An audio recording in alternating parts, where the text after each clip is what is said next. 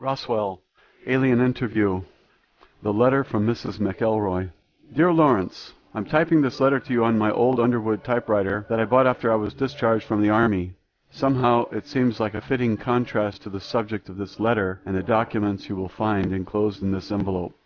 The last time I spoke to you was about 8 years ago. During your brief telephone interview with me, you asked me to assist you with the research for the Oz Factors book you were writing because you suspected that I might know something that would help your investigation into the possibility that extraterrestrial beings may have influenced the history of Earth. When we spoke, I told you that I did not have any information that I could share with you about anything. Since then, I have read your book and found it very interesting and compelling. You are obviously a man who has done his homework and who could understand my experiences. I've been thinking a lot about your allusion to the old philosopher whom you paraphrased in our conversation, "With great power comes great responsibility." Although I didn't think power is pertinent in my life or to my reasons for sending you the enclosed documents, you certainly did get me thinking about my responsibility. I have reconsidered my position for a variety of reasons, not the least of which is my realization that you are right. I do have a responsibility to myself at least. I cannot possibly tell you all the personal hell of ethical irresolution and spiritual ambivalence I have endured since 1947. I do not want to keep playing the game of maybe I should have or maybe I shouldn't have through the rest of eternity. Many men have been killed to extinguish the possibility of revealing the knowledge I have helped to withhold from society until now. Only a small handful of people on earth have seen and heard what I have had the burden of keeping secret for 60 years. All those years I thought that I had been entrusted with a great deal of confidence by the powers that be in our government. Although I have often felt that power is greatly misguided to protect mankind from certain knowledge that not only do intelligent extraterrestrial life forms exist, but they have and continue to aggressively monitor and invade the lives of everyone on Earth every day. Therefore, I think the time has come to pass along my secret knowledge to someone I think will understand it. I don't think it would be responsible of me to take the knowledge I have into the silent afterlife beyond reach of recognition. I think there is a greater good to be served than protecting the vested interests for whom this information is considered a matter of national security, whatever that means, and therefore justification for making it top secret. Also, I am now 83 years old. I have decided to leave this body, which has outlasted its usefulness to me, using a painless method of self-administered euthanasia.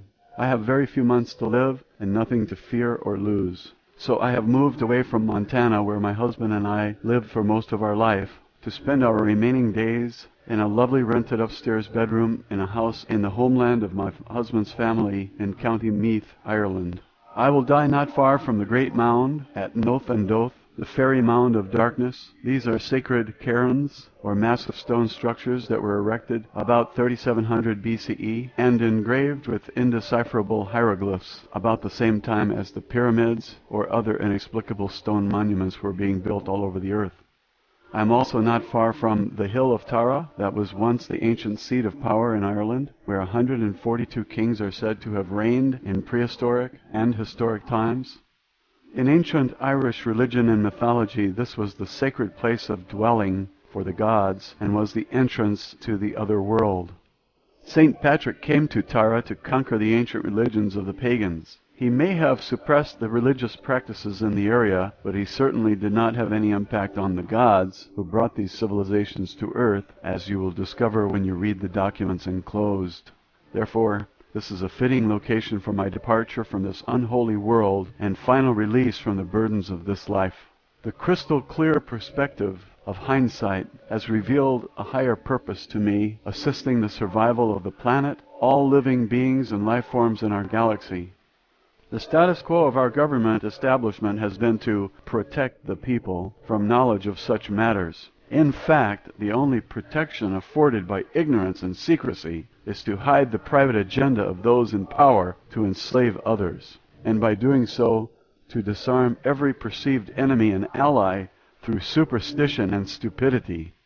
Therefore, I have enclosed the original and only existing copies of my personal notes and reflections on a matter which I have kept hidden from everyone, even my own family. I have also enclosed my copies of typed transcripts created by the stenographer who transcribed all of my interviews with the alien saucer pilot after each interview was finished. I do not have any copies of the tape recordings that were made of my interview reports. No one until now knows that I was able to secretly retain copies of the official interview transcripts. Now I'm entrusting these documents to your discretion to impart to the world in any form or manner you see fit. My only request is that you do so in a way that will not threaten your life or well-being, if possible. If you were to incorporate these notes of my experiences into a work of fiction, such as a novel, the factual nature of the material could be easily dismissed or discredited by any agency for whom the national security is used as a personal shield against scrutiny and justice. In doing so, you could disavow any knowledge of their true origin and claim that it is a fictitious work of your imagination. Whoever said that truth is stranger than fiction was right as rain. For most people, all of this will be unbelievable. Unfortunately, beliefs are not a reliable criteria for reality. Also, I'm sure that if you were to show these notes to anyone that would prefer physical, economic, or spiritual slavery over freedom, the subject matter contained in them would seem quite objectionable. If you attempted to publish the documents as a matter of factual reporting in a newspaper or on the evening TV news, they would be rejected out of hand as the work of a kook. The very nature of these documents make them unbelievable and therefore discreditable. Conversely, the release of this information is potentially catastrophic for certain political, religious, and economic vested interests. These documents contain information which is quite relevant to your interest and investigations into alien encounters and paranormal experience. To use your analogy in the Oz Factors book, I can honestly say that the few factual reports that have been made by others about alien influences are only a gentle breeze in the eye of the apocalyptic hurricane swirling around Earth. There really are wizards and wicked witches and flying monkeys in this universe. This information, which has been suspected and or speculated upon by so many for so long, has been constantly denied by mainstream media, academia, and the military-industrial complex that President Eisenhower warned us about in his farewell address. As you know, in July 1947, the Roswell Army Airfield, RAAF, issued a press release stating that personnel from the field's 509th Bomb Group had recovered a crashed flying disc from a ranch near Roswell, New Mexico, sparking intense media interest. Later that same day, the commanding general of the 8th Air Force stated that Major Jesse Marcel, who was involved with the ordinary recovery of the debris, had recovered only the tattered remnants of a weather balloon. The true facts of the incident have been suppressed by the United States government since then. You may not know that I was enlisted in the U.S. Women's Army Air Force, WAC, Medical Corps, which was a part of the U.S. Army back then. I was assigned to the 509th Bomb Group as a flight nurse at the time of the incident. When the news that there had been a crash was received at the base, I was asked to accompany Mr. Cavett, the county intelligence officer, to the crash site as the driver of his vehicle and to render any needed emergency medical assistance to any survivors if necessary. Therefore, I briefly witnessed the wreckage of an alien spacecraft as well as the remains of the several alien personnel aboard the craft who were already dead.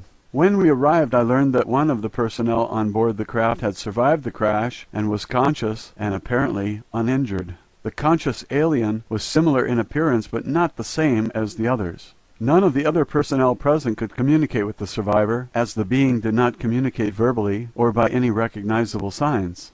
However, while I examined the patient for injuries, I immediately detected and understood that the alien being was attempting to communicate with me by mental images or telepathic thought, which projected directly from the mind of the being. I immediately reported this phenomenon to Mr. Cavett. As no other person present could perceive these thoughts and the alien seemed able and willing to communicate with me, it was decided after a brief consultation with a senior officer that I would accompany the surviving alien back to the base.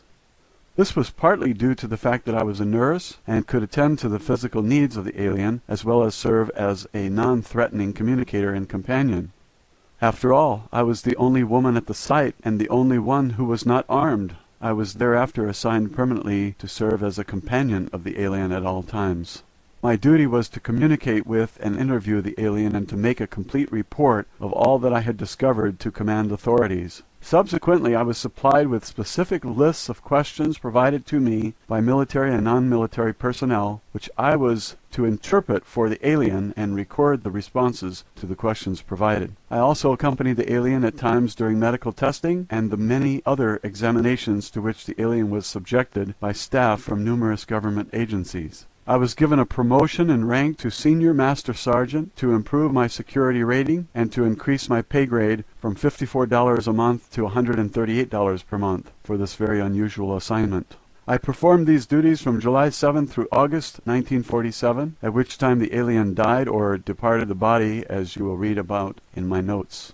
Although I was never left entirely alone with the alien, as there were always military personnel, intelligence agency people, and a variety of other officials present from time to time, I did have uninterrupted access to and communication with the alien being for nearly 6 weeks. Hereinafter is an overview and summary of my personal recollections of conversations with the alien craft pilot, whom I came to know by the identity of Errol. I feel that it is my duty at this time, in the best interest of the citizens of Earth, to reveal what I have learned from my interaction with Errol during those 6 weeks, on the anniversary of her death or departure 60 years ago. Although I served as a nurse in the Army Air Force, I am not a pilot or technician. Further, I did not have any direct contact with the spacecraft or other materials recovered from the crash site at that time or thereafter. To that degree, it must be taken into consideration that my understanding of the communications I had with Errol are based on my own subjective ability to interpret the meaning of the thoughts and mental images I was able to perceive. Our communication did not consist of spoken language in the conventional sense. Indeed, the body of the alien had no mouth through which to speak. Our communication was by telepathy. At first I could not understand Errol very clearly. I could perceive images, emotions, and impressions, but it was difficult for me to express these verbally. Once Errol learned the English language, she was able to focus her thoughts more precisely using symbols and meanings of words I could understand. Learning the English language was done as a favor to me. It was more for my own benefit than hers. By the end of our interview sessions, and increasingly since then, I have become more comfortable with telepathic communication. I have become more adept at understanding Errol's thoughts as though they are my own. Somehow her thoughts became my thoughts. Her emotions are my emotions. However, this is limited by her willingness and intention to share her own personal universe with me. She is able to be selective about what communication I am allowed to receive from her. Likewise, her experience, training, education, relationships, and purposes are uniquely her own. This is the symbol of the domain.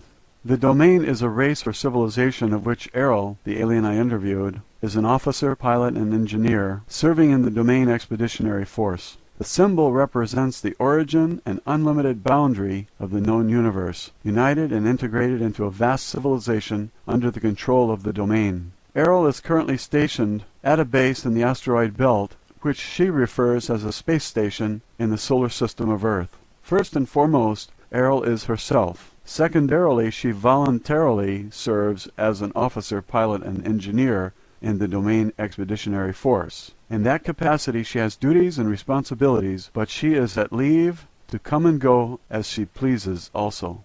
Please accept this material and make it known to as many people as possible. I repeat that it is not my intention to endanger your life with the possession of this material, nor do I really expect you to believe any of it either. However, I do sense that you can appreciate the value that such knowledge may have to those who are willing and able to face the reality of it.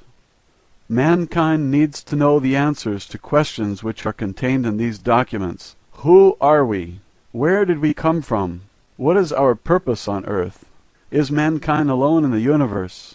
If there is intelligent life elsewhere, why have they not contacted us? It is vital that people understand the devastating consequences to our spiritual and physical survival if we fail to take effective action to undo the long-standing and pervasive effects of alien intervention on Earth. Perhaps the information in these documents will serve as a stepping stone to a better future for mankind. I hope that you can be more clever, creative, and courageous in the distribution of this information than I have been. May the gods bless you and keep you. Mrs. Matilda O'Donnell McElroy, Senior Master Sergeant, Women's Army Air Force Medical Corps, retired. 100 Troytown Heights, Nevenmeath County, Meath, Ireland. Chapter 1. My first interview with the alien. Matilda O'Donnell McElroy personal note. By the time the alien had been returned to the base, I had already spent several hours with her. As I mentioned, Mr. Cabot told me to stay with the alien since I was the only person among us who could understand her communication. I could not understand my ability to communicate with the being.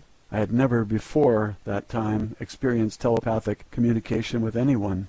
The non-verbal communication I experienced was like the understanding you might have when a child or dog is trying to get you to understand something, but much, much more direct and powerful. Even though there were no words spoken or signs made, the intention of the thoughts were unmistakable to me. I realized later that although I received the thought, I did not necessarily interpret its meaning exactly.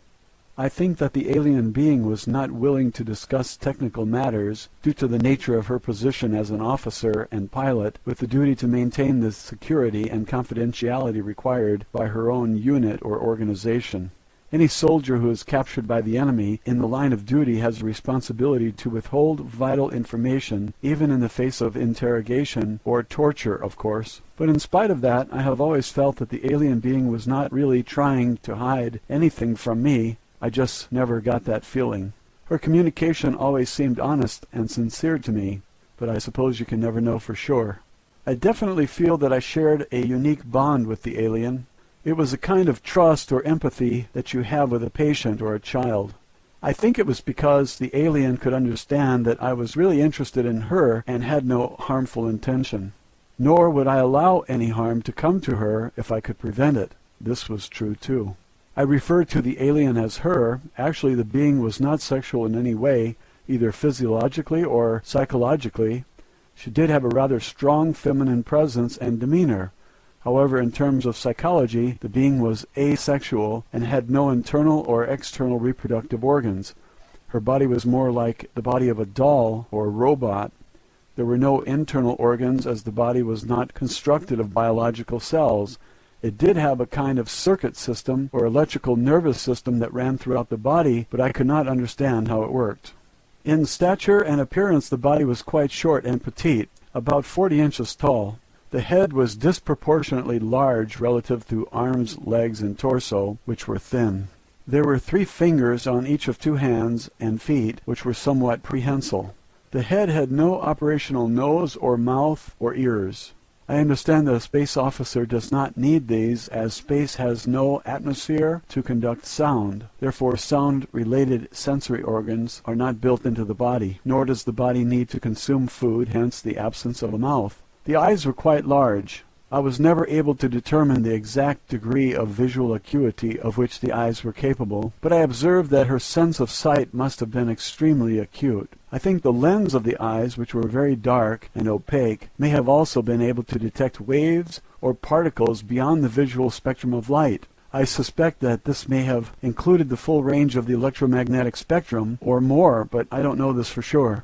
When the being looked at me, her gaze seemed to penetrate right through me, as though she had X-ray vision. I found this a little embarrassing at first, until I realized she had no sexual intentions. In fact, I don't even think she ever even had the thought that I was male or female. It became very obvious after a short time with the being that her body did not require oxygen, food, or water, or any other external source of nutrition or energy. As I learned later, this being supplied her own energy, which animated and operated the body. It seemed a little bit eerie at first, but I got used to the idea. It's really a very simple body. There's not much to it compared to our own bodies. Errol explained to me that it was not mechanical, like a robot, nor was it biological. It is animated directly by her as a spiritual being. Technically, from a medical standpoint, I would not say that Errol's body could not be called alive. Her dull body is not a biological life form, with cells and so forth.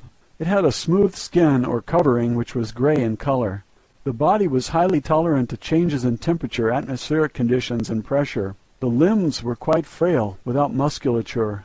In space there is no gravity, so very little muscle strength is needed. The body was used almost entirely on a spacecraft or in low or no gravity environments. Since Earth has a heavy gravity, the body was not able to walk around very well, as the legs were not really suited to that purpose. The feet and hands were quite flexible and agile, however.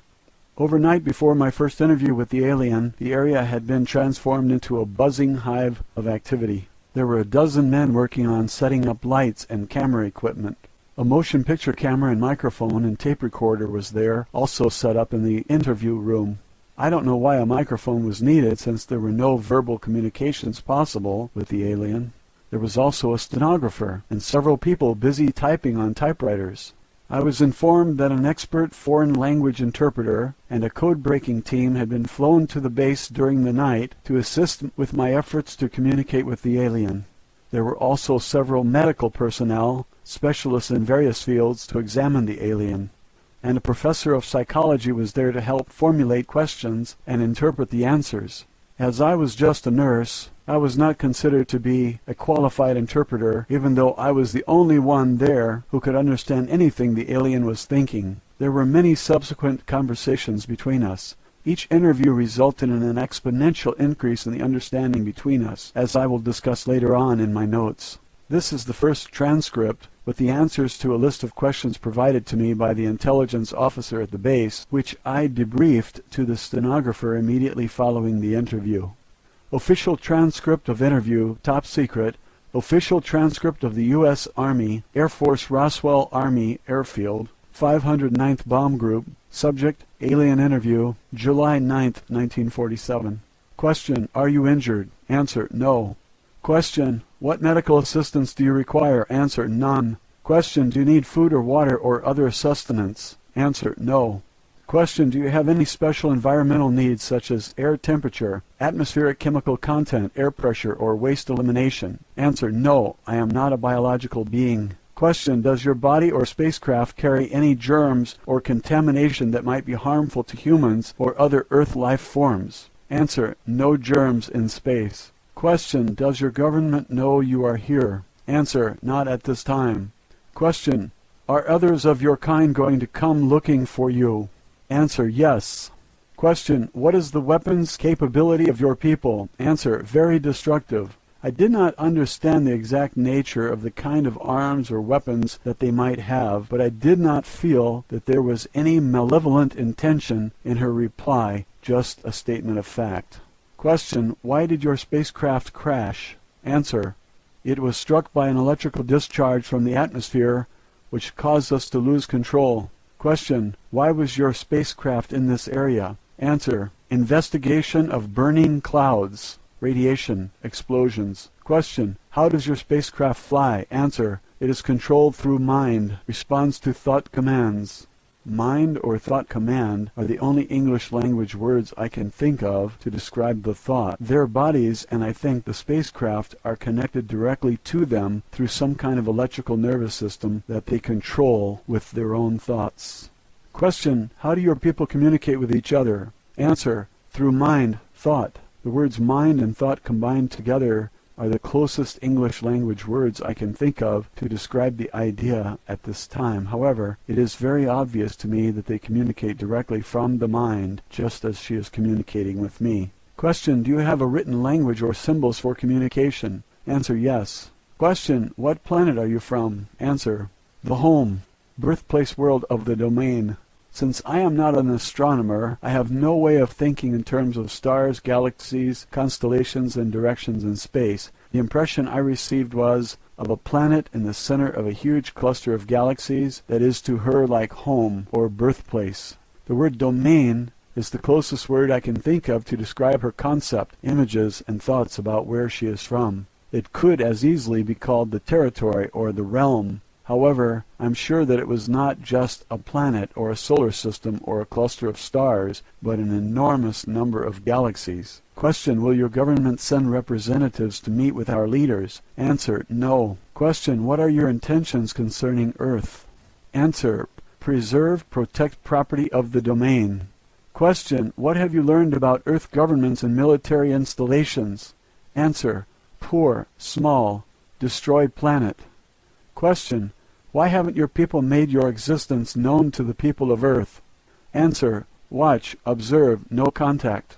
I got the impression that contact with people on Earth was not permitted, but I could not think of a word or idea that communicated the impression I got exactly. They are just observing us. Question: have your people visited Earth previously? Answer: periodic, repeating observations. Question: how long have you known about Earth? Answer: long before humans. I'm not sure if the word prehistoric would be more accurate, but it was definitely a very long period of time before human beings evolved. Question: what do you know about the history of civilization on Earth? Answer: small interest, attention, small time. The answer to this question seemed very vague to me. However, I perceived that her interest in Earth history is not very strong, or that she did not pay much attention to it. Or maybe, I don't know, I really didn't get an answer to the question. Question: can you describe your home world to us? Answer: place of civilization, culture, history, large planet, wealth, resources always, order, power, knowledge, wisdom, 2 stars, 3 moons. Question: what is the state of development of your civilization? Answer: ancient, trillions of years, always, above all others, plan, schedule, progress, win, high goals, ideas. I use the number trillions because I am sure that the meaning was a number larger than many billions. The idea of the length of time she communicated is beyond me. It's really closer to the idea of infinity in terms of Earth years. Question: do you believe in God?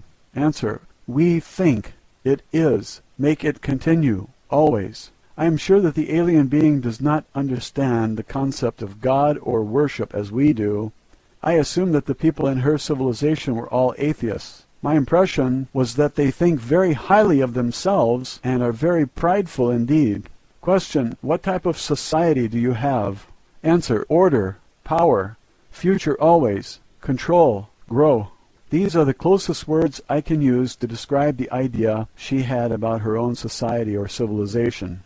Her emotion when communicating her response to this question became very intense, very bright and emphatic.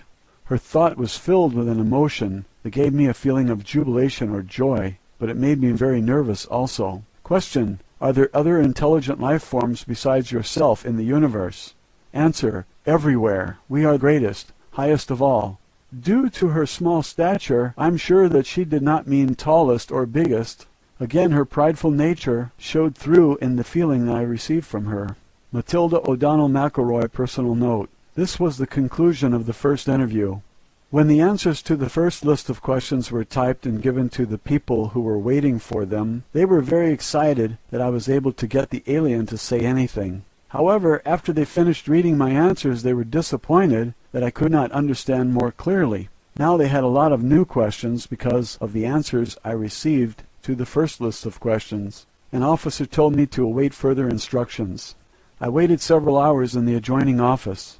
I was not allowed to continue my interview with the alien. However, I was always well treated and allowed to eat and sleep and use the restroom facilities whenever I wanted.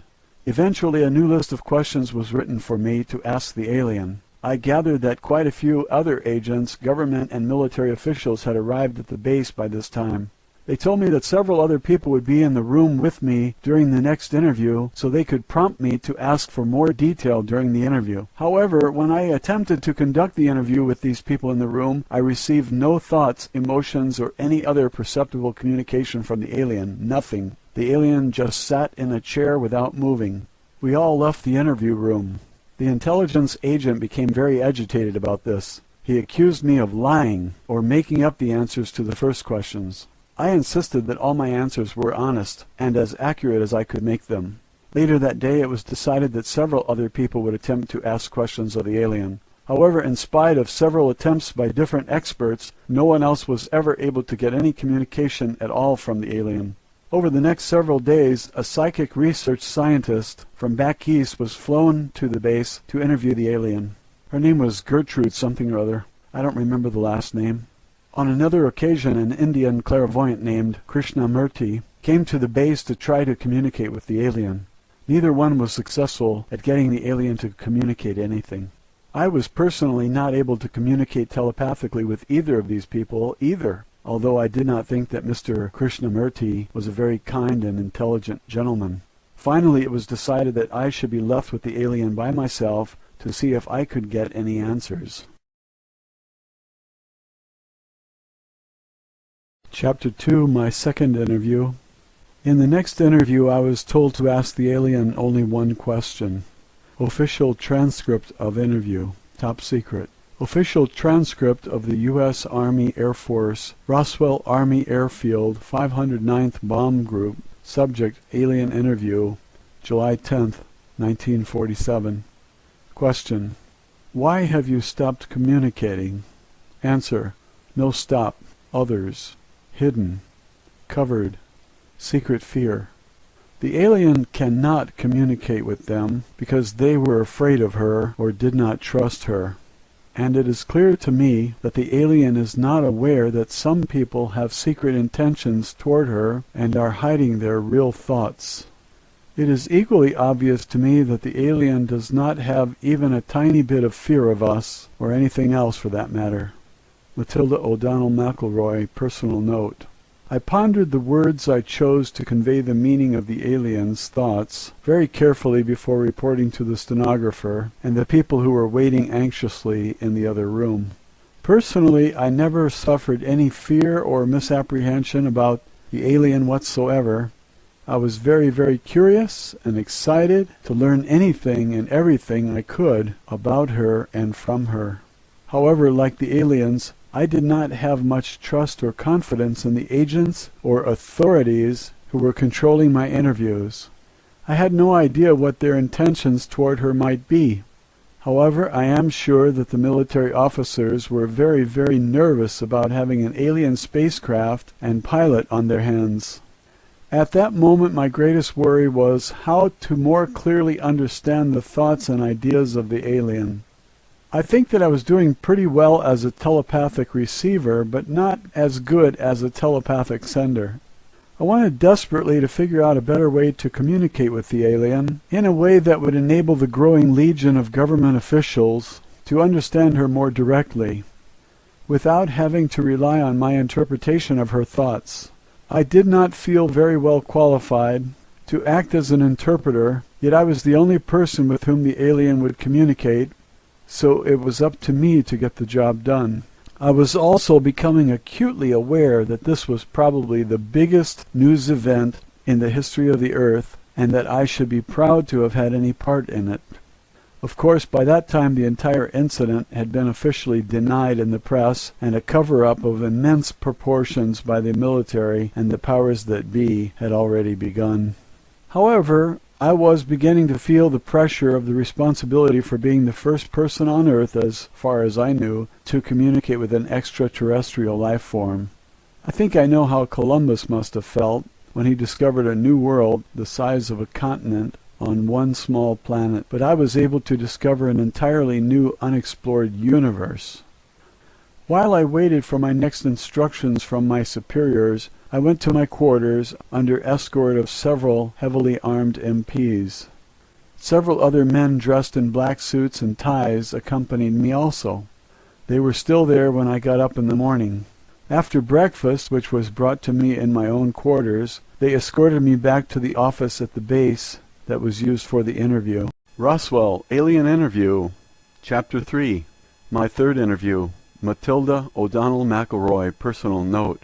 The third interview and all subsequent interviews that I had with the alien were observed and recorded, as I mentioned above, by dozens of other people. Although they were not physically present, a special room had been constructed with a window of one-way glass through which the interview could be observed from an adjoining room without intruding on the alien. The alien had been moved into a newly constructed room and was seated in an ordinary overstuffed living room chair covered with a flowery fabric. I'm sure that someone had been sent into town to buy a chair from the nearest available furniture store. The alien's body was about the same size as a very thin 5-year-old child, so she was dwarfed by the chair. Since her body was not biological, it didn't need any food, air, or heat, and apparently she didn't sleep either. There were no eyelids or eyebrows above her eyes, so the eyes didn't close. I don't think anyone could tell whether she was sleeping or awake as long as she was sitting upright in the chair. Unless she moved her body or gestured with her hand, it would be hard to tell whether she was even alive or not unless you could perceive her thoughts. Eventually, I learned that the alien was not identified by her body, but by her personality, so to speak. She was known by her fellow aliens as Errol. This is the closest word I can use to describe the name using the English alphabet. I sensed that she preferred the feminine gender. I think we shared a natural female empathy and nurturing attitude toward life and each other. I am sure she did not feel comfortable with the combative, aggressive, domineering attitude of the male officers and agents, each of whom was more concerned with their own personal self-importance and power than with discovering the secrets of the universe. When I entered the room, she was very pleased to see me. I felt a very genuine sense of recognition, relief, and a warm feeling from her. It was like the eager excitement and unconditional platonic affection one feels from a dog or a child, yet with a calm and reserved control. I must say that I was surprised that I felt the same sort of affection for the alien being, especially since we had spent so little time with each other. I was pleased that I was able to continue my interviews with her in spite of all the attention it was getting from the stream of government and military people arriving at the base. It was very obvious that the people who wrote the next series of questions for me wanted to learn how to communicate with the alien themselves without having to go through me. Here are the answers to the new list of questions. Official transcript of interview, top secret. Official transcript of the U.S. Army Air Force Roswell Army Airfield 509th Bomb Group. Subject, alien interview, July 11th, 1947. Question, can you read or write any Earth languages? Answer, no. Question, do you understand numbers or mathematics? Answer, yes, I'm an officer, pilot, engineer. Question, can you write or draw symbols or pictures that we may be able to translate into our own language? Answer, uncertain. Question, are there any other signs or means of communication you can use to help us understand your thoughts more clearly? Answer, no. Matilda O'Donnell McElroy, personal note. I was very sure that this was not true, but I understand clearly that Errol was not willing to communicate in writing or drawing or sign language. My feeling was that she was following orders like any soldier who had been captured, not to reveal any information that might be useful to an enemy, even under torture. She was only able and willing to reveal non-confidential or personal information or name, rank, and serial number. Official transcript of interview, top secret. Official transcript of the U.S. Army Air Force Roswell Army Airfield 509th Bomb Group.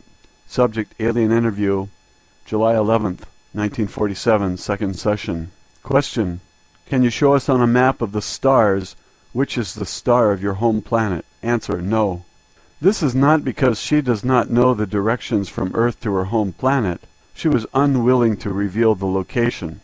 It was also due to the fact that the star system of her home planet does not exist on any star map on Earth. It's too far away. Question, how long will it take your people to locate you here? Answer, unknown. Question, how long would it take your people to travel here to rescue you? Answer, minutes or hours. Question, how can we make them understand that we do not intend to harm you? Answer, intentions are clear. See in your mind. Images, feelings. Question, if you are not a biological entity, why do you refer to yourself as feminine? Answer, I am a creator, mother, source. Matilda O'Donnell McElroy, personal note. These questions only took me a few minutes to complete.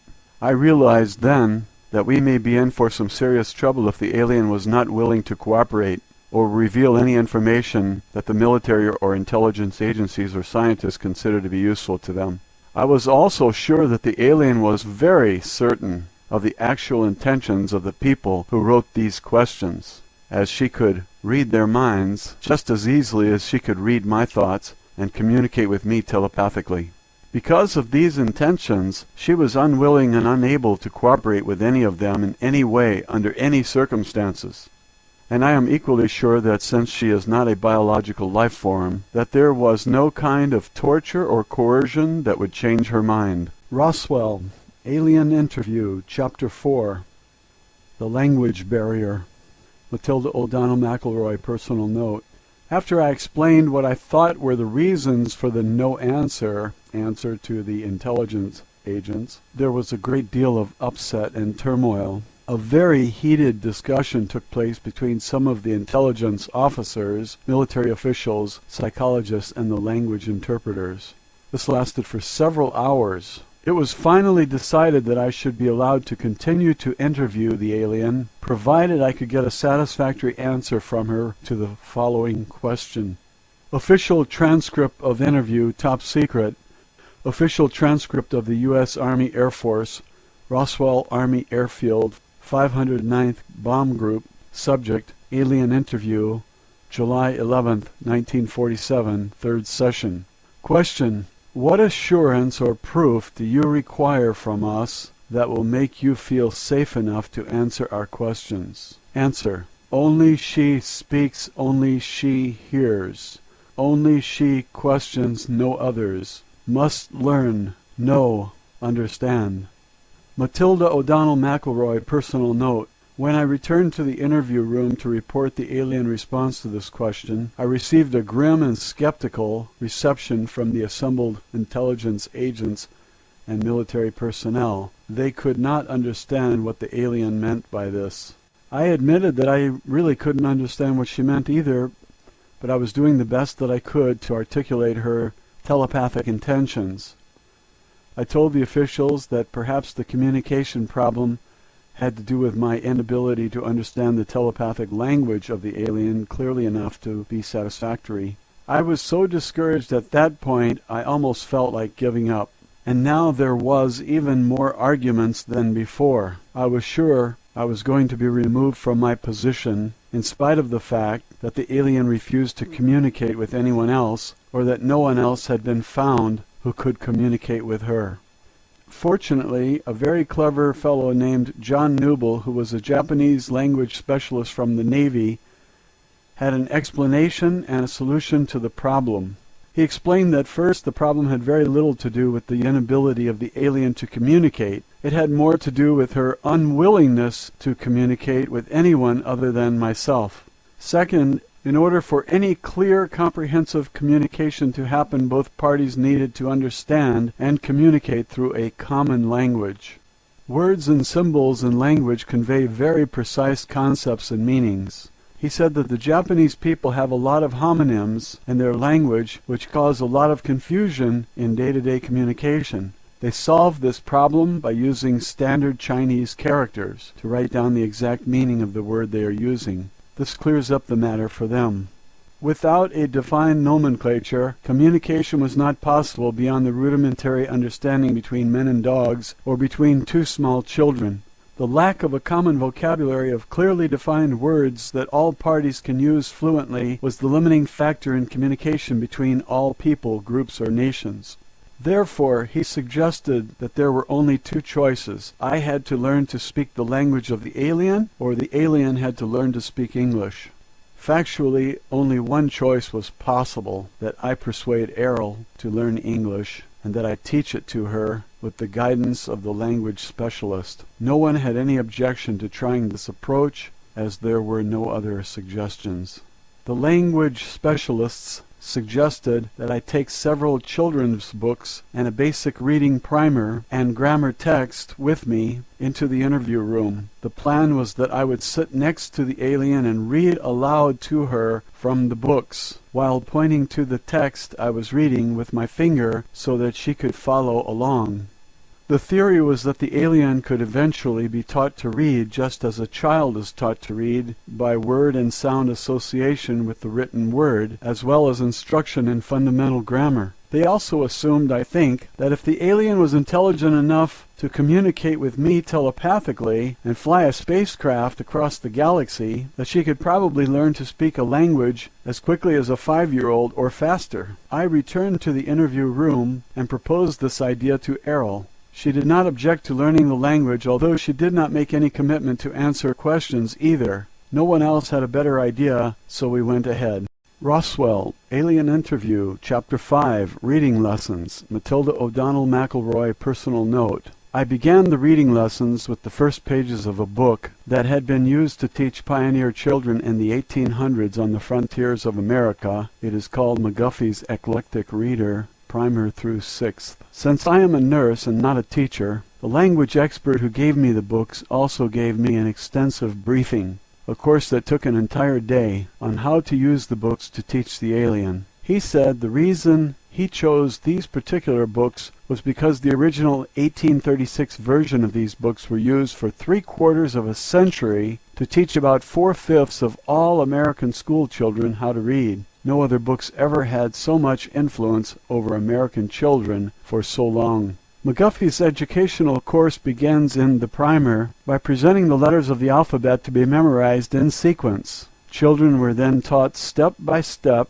to use the building blocks of the language to form and pronounce words using the phonics method, which involves teaching children to connect sounds with letters. Each lesson begins with a study of the words used in the reading exercise and with markings to show the correct pronunciation for each word. I discovered that the stories in the first and second readers picture children in their relationship with family members, teachers, friends, and animals.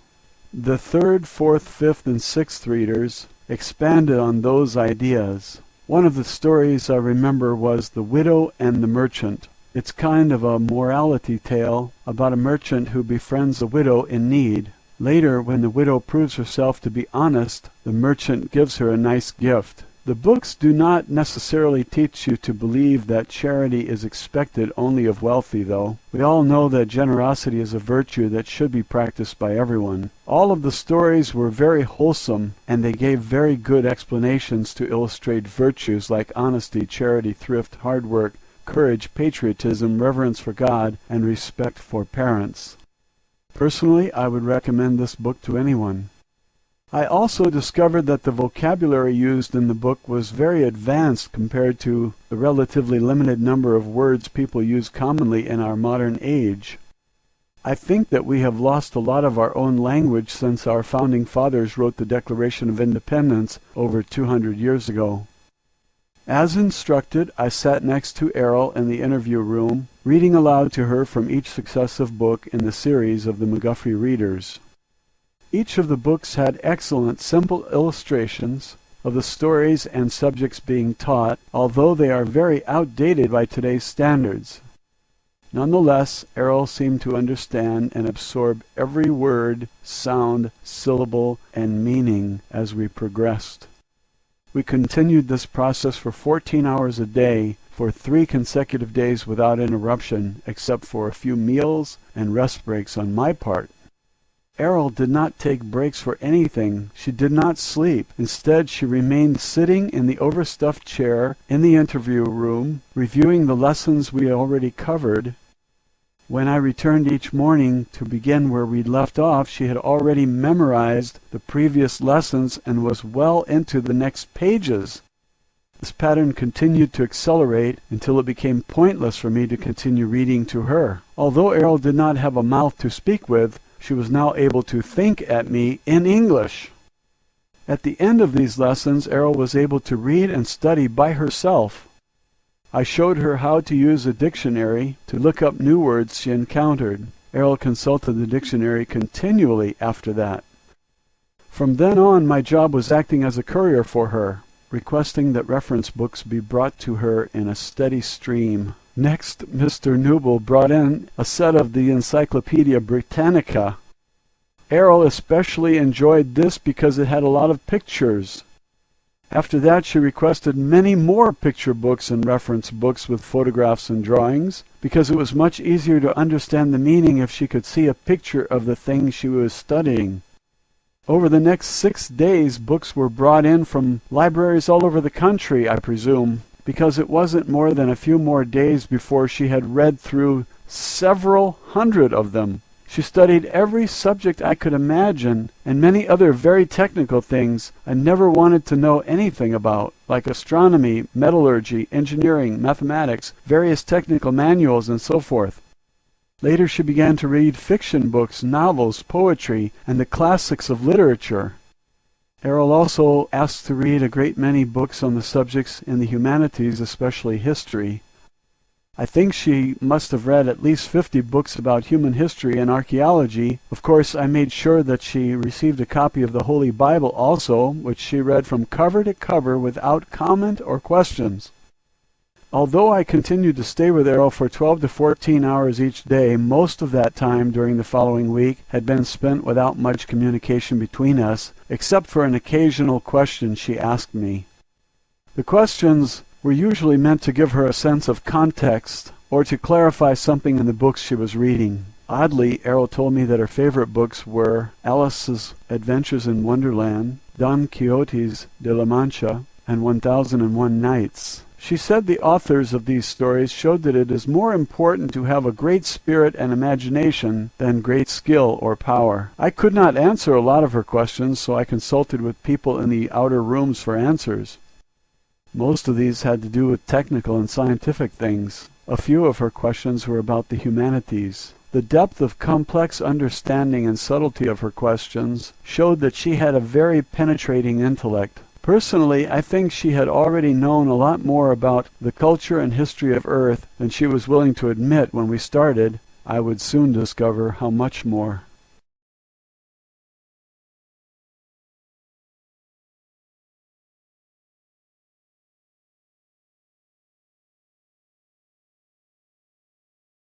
Roswell, Alien Interview, Chapter 6, My Education Begins.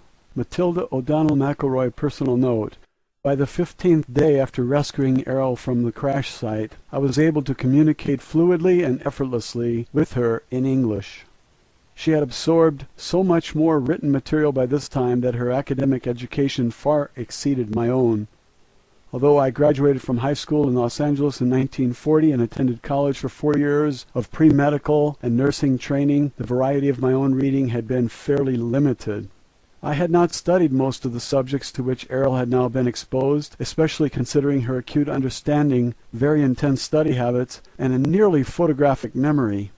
She was able to recall long passages from books she read.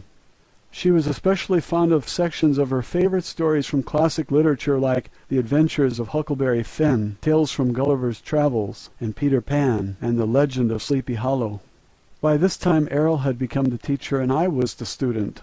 I was about to learn what men of Earth don't know and have no way of knowing. The throng of scientists and agents who observed us through the one-way glass of our interview room, whom Errol and I now referred to as the gallery, were growing increasingly impatient to ask her questions. But Errol continued to refuse to allow any questions to be asked of her by anyone other than myself, even vicariously through me as an interpreter or in writing. On the afternoon of the 16th day, Errol and I sat next to each other as she read. She closed the last page of a book she was reading and placed it aside.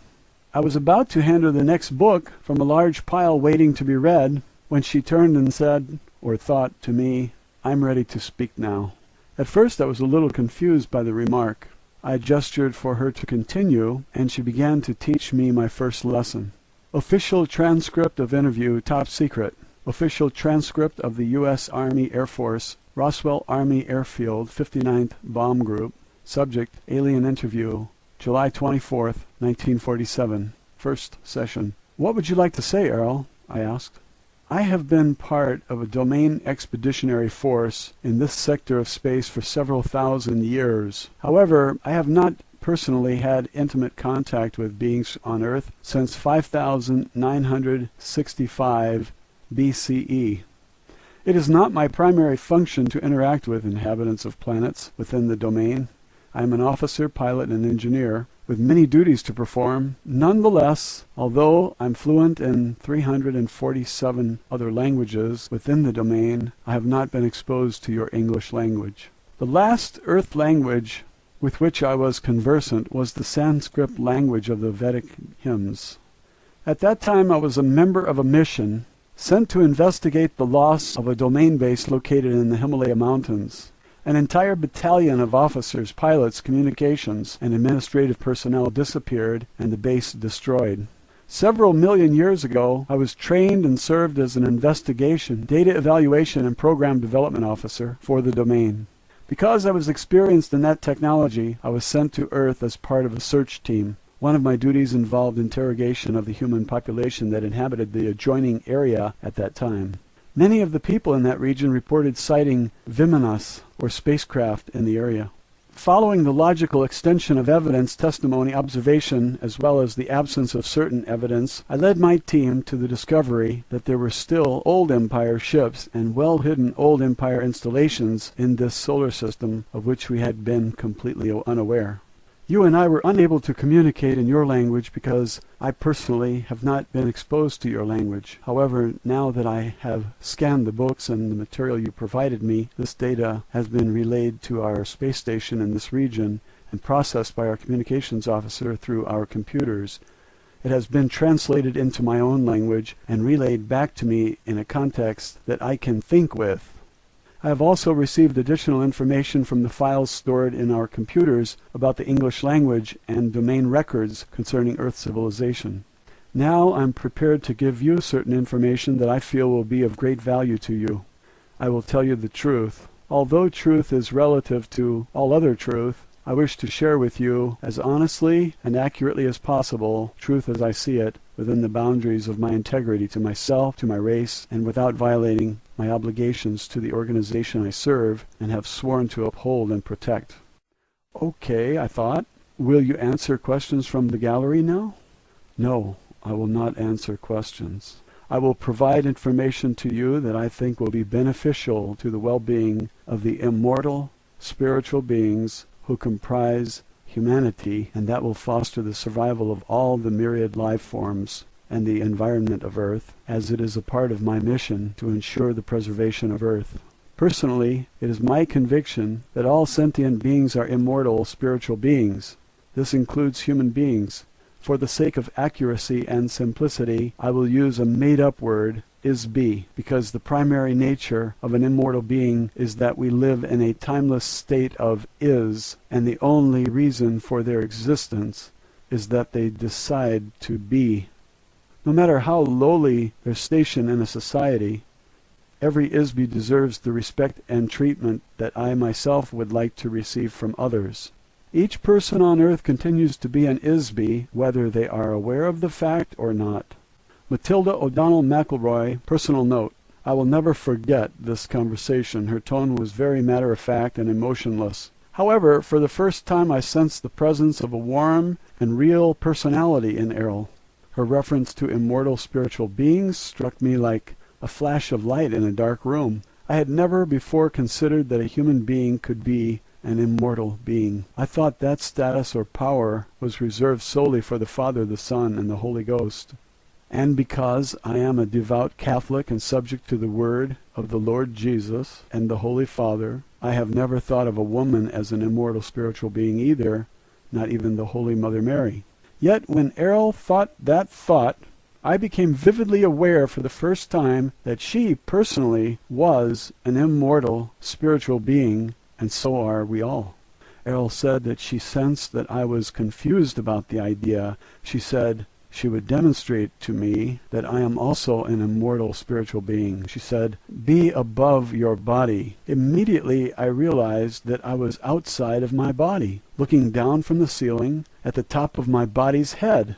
I was also able to see the room around me, including Errol's body, sitting in the chair next to my own body. After a moment I realized the simple but shocking reality that I am not a body. In that moment a black veil lifted, and for the first time in my life, and for a very long time into the past, I realized that I am not my soul, but that I am me, a spiritual being. This was an unexplainable epiphany, but one that fills me with joy and relief I cannot recall having experienced ever before. As for the immortal part, I do not understand her meaning, as I have always been taught that I am not immortal, a spirit perhaps, but certainly not immortal. After a moment, I'm not sure how long, Errol asked me if I had a better understanding of the idea. Suddenly, I was back inside my body again and said out loud, "Yes, I see what you mean." I was so taken aback by the experience that I had to get up from my chair and walk around the room for a few minutes. I made an excuse that I needed to get a drink of water and go to the restroom, which I did. In the restroom I looked at myself in the mirror. I used the toilet, refreshed my makeup, and straightened my uniform. After 10 or 15 minutes, I felt more normal again and returned to the interview room. After that, I felt as though I was no longer an interpreter for Errol. I felt as though I was a kindred spirit. I felt like I was safe at home with a trusted friend or a family member, as close as any I had ever had. Errol sensed and understood my confusion about the concept of personal immortality. She began her first lesson with me by explaining this to me. Official transcript of interview continued. Errol told me her reasons for coming to Earth and for being in the area of the 509th Bomber Squadron.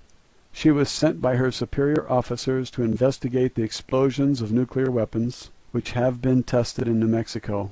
Her superiors ordered her to gather information from the atmosphere that could be used to determine the extent of radiation and potential harm this might cause to the environment. During her mission, the spacecraft was struck by a lightning, which caused her to lose control and crash. The spacecraft is operated by ISBs, who use doll bodies in much the same way that an actor wears a mask and costume. It is like a mechanical tool through which to operate in the physical world. She, as well as all the other ISBs of the officer class and their superiors, inhabit these doll bodies when they are on duty in space. When they are not on duty, they leave the body and operate, think, communicate, travel, and exist without the use of a body. The bodies are constructed of synthetic materials, including a very sensitive electrical nervous system, to which each ISB adjusts themselves or tune in to an electronic wavelength that is matched uniquely to the wavelength or frequency emitted by each ISB. Each ISB is capable of creating a unique wave frequency which identifies them much like a radio signal frequency. This serves in part as identification like a fingerprint. The doll body acts like a radio receiver for the ISB. No two frequencies or doll bodies are exactly the same. The bodies of each ISB crew member are likewise tuned into and connected to a nervous system built into the spacecraft. The spacecraft is built in much the same way as the doll body. It is adjusted specifically to the frequency of each ISB crew member. Therefore, the craft can be operated by the thoughts or energy emitted by the ISB. It is really a very simple direct control system, so there are no complicated controls or navigation equipment on board the spacecraft. They operate as an extension of the ISB. When the lightning bolt struck the spacecraft, this caused a short circuit and consequently disconnected them from the control of the ship momentarily, which resulted in the crash. Errol was and still is an officer, pilot, and engineer in an expeditionary force which is part of a space opera civilization which refers to itself as the Domain. This civilization controls the vast number of galaxies, stars, planets, moons, and asteroids throughout an area of space that is approximately 1/4 of the entire physical universe. The continuing mission of her organization is to secure, control, and expand the territory and resources of the Domain. Errol pointed out that their own activities were very similar in many ways to the European explorers who discovered and claimed the New World for the Holy Father, the Pope, and for the kings of Spain, Portugal, and later Holland, England, France, and so forth. Europe benefited from the property acquired from the native inhabitants. However, the native inhabitants were never consulted with or asked for their permission to become a part of the domain of the European nations and the soldiers and priests they sent to acquire territory and wealth in order to advance their interests. Errol said she read in a history book that the Spanish king regretted the brutal treatment of the native inhabitants by his soldiers. He feared retribution from the gods he worshipped, as described in the various testaments of the Bible. He asked the Pope to prepare a statement called the Requirement, which was supposed to be read to each of the newly encountered native inhabitants. The king hoped that the statement, whether it was accepted or rejected by the natives, would absolve the king of all responsibility for the resulting slaughter and enslavement of these people. He used this statement as justification to confiscate their lands and possessions by his soldiers and the Pope's priests. Apparently, the Pope, personally, did not have any feelings of guilt or responsibility in the matter. Errol thought that such actions were those of a coward, and that it is no surprise that the territory of Spain was diminished so quickly. Only a few years later the king was dead, and his empire had been assimilated by other nations. Errol said that this sort of behavior does not occur in the domain. Their leaders assume full responsibility for the actions of the domain and would not denigrate themselves in this fashion. nor do they fear any gods or have any regret for their actions. This idea reinforces my earlier suggestion that Errol and her people are probably atheists. In the case of the acquisition of Earth by the domain, the rulers of the domain have chosen not to openly reveal this intention to their native inhabitants of Earth until a later time when it may or may not suit their interest to reveal themselves. For the present time, it is not strategically necessary to make the presence of the domain expeditionary force known to mankind. In fact, until now, it has been very aggressively hidden for reasons that will be revealed later. The asteroid belt near Earth is very small, but important location for the domain in this part of space. Actually, some of the objects in our solar system are very valuable for their use as low-gravity space stations. They are interested primarily in the low-gravity satellites in this solar system, which consists mainly of the side of the moon facing away from Earth and the asteroid belt, which is a planet that was destroyed billions of years ago, and to a lesser degree Mars and Venus. Dome structures synthesized from gypsum or underground bases covered by electromagnetic force fields are easily constructed to house the domain forces. Once an area of space is acquired by the domain and becomes a part of the territory under its control, it is treated as the property of the domain. The space station near the planet Earth is important only because it lay along a path of the domain expansion route toward the center of the Milky Way galaxy and beyond. Of course, everyone in the domain is aware of this, except for the people of Earth. Roswell, Alien Interview, Chapter 7, A Lesson in Ancient History. Matilda O'Donnell McElroy, personal note. My instruction with Errol continued through the night until dawn of the next morning. I must say that I was fascinated, skeptical, shocked, alarmed, dismayed, and disgruntled by the lesson I was getting from Errol. I could never have imagined any of what she was telling me, not even in my wildest dreams and nightmares. The next afternoon, after I had slept, showered, and eaten, I was debriefed about my interview session the previous evening by members of the gallery who recorded my account of what Errol told me. There was a stenographer present for the session as usual, to whom I debriefed after each interview, and there were also 6 or 7 men who asked for clarification of my statements. As always, there was constant pressure applied to me to use my influence with Errol to persuade her to answer specific questions prompted by members of the gallery. I did my best to reassure everyone that I would give my very best efforts to do so. Nevertheless, only 3 things happened every day thereafter.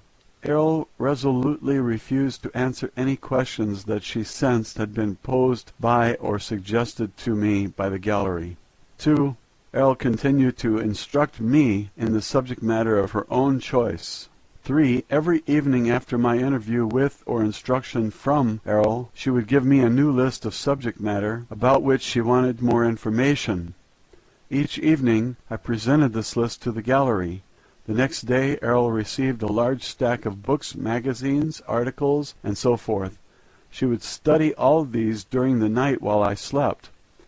This pattern repeated every day during the remainder of the time I spent with her. The subject matter of my next interview or lesson from Errol continued with a brief history of Earth, our solar system, and nearby space from the perspective of the domain. Official transcript of interview, top secret.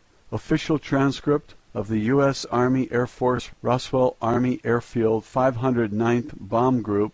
Subject Alien Interview, July 25, 1947, first session. Before you can understand the subject of history, you must first understand the subject of time.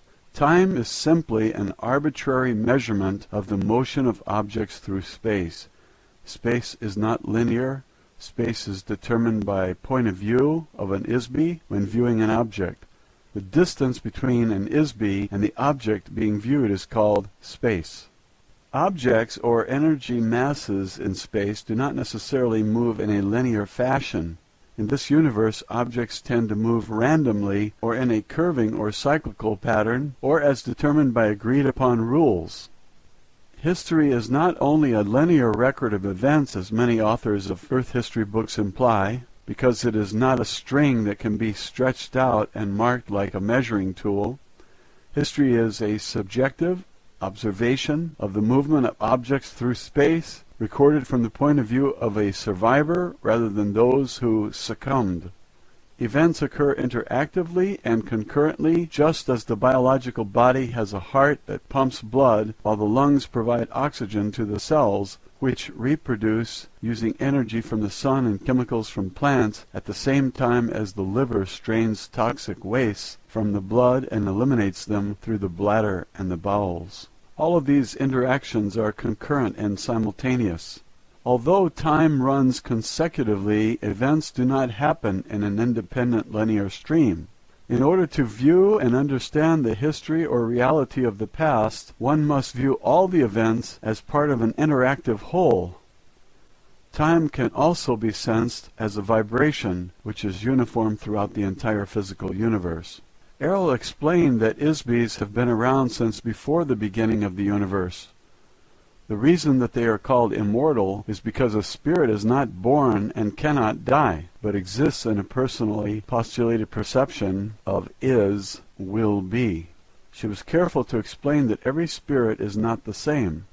Each is completely unique in identity, power, awareness, and ability. The difference between an ISB like Errol and most of the ISBs inhabiting bodies on Earth is that Errol can enter and depart from her doll at will. She can perceive at selective depths through matter. Errol and other officers of the domain can communicate telepathically. Since an ISB is not a physical universe entity, it has no location in space or time. An ISB is literally immaterial. They can span great distances of space instantly. They can experience sensations more intensely than a biological body without the use of physical sensory mechanisms. An ISB can exclude pain from their perception. Errol can also remember her identity, so to speak, all the way back into the dim mists of time for trillions of years. She says that the existing collection of suns in this immediate vicinity of the universe have been burning for the last 200 trillion years. The age of the physical universe is nearly infinitely old, but probably at least 4 quadrillion years since its earliest beginnings. Time is a difficult factor to measure as it depends on the subjective memory of ISBs, and there has been no uniform record of events throughout the physical universe since it began. As on Earth, there are many different time measurement systems defined by various cultures, which use cycles of motion and points of origin to establish age and duration. The physical universe itself is formed from the convergence and amalgamation of many other individual universes, each of which were created by an ISB or group of ISBs. The collision of these illusionary universes commingled and coalesced and were solidified to form a mutually created universe. Because it is agreed that energy and forms can be created but not destroyed, this creative process has continued to form an ever-expanding universe of nearly infinite physical proportions. Before the formation of the physical universe, there was a vast period during which universes were not solid, but wholly illusionary. You might say that the universe was a universe of magic illusions, which were made to appear and vanish at the will of the magician. In every case, the magician was one or more ISBs. Many ISBs on Earth can still recall vague images from that period. Tales of magic, sorcery, and enchantment, fairy tales and mythology speak of such things, although in very crude terms. Each ISB entered into the physical universe when they lost their own home universe. That is, when an ISB's home universe was overwhelmed by the physical universe, or when the ISB joined with other ISBs to create or conquer the physical universe. On Earth, the ability to determine when an ISB entered the physical universe is difficult for 2 reasons. 1, the memory of ISBs on Earth have been erased, and 2, ISB's arrival or invasion into the physical universe took place at different times, some 60 trillion years ago, and others only 3 trillion. Every once in a short while, a few million years, an area or planet will be taken over by another group of ISBs entering into the area. Sometimes they will capture other ISBs as slaves. They will be forced to inhabit bodies to perform menial or manual work, especially mining mineral ores on heavy gravity planets such as Earth. Errol says that she has been a member of the Domain Expeditionary Force for more than 625 million years. When she became a pilot for a biological survey mission, which included occasional visits to Earth. She can remember her entire career there and for a very long time before that. She told me that Earth scientists do not have an accurate measuring system to gauge the age of matter. They assume that because certain types of materials seem to deteriorate rather quickly, such as organic or carbon-based matter, that there is a deterioration of matter. It is not accurate to measure the age of stone based on the measurement of the age of wood or bone. This is a fundamental error. Factually, matter does not deteriorate. It cannot be destroyed. Matter can only be altered in form, but it is never truly destroyed. The domain has conducted a periodic survey of the galaxies in this sector of the universe since it developed space travel technologies about 80 trillion years ago. A review of changes in the complexion of Earth revealed that mountain ranges rise and fall, continents change location, the poles of the planet shift, ice caps come and go, oceans appear and disappear, rivers, valleys, and canyons change. In all cases the matter is the same. It is always the same sand. Every form and substance is made of the same basic materials which never deteriorates. Matilda O'Donnell McElroy, personal note. I cannot even begin to imagine how advanced a civilization may have become technically and mentally after trillions of years. Just think of how advanced our own country has become compared to only 150 years ago. Only a few generations ago, transportation was on foot, horseback, or boat. Reading was done by candlelight, heating and cooking were done over a fireplace, and there wasn't any indoor plumbing. Official transcript of interview. Errol described the abilities of an ISB officer of the domain to me, and she demonstrated one to me when she contacted telepathically a communications officer of the domain who was stationed in the asteroid belt. The asteroid belt is composed of thousands of broken-up pieces of a planet that once existed between Mars and Jupiter. It serves as a good low-gravity jumping-off point for incoming spacecraft traveling toward the center of our galaxy. She requested that this officer consult information stored in the files of the domain concerning the history of Earth. She asked the communications officer to feed this information to Errol.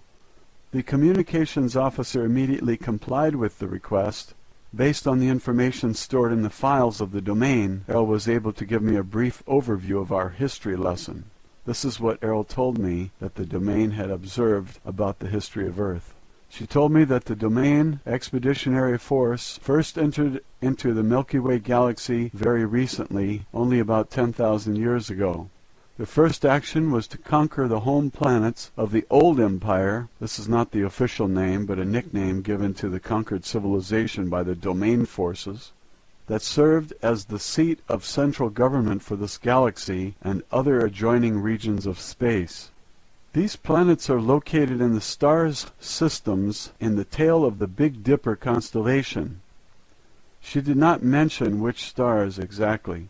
About 1,500 years later, the domain began the installation bases for their own forces along the path of invasion which leads towards the center of the galaxy and beyond. About 8,200 years ago, the domain forces set up a base on Earth in the Himalaya Mountains near the border of modern Pakistan and Afghanistan. This was a base for the battalion of the Domain Expeditionary Force, which included about 3,000 members. They set up a base under or inside the top of the mountain. The mountain top was drilled into and made hollow to create an area large enough to house the ships and personnel of that force. An electronic illusion of the mountain top was created to hide the base by projecting a false image from inside the mountain against a force screen.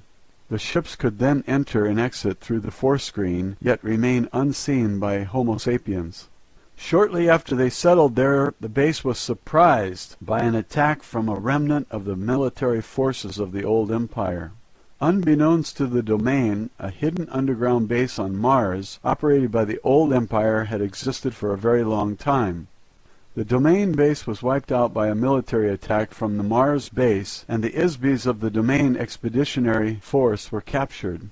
You can imagine that the domain was very upset about losing such a large force of officers and crew, so they sent other crews to Earth to look for them. Those crews were also attacked. The captured ISBs from the domain forces were handled in the same fashion as all other ISBs who have been sent to Earth. They were each given amnesia, had their memories replaced with false pictures and hypnotic commands, and sent to Earth to inhabit biological bodies. They are still a part of the human population today. After a very persistent and extensive investigation into the loss of their crews, the domain discovered that Old World Empire has been operating a very extensive and very carefully hidden base of operations in this part of the galaxy for millions of years. No one knows exactly how long. Eventually the spacecraft of the old empire forces and the domain engaged each other in open combat in the space of the solar system. According to Errol, there was a running battle between the old empire forces and the domain until about 1235 AD, when the domain forces finally destroyed the last of the spacecraft of the old empire force in this area. The domain expeditionary force lost many of its own ships in this area during that time also. About 1,000 years later, the old empire base was discovered by accident in the spring of 1914 AD. About 1,000 years later, the old empire base was discovered by accident in the spring of 1914 AD. The discovery was made when the body of the Archduke of Austria was taken over by an officer of the domain expeditionary force. This officer, who was stationed in the asteroid belt, was sent to Earth on a routine mission to gather reconnaissance. The purpose of this takeover was to use the body as a disguise through which to infiltrate human society in order to gather information about current events on Earth. The officer, as an ISB, having greater power than the being inhabiting the body of the Archduke, simply pushed the being out and took over control of the body. However, this officer did not realize how much the Habsburgs were hated by feuding factions in the country, so he was caught off guard when the body of the Archduke was assassinated by the Bosnian student. The officer, or ISB, was suddenly knocked out of the body when it was shot by the assassin. Disoriented, the ISB inadvertently penetrated one of the amnesia force screens and was captured. Eventually, the domain discovered that a wide area of space is monitored by an electronic force field which controls all of the ISBs in this end of the galaxy, including Earth. The electronic force screen is designed to detect ISBs and prevent them from leaving the area. If an ISB attempts to penetrate the force screen, it captures them in a kind of electronic net. The result is that the captured ISB is subjected to very severe brainwashing treatment, which erases the memory of the ISB. This process uses a tremendous electrical shock, just like the Earth psychiatrists use electrical shock therapy to erase the memory and personality of a patient and to make them more cooperative. On Earth, this therapy uses only a few hundred volts of electricity. However, the electrical voltage used by the old empire operation against ISBs is on the order of magnitude of billions of volts. This tremendous shock completely wipes out all the memory of the ISB. The memory erasure is not just for one life or one body. It wipes out all the accumulated experiences of a nearly infinite past, as well as the identity of the ISB. The shock was intended to make it impossible for the ISB to remember who they are, where they came from, their knowledge or skills, their memory of the past, and ability to function as a spiritual entity. They are overwhelmed into becoming a mindless, robotic non-entity. After the shock, a series of post-hypnotic suggestions are used to install false memories and a false time orientation in each ISB.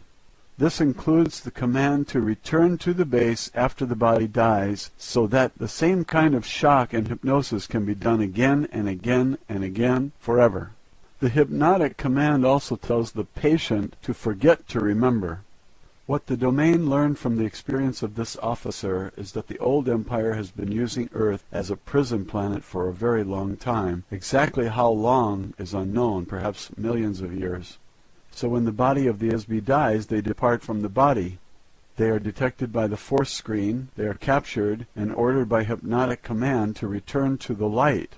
The idea of heaven and the afterlife are part of the hypnotic suggestion, a part of the treachery which makes the whole mechanism work. After the ISB has been shocked and hypnotized to erase the memory of the life just lived, the ISB is immediately commanded hypnotically to report back to the Earth as though they were on a secret mission to inhabit a new body. Each ISB is told that they have a special purpose for being on Earth, but of course there is no purpose for being in a prison, at least not for the prisoner. Any undesirable ISBs who are sentenced to Earth were classified as untouchable by the old empire. This included anyone that the old empire judged to be criminals who are too vicious to be reformed or subdued, as well as other criminals such as sex perverts or beings unwilling to do any productive work. An untouchable classification of ISBs also includes a variety of political prisoners. This includes ISBs who are considered to be non-compliant freethinkers or revolutionaries who make trouble for the governments of the various planets of the old empire. Of course, anyone with a previous military record against the old empire is also shipped off to Earth. A list of untouchables includes artists, painters, singers, musicians, writers, actors, and performers of every kind. For this reason, Earth has more artists per capita than any other planet in the old empire. Untouchables also include intellectuals, inventors, and geniuses in almost every field. Since everything the old empire considers valuable has long since been invented or created over the last few trillion years, they have no further use for such beings. This includes skilled managers also, which are not needed in a society of obedient robotic citizens. Anyone who is not willing or able to submit to mindless economic, political, and religious servitude as a tax-paying worker in the class system of the old empire are untouchable and sentenced to receive memory wipeout and permanent imprisonment on Earth. The next result is that an ISB is unable to escape because they can't remember who they are, where they came from, where they are. They have been hypnotized to think that they are someone, something, sometime, and somewhere other than where they really are. The domain officer who was assassinated while in the body of Archduke of Austria was likewise captured by the old empire force. Because this particular officer was a high-powered ISB compared to most, he was taken away to a secret old empire base under the surface of the planet Mars. They put him into a special electronic prison cell and held him there. Fortunately, this domain officer was able to escape from the underground base after 27 years in captivity. When he escaped from the old empire base, he returned immediately to his own base in the asteroid belt. His commanding officer ordered that a battle cruiser be dispatched to the coordinates of that base provided by this officer and to destroy that base completely. This old empire base was located a few hundred miles north of the equator on Mars in the Cydonia region. Although the military base of the old empire was destroyed, unfortunately much of the vast machinery of the ISB force screens, the electroshock, amnesia, hypnosis machinery, continues to function in other undiscovered locations right up to the present moment. The main base or control center for this mind control prison operation has never been found, so the influences of this base or bases are still in effect. The domain has observed that since the old empire space forces were destroyed, there is no one left to actively prevent other planetary systems from bringing their own untouchable ISBs to Earth from all over this galaxy and from other galaxies nearby. Therefore, Earth has become a universal dumping ground for this entire region of space. This in part explains the very unusual mix of races, cultures, languages, moral codes, religious and political influences among the ISB population on Earth. The number and variety of heterogeneous societies on Earth are extremely unusual on a normal planet. Most Sun-type 12 Class 7 planets are inhabited by only one humanoid body type or race, if any. In addition, most of the ancient civilizations of Earth and many of the events of Earth have been heavily influenced by the hidden hypnotic operation of the old Empire base. So far, no one has figured out exactly where and how this operation is run, or by whom, because it is so heavily protected by screens and traps. Furthermore, there has been no operation undertaken to seek out, discover, and destroy the vast and ancient network of electronics machinery that create the ISB force screens at this end of the galaxy. Until this has been done, we are not able to prevent or interrupt the electric shock operation, hypnosis, and remote thought control of the old Empire prison planet. Of course, all the crew members of the Domain Expeditionary Force now remain aware of this phenomena at all times while operating in this solar system space, so as to prevent detection and the capture by old Empire traps. Roswell, Alien Interview, Chapter 8, A Lesson in Recent History. Matilda O'Donnell McElroy, personal note. This interview taught me a history lesson I will never read in any textbook written on Earth. The Domain has a much different view of events than we do. Official transcript of interview, top secret. Official transcript of the U.S. Army Air Force, Roswell Army Airfield, 509th Bomb Group. Subject, Alien Interview, July 26, 1947, first session. The Domain Expeditionary Force has observed the resurgence in science and culture of the Western world since 1150 AD, when the remaining remnants of the space fleet of the old empire in this solar system were destroyed. The influence of the remote control hypnosis operation diminished slightly after that time, but still remains largely in force. Apparently a small amount of damage was done to the old world remote mind control operation, which resulted in a small decrease in the power of this mechanism. As a result, some memory of technologies that ISBs already knew before they came to Earth started to be remembered. Thereafter, the oppression of knowledge that is called the Dark Ages in Europe began to diminish after that time. Since then, the knowledge of the basic laws of physics and electricity have revolutionized Earth culture virtually overnight. The ability to remember technology by many of the geniuses in the ISB population of Earth was partially restored, when not so actively suppressed as it was before 1150 AD. Sir Isaac Newton is one of the best examples of this. In only a few decades, he single-handedly reinvented several major and fundamental scientific and mathematic principles. The men who remembered these sciences already knew them before they were sent to Earth. Ordinarily, no one would ever observe or discover as much about science and mathematics in a single lifetime, or even a few hundred lifetimes. These subjects have taken civilians billions and billions of years to create. ISBs on Earth have only just begun to remember small fragments of all the technologies that exist throughout the universe.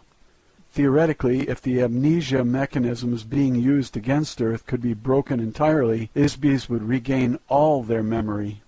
Unfortunately, similar advances have not been seen in the humanities, as the ISBs of Earth continue to behave very badly toward each other. This behavior, however, is heavily influenced by the hypnotic commands given to each ISB between lifetimes, and the very unusual combination of inmates on Earth, criminals, perverts, artists, revolutionaries, and geniuses, is the cause of a very restive and tumultuous environment. The purpose of the prison planet is to keep ISBs on Earth forever. Promoting ignorance, superstition, and war between ISBs helps keep the prison population crippled and trapped behind the wall of electronic force screens.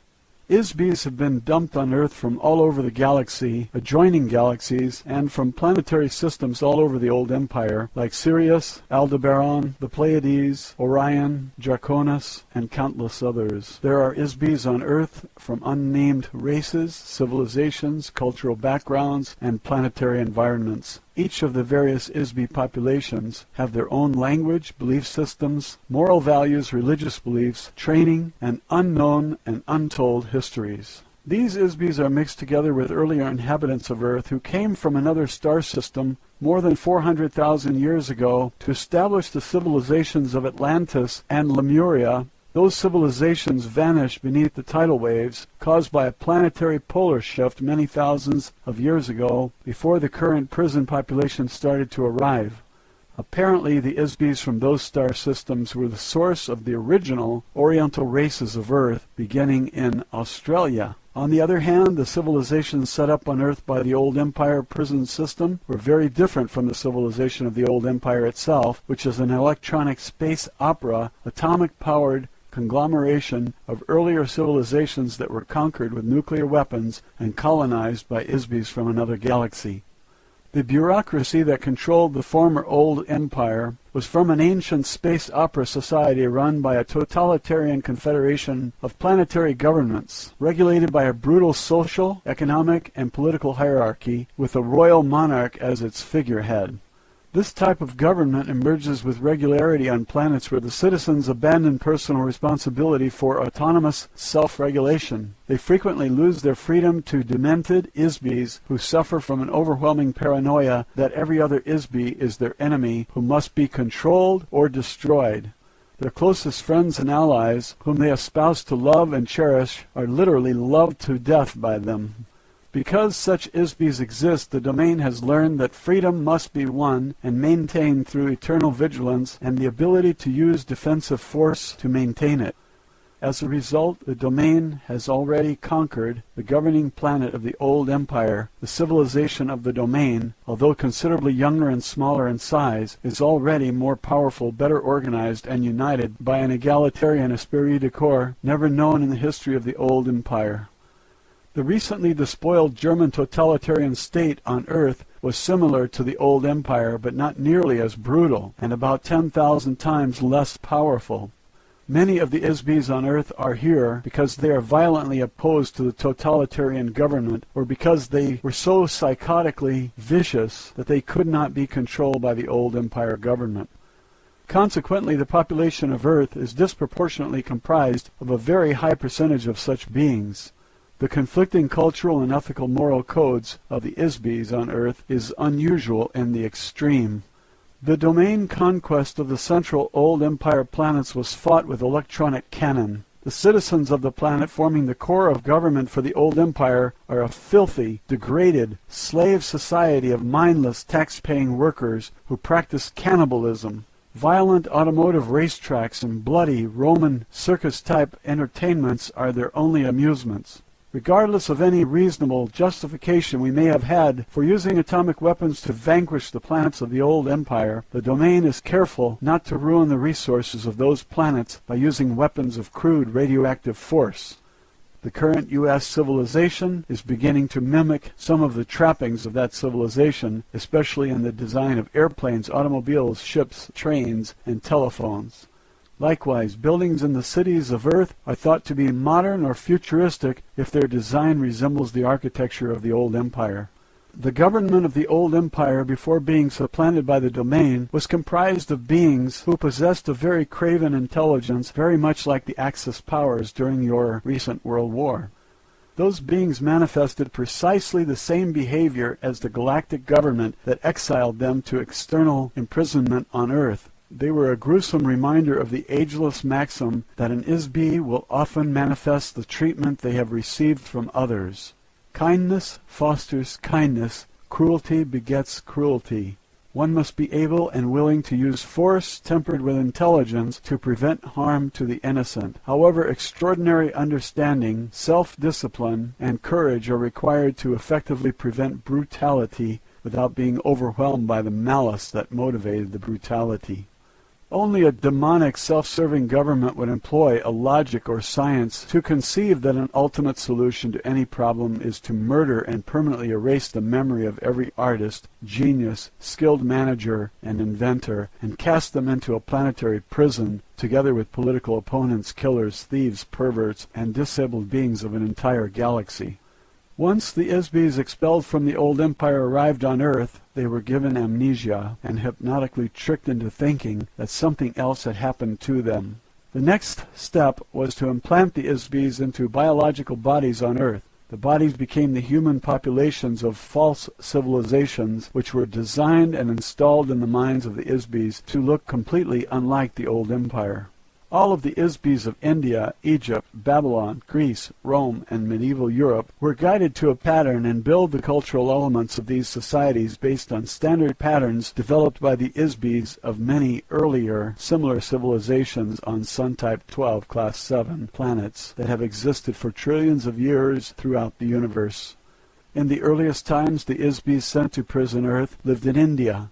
They gradually spread into Mesopotamia, Egypt, Mesoamerica, Archaea, Greece, Rome, medieval Europe, and to the New World. They were hypnotically commanded to follow the pattern of a given civilization by the old empire prison operators. This is an effective mechanism to disguise the actual time and location from the Isbis imprisoned on Earth. The languages, customs, and culture of each false civilization are intended to reinforce amnesia because they do not remind the Isbis on Earth of the original old empire planets from which they were deported. On the very far back track of time, these types of civilizations tended to repeat themselves over and over because the Isbis who created them became familiar with certain patterns and styles and stayed with them. It is a lot of work to invent an entire civilization complete with culture, architecture, language, customs, mathematics, moral values, and so forth. It is much easier to replicate a copy based on a familiar and successful pattern. A Sun-type 12 Class 7 planet is the designation given to a planet inhabited by carbon-oxygen-based life forms. The class of the planet is based on the size and radiation intensity of the star, the distance of the planetary orbit from the star, and the size, density, and gravity and chemical composition of the planet. Likewise, flora and fauna are designated and identified according to the star type and class of the planet they inhabit. On the average, the percentage of planets in the physical universe with a breathable atmosphere is relatively small. Most planets do not have an atmosphere upon which life forms feed, as on Earth, where the chemical composition of the atmosphere provides nutrition to plants and other organisms which in turn support other life forms. When the domain force brought the Vedic hymns to the Himalayas region 8,200 years ago, some human societies already existed. The Aryan people invaded and conquered India, bringing the Vedic hymns to the area. The Vedas were learned by them, memorized, and carried forward verbally for 7,000 years before being committed to written form. During that span of time, one of the officers of the Domain Expeditionary Force was incarnated on Earth as a Vishnu. He is described many times in the Rig Veda. He is still considered to be a god by the Hindus. Vishnu fought in the religious wars against the old empire forces. He is a very able and aggressive Isbi, as well as a highly effective officer, who has since been reassigned to other duties in the domain. This entire episode was orchestrated as an attack and revolt against the Egyptian pantheon installed by old empire administrators. The conflict was intended to help free humankind from implanted elements of the false civilization that focused attention on many gods and superstitious ritual worship demanded by the priests who managed them. It is all part of the mental manipulation by the old empire to hide their criminal actions against the Isbis on Earth. A priesthood, or prison guards, were used to help reinforce the idea that an individual is only a biological body and is not an immortal spiritual being. The individual has no identity. The individuals have no past lives. The individual has no power. Only the gods have power, and the gods are the contrivance of the priests who intercede between men and the gods they serve. Men are slaves to the dictates of the priests who threaten eternal spiritual punishment if men do not obey them. What else would one expect on a prison planet where all the prisoners have amnesia and the priests themselves are prisoners? The intervention of the domain force on Earth has not been entirely successful due to the secret mind control operation of the old empire that still continues to operate. A battle was waged between the old empire forces and the domain through religious conquest between 1500 BCE and about 1200 BCE. The domain forces attempted to teach the concept of an individual, immortal spiritual being to several influential beings on Earth. One such instance resulted in a very tragic misunderstanding, misinterpretation, and misapplication of the concept. The idea was perverted and applied to mean that there is only one Isby instead of the truth that everyone is an Isby. Obviously, this was a gross incomprehension and an utter unwillingness to take responsibility for one's own power. The old empire priests managed to corrupt the concept of the individual immortality into the idea that there is only one all-powerful Isby, and that no one else is or is allowed to be an Isby. Obviously, this is the work of the old empire amnesia operation. It is easy to teach this altered notion to beings who do not want to be responsible for their own lives. Slaves are such beings. As long as one chooses to assign responsibility for creation, existence, and personal accountability for one's own thoughts and actions to others, one is a slave. As a result, the concept of a single monotheistic God resulted and was promoted by many self-proclaimed prophets, such as the Jewish slave leader Moses, who grew up in the household of the Pharaoh Amenhotep III, and his son Akhenaten, and his wife Nefertiti, as well as his son Tutankhamun.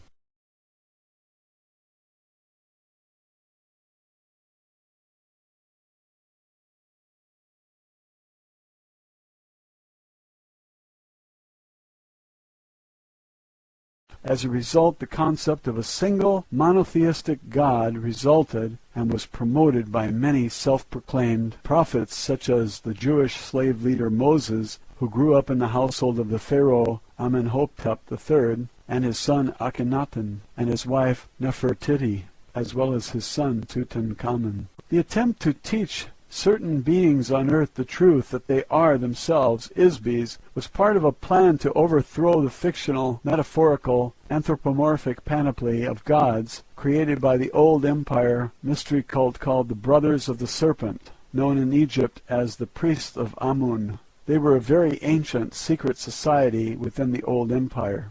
The pharaoh, Akhenaten, was not a very intelligent being and was heavily influenced by his personal ambition for self-glorification. He altered the concept of the individual spiritual being and embedded the concept in the sun god Aten. His pitiful existence was soon ended. He was assassinated by Maya and Paranefer, two of the priests of Amun, or Amen, which the Christians still say, who represented the interests of the old empire forces. The idea of one God was perpetuated by the Hebrew leader Moses while he was in Egypt. He left Egypt with his adopted people, the Jewish slaves. While they were crossing the desert, Moses was intercepted by an operative of the old empire near Mount Sinai. Moses was tricked into believing that this operative was the one God through the use of hypnotic commands, as well as technical and aesthetic tricks, which are commonly used by the old empire to trap Isbys. Thereafter, the Jewish slaves who trusted the world of Moses implicitly have worshipped a single God they call Yahweh. The name Yahweh means anonymous, as the Isby who worked with Moses could not use an actual name or anything that would identify himself or blow the cover of the amnesia prison operation. The last thing the covert amnesia hypnosis prison system wants to do is reveal themselves openly to the Isbys on Earth. They feel that this would restore the inmates' memories.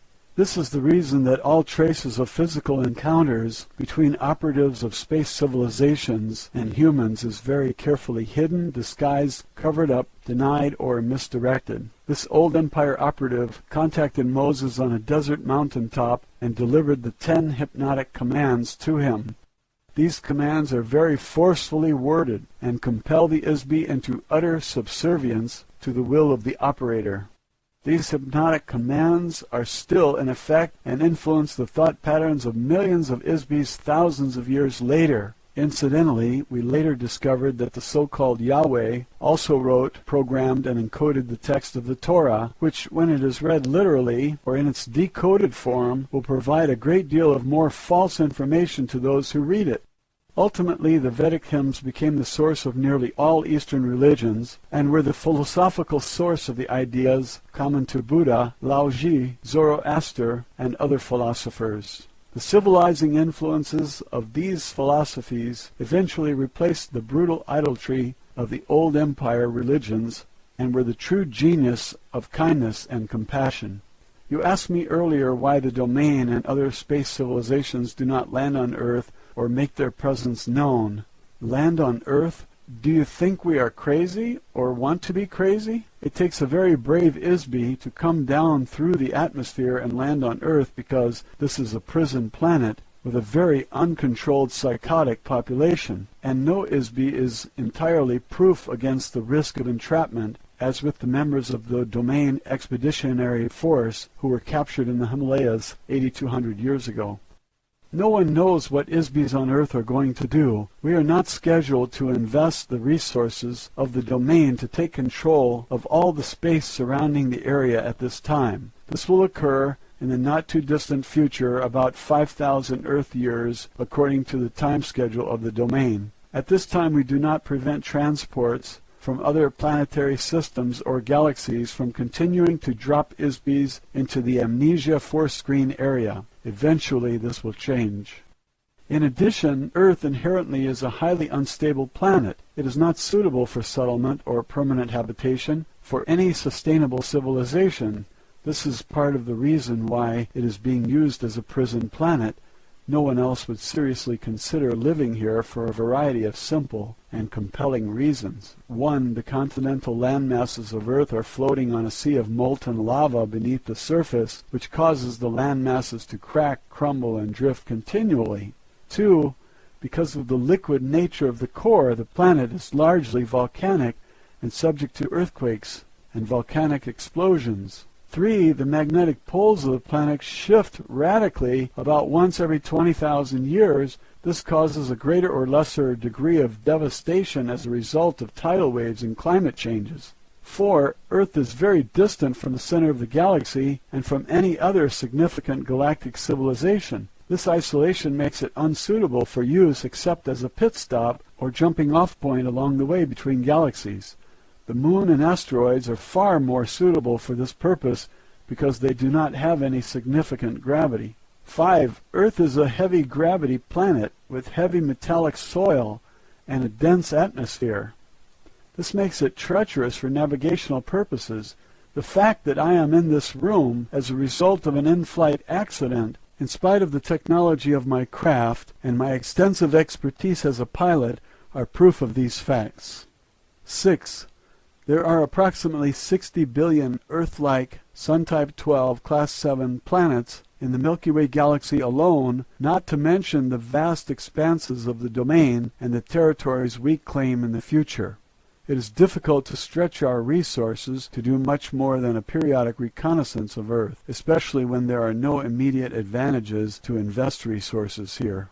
On Earth, most beings are not aware that they are ISBs, or that there are spirits of any kind. Many other beings are aware of this, but nearly everyone has very limited understanding of themselves as an ISB. One of the reasons for this is that ISBs have been waging war against each other since the beginning of time. The purpose of these wars has always been to establish domination by one ISB or group of ISBs over another. Since an ISB cannot be killed, the objective has been to capture and immobilize ISBs. This has been done in a nearly unlimited variety of ways. The most basic method to capture and immobilize an ISB is through the use of various kinds of traps. ISB traps have been made and put in place by many invading societies, such as the one that established the old empire beginning about 64 trillion years ago. Traps are often set up in the territory of the ISBs being attacked. Usually a trap is set up with the electronic wave of beauty to attract the interest and attention of the ISB. When the ISB moves toward the source of the aesthetic wave, such as a beautiful building or beautiful music, the trap is activated by the energy put out by the ISB. One of the most common trap mechanisms uses the ISB's own thought energy output when the ISB tries to attack or fight back against the trap. The trap is activated and energized by the ISB's own thought energy.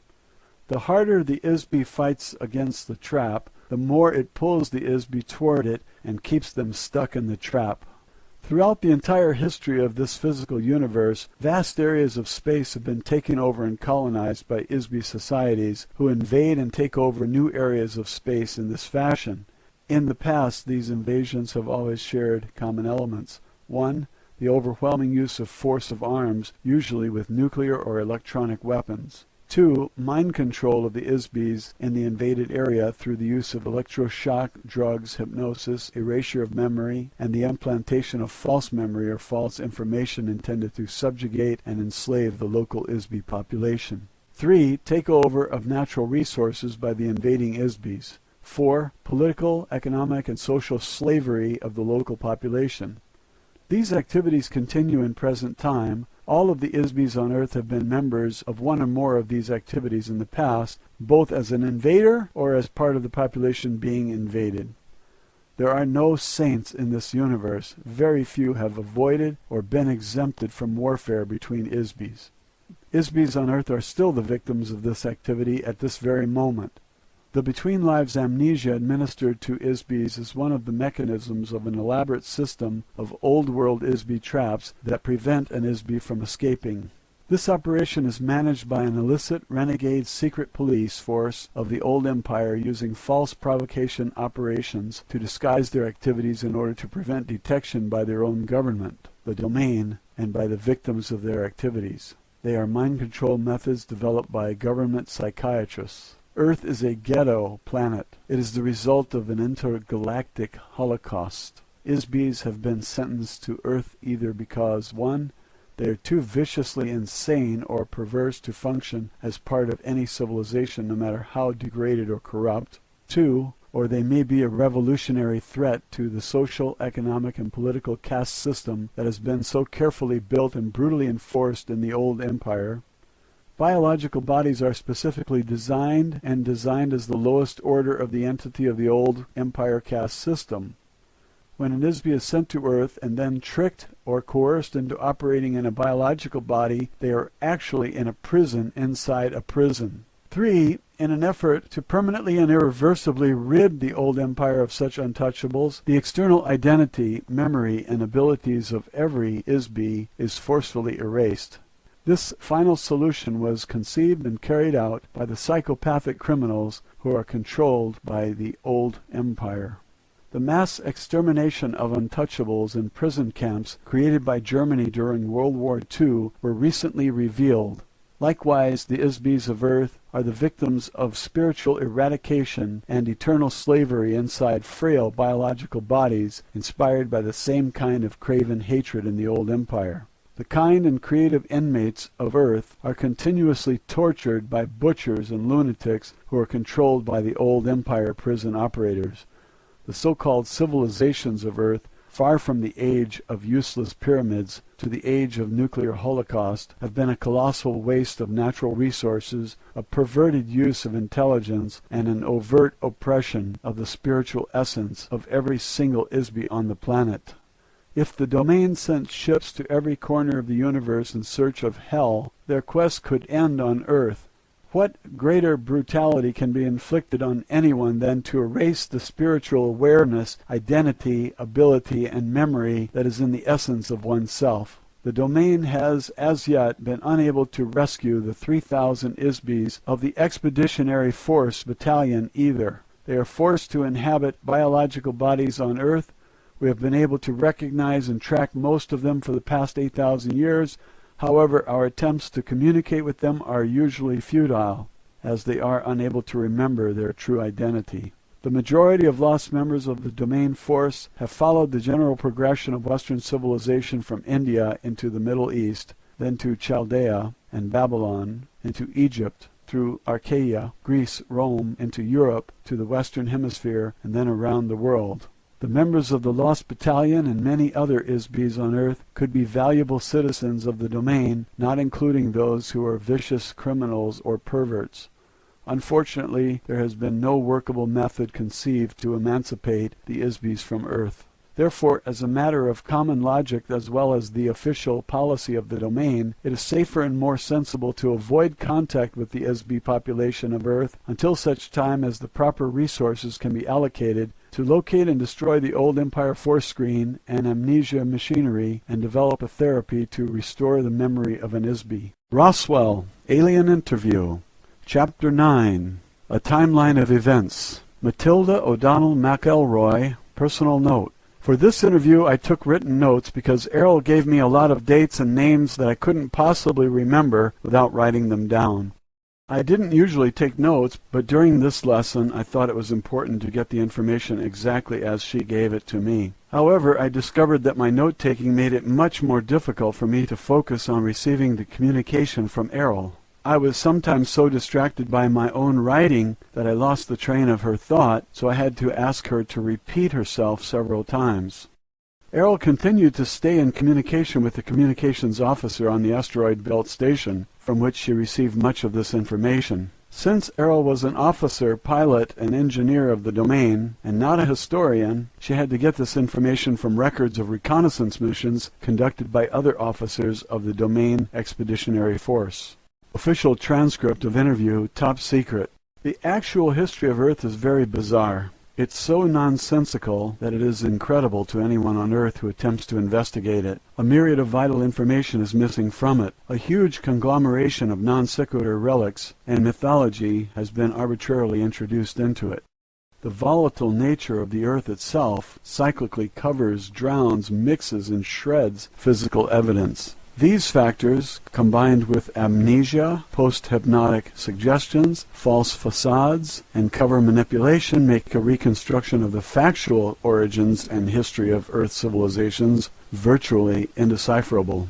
Any investigator, no matter how brilliant, is doomed to wallow in a quagmire of inconclusive assumptions, unworkable hypotheses, and perpetual mystery. Since the domain does not suffer these afflictions, having the advantage of memory, longevity, and an exterior point of view, I will add some clarification to your fragmentary knowledge of the history of Earth. These are some of the dates and events that are not mentioned in Earth history textbooks. These dates are significant because they provide some information concerning the influences of the old empire and of the domain on Earth. Although I have attended several briefings by our mission control personnel on the general background of the Earth within the past few hundred years, I will rely principally on data gathered from records captured after our invasion of the old Empire planetary headquarters. Since that time, the Domain Expeditionary Force has tracked the general progress of events on Earth.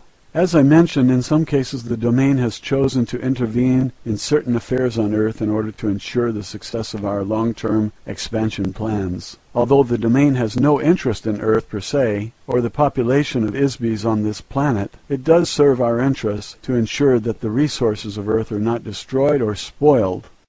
To that end, certain officers of the domain have been sent to Earth on reconnaissance missions from time to time to gather information. However, the following dates and events have been extrapolated from the accumulated information in the data files of the domain, at least those that are accessible to me through the Space Station Communications Center. 208,000 BCE. The establishment of the old empire, whose headquarters were located near one of the tail stars of the Ursa Major Big Dipper constellation of this galaxy. The old empire invasion force conquered the area with nuclear weapons sometime earlier. After the radioactivity subsided and the cleanup and restoration were completed, it received the immigration of beings from another galaxy into this galaxy. Those beings set up a society that kept going until about 10,000 years ago, when it was superseded by the domain. Very recently, Earth civilization has come to resemble aspects of that civilization, now that it has fallen out of its immediate control. In particular, the appearance and technology of transportation, such as planes, trains, ships, fire engines, and automobiles, as well as what you consider to be modern or futuristic architecture, which emulate the design of buildings in the major cities of the old empire. Before 75,000 BCE, the domain records contain very little information about the civilizations on the continental landmasses of Atlanta and Lemur, except to note that they did coexist on Earth at more or less the same time. Apparently both civilizations were founded by remnants of electronic space opera cultures who fled from their native planetary systems to escape political or religious persecution. The domain knows that a long-standing edict of the old empire prohibits unauthorized colonization of planets, Therefore, it is possible that their destruction was caused by police or military forces who pursued the colonists as criminals and destroyed them. Although this seems a likely supposition, no conclusive evidence exists that explains the complete destruction and disappearance of two entire electronic civilizations. Another possibility is that a massive submarine volcanic eruption in the region of Lake Toba in Sumatra and Mount Krakatoa in Java caused the destruction of Lemur. The floodwaters caused by the eruption overwhelmed all the land masses, including the highest mountains. Survivors of the destruction of the civilization, the Lemurians, are the earliest ancestors of the Chinese. Australia and the ocean areas to the north were the center of the Lemurian civilization and are the source of the Oriental races. Both civilizations possessed electronics, flight, and similar technologies of space opera cultures. Apparently, the volcanic eruption expelled such a significant mass of molten rock that the resulting vacuum beneath the crust of Earth caused great areas of the land masses to sink below the oceans. The continental areas occupied by both civilizations were covered with volcanic matter and then submerged, leaving very little evidence that they ever existed except for legends of a global flood which prevail in every culture of the earth, and for survivors who are the genus of the Oriental races and cultures. That kind of colossal volcanic explosion fills the stratosphere with toxic gases which are carried around the whole planet. The usual refuse of these volcanic eruptions can easily cause a rain that lasts 40 days and 40 nights due to atmospheric pollution, as well as an extensive period during which radiation from the sun is deflected back into space and causes global cooling. Certainly such an event would cause an ice age, extinctions of life forms, and many other relatively long-term changes lasting thousands of years. Due to the myriad types of naturally occurring global cataclysmic events which are indigenous to Earth, it is not a suitable planet for habitation by ISBs. In addition, there have been occasional global cataclysms caused by ISBs, such as the one that destroyed the dinosaurs more than 70 million years ago. That destruction was caused by an intergalactic warfare, during which time Earth and many other neighboring moons and planets were bombarded by atomic weapons. Atomic explosions cause atmospheric fallout much like that of volcanic eruptions. Most of the planets in this sector of the galaxy have been uninhabitable deserts since then. Earth is undesirable for many other reasons: heavy gravity and dense atmosphere, floods, earthquakes, volcanoes, polar shifts, continental drift, meteor impacts, atmospheric and climatic changes, to name a few. What kind of lasting civilization could any sophisticated culture propose to develop in such an environment? In addition, Earth is a small planet of a rim star of a galaxy. This makes Earth very isolated geographically from the more concentrated planetary civilizations which exist toward the center of the galaxy. These obvious facts have made Earth suitable for use only as a zoological or botanical garden, or for its current use as a prison, but not much else. Before 30,000 years BCE, Earth started being used as a dumping ground and prison for ISBs who were judged untouchable, meaning criminal or nonconformists. ISBs were captured, encapsulated in electronic traps, and transported to Earth from various parts of the old empire. Underground amnesia stations were set up on Mars and on Earth in the Rwenzori Mountains in Africa, in the Pyrenees Mountains of Portugal, and in steppes of Mongolia. These electronic monitoring points create force screens designed to detect and capture ISBs when the ISB departs the body at death. ISBs are brainwashed using extreme electronic force in order to maintain Earth's population in a state of perpetual amnesia. Further population controls are installed through the use of long-range electronic thought control mechanisms. These stations are still in operation, and they are extremely difficult to attack or destroy, even for the domain, which will not maintain a significant military force in this area until a later date. The pyramid civilizations were intentionally created as a part of the ISB prison system on Earth. The pyramid is alleged to be the symbol for wisdom. However, the wisdom of the old empire on planet Earth is intended to operate as part of the elaborate amnesia trap consisting of mass, meaning, and mystery. These are opposite to the qualities of an immortal spiritual being which has no mass or meaning. An Isby is solely because it thinks that it is. Mass represents the physical universe, including objects such as stars, planets, gases, liquids, energy particles, and teacups. The pyramids were very, very solid objects, as were all the structures created by the old empire. Heavy, massive, dense, solid objects create the illusion of eternity. Dead bodies wrapped in linen, soaked in resin, placed inside engraved golden coffins, and entombed with earthly possessions amid cryptic symbols create an illusion of eternal life. However, dense, heavy physical universe symbols are the exact opposite of an Isby. An Isby has no mass or time. Objects do not endure forever. An Isby is forever. Meaning. False meanings prevent knowledge of the truth. The pyramid cultures of Earth are a fabricated illusion. They are nothing more than false civilizations contrived by the old empire, mystery cult, called the Brothers of the Serpent. False meanings were invented to create the illusion of a false society to further reinforce the amnesia mechanism among the inmates in the Earth prison system. Mystery is built of lies and half-truths. Lies cause persistence because they alter facts which are comprised of exact dates, places, and events. When truth is known, a lie no longer persists. If the exact truth is revealed, it is no longer a mystery. All of the pyramid civilizations of Earth were carefully contrived of layer upon layer of lies skillfully combined with a few truths. The priest cult of the old empire combined sophisticated mathematics and space opera technology with their theatrical metaphors and symbolism. All of these are complete fabrications of truth baited with the allure of aesthetics and mystery.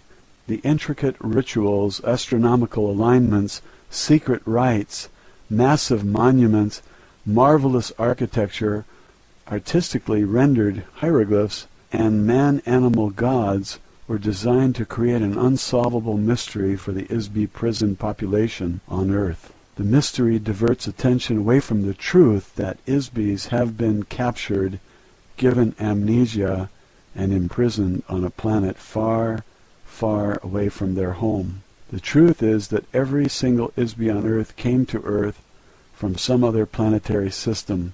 Not one person on Earth is a native inhabitant. Human beings did not evolve on Earth. In the past, Egyptian society was run by the prison administrators or priests, who in turn manipulated a pharaoh, controlled the treasury, and kept the inmate population enslaved physically and spiritually. In modern times, the priests have changed, but the function is the same. However, now the priests are prisoners too. Mystery reinforces the walls of the prison. The old empire feared that the Isbys on Earth might regain their memory. Therefore, one of the primary functions of the old empire priesthood is to prevent Isbys on Earth from remembering who they really are, how they came to Earth, where they came from. The old empire operators of the prison system and their superiors do not want Isbys to remember who murdered them, captured them, stole all of their possessions, sent them to Earth, gave them amnesia, and condemned them to eternal imprisonment. Imagine what would happen if all the inmates in the prison suddenly remembered that they have the right to be free. What if they suddenly realize that they have been falsely imprisoned and rise up as one against the guards? They are afraid to reveal anything that looks like the civilization of the inmates' home planets. A body, a piece of clothing, a symbol, a spaceship, an advanced electronics device, or any other remnant of civilization from a home planet could remind a being and rekindle his memory. Sophisticated technologies of entrapment and enslavement, which were developed over millions of years in the old empire, have been applied to the Isbys on Earth with the intention to create a false facade for the prison.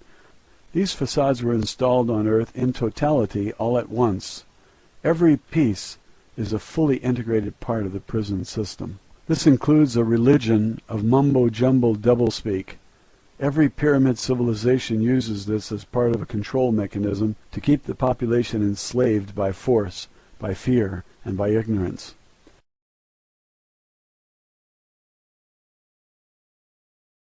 This includes a religion of mumbo-jumbo doublespeak. Every pyramid civilization uses this as part of a control mechanism to keep the population enslaved by force, by fear, and by ignorance. The indecipherable muddle of irrelevant information, geometric designs, mathematical calculation, astronomical alignments are part of the false spirituality based on solid objects rather than immortal spirits, in order to confuse and disorient the Isbis on Earth. When the body of a person died, they were buried with their earthly possessions, including their former body wrapped in linen, to sustain their soul, or ka, after death. An Isbi does not have a soul. An Isbi is a soul. On the home planet of an Isbi, their material possessions were not lost, stolen, or forgotten when the being died or left the body. An Isbi could return and claim the possessions. However, if the Isbi has amnesia, they will not remember that they had any possession. So governments, insurance companies, bankers, family members, and other vultures can pick their possessions clean without fear of retribution from the deceased. The only reason for these false meanings is to instill the idea that an Isbi is not a spirit but a physical object. This is a lie. This is a trap for an Isbi. Countless people have spent endless hours attempting to solve the jigsaw puzzle of Egypt and other old empire civilizations. They are puzzles made of pieces that do not fit. A question states its own answer. What is the mystery of Egypt and other pyramid cultures? Mystery. Circa 15,000 BCE. The old empire forces supervised the construction of hydraulic mining operations in the Andes Mountains in present-day Bolivia near Lake Titicaca, Lake of 10 Stones, at Tiwanaku, including construction of the massive stone complex of carved stone buildings known as Kalasasaya and its Gate of the Sun at the elevation of nearly 14,000 feet, 11,600 BCE. The polar axis of Earth shifted. The polar axis of Earth shifted to a sea area. The last ice age came to an end abruptly as the polar ice caps melted and the level of the ocean rose to submerge large sections of the land masses of Earth. The last remaining vestiges of Atlantis and Lemuria were covered by water.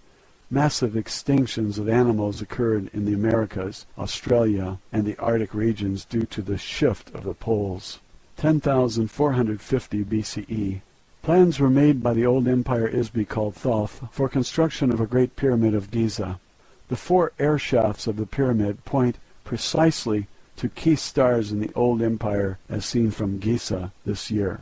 The alignment of the pyramids of Giza on the ground matches perfectly the alignment of the constellation of Orion as seen in the sky from Giza relative to the Nile as the earthly representation of the Milky Way in the sky.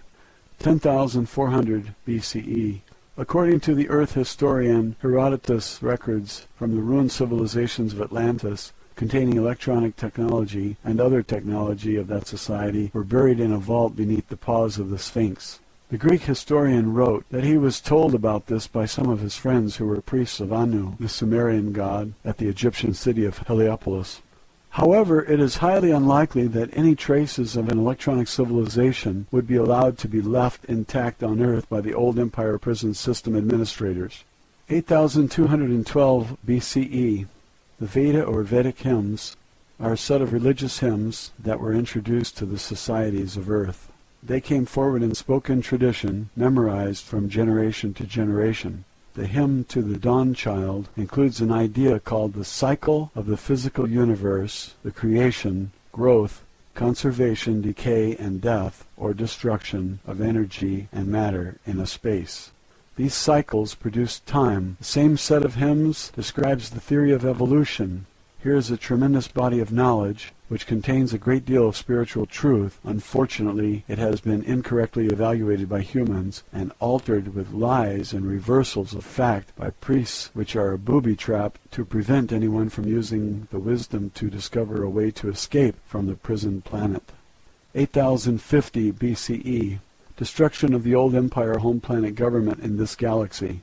This was the end of the old empire as a political entity in the galaxy. However, the vast size of the old empire will take many thousands of years for the domain to conquer completely.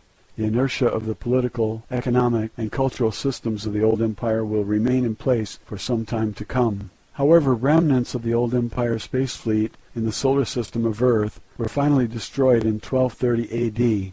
In addition to operatives of the old empire who run the Earth prison operation, there were other beings from the old empire who came to Earth. Since Earth was no longer under the control of the old empire, after their defeat by the domain forces, there was no police force to control military renegades, space pirates, miners, merchants, and entrepreneurs who came to Earth to exploit the resources of the planet for personal gain and many other nefarious reasons.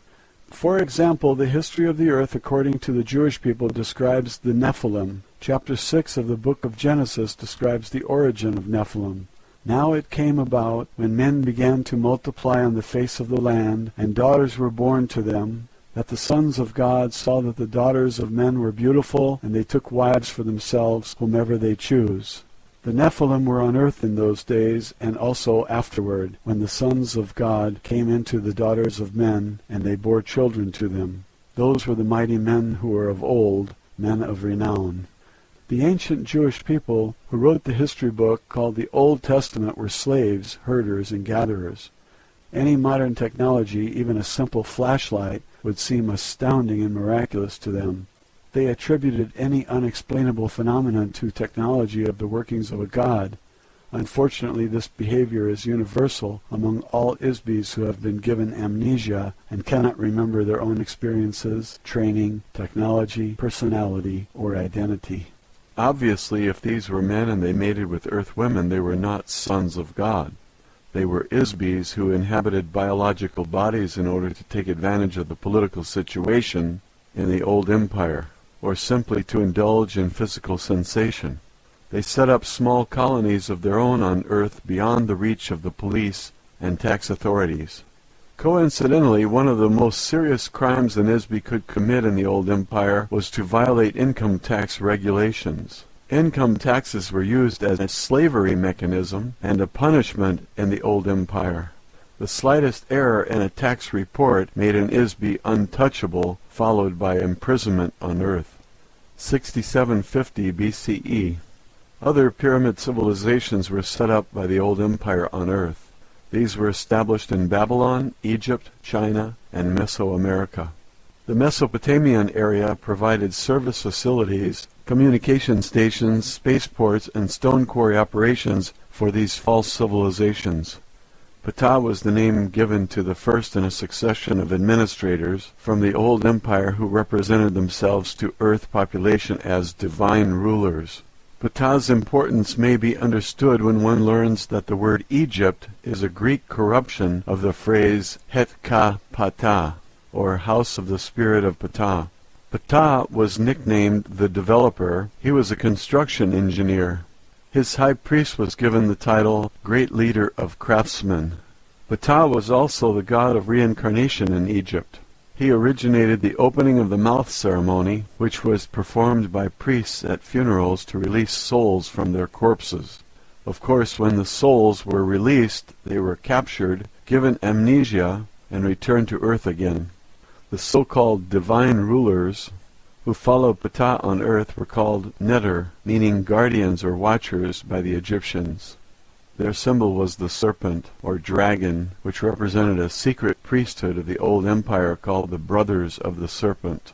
Old empire engineers used cutting tools of highly concentrated light waves to quickly carve and excavate stone blocks.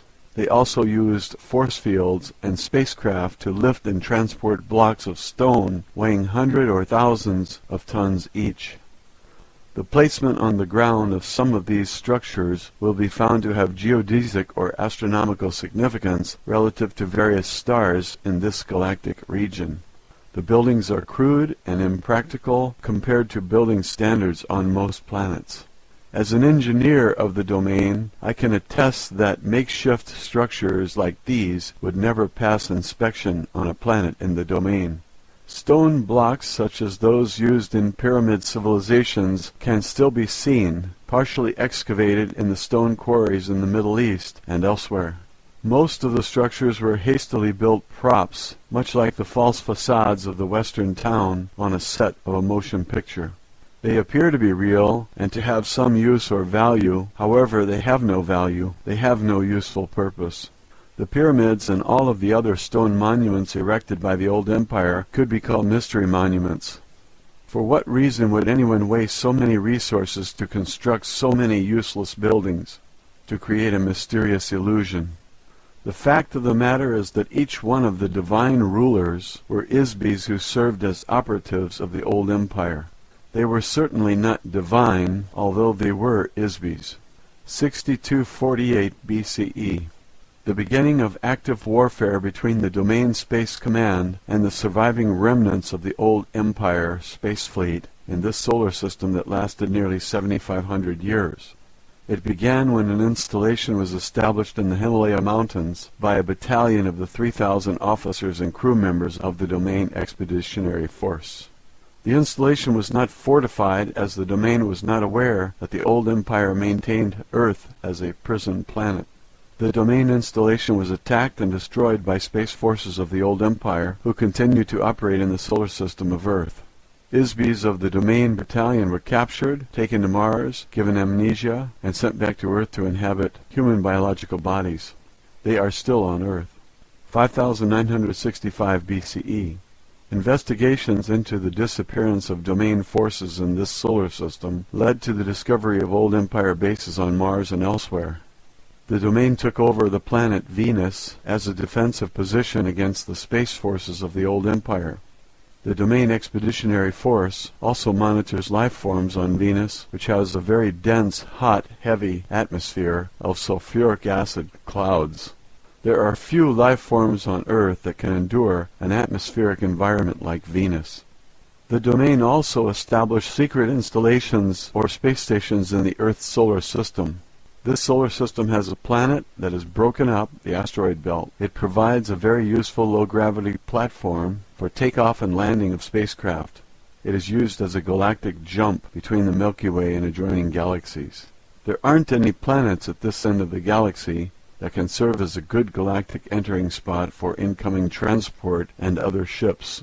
But this broken-up planet makes a very ideal space station. As a result of our war against the old empire, this area of the solar system is now a valuable possession of the Domain. 3450 to 3100 BCE.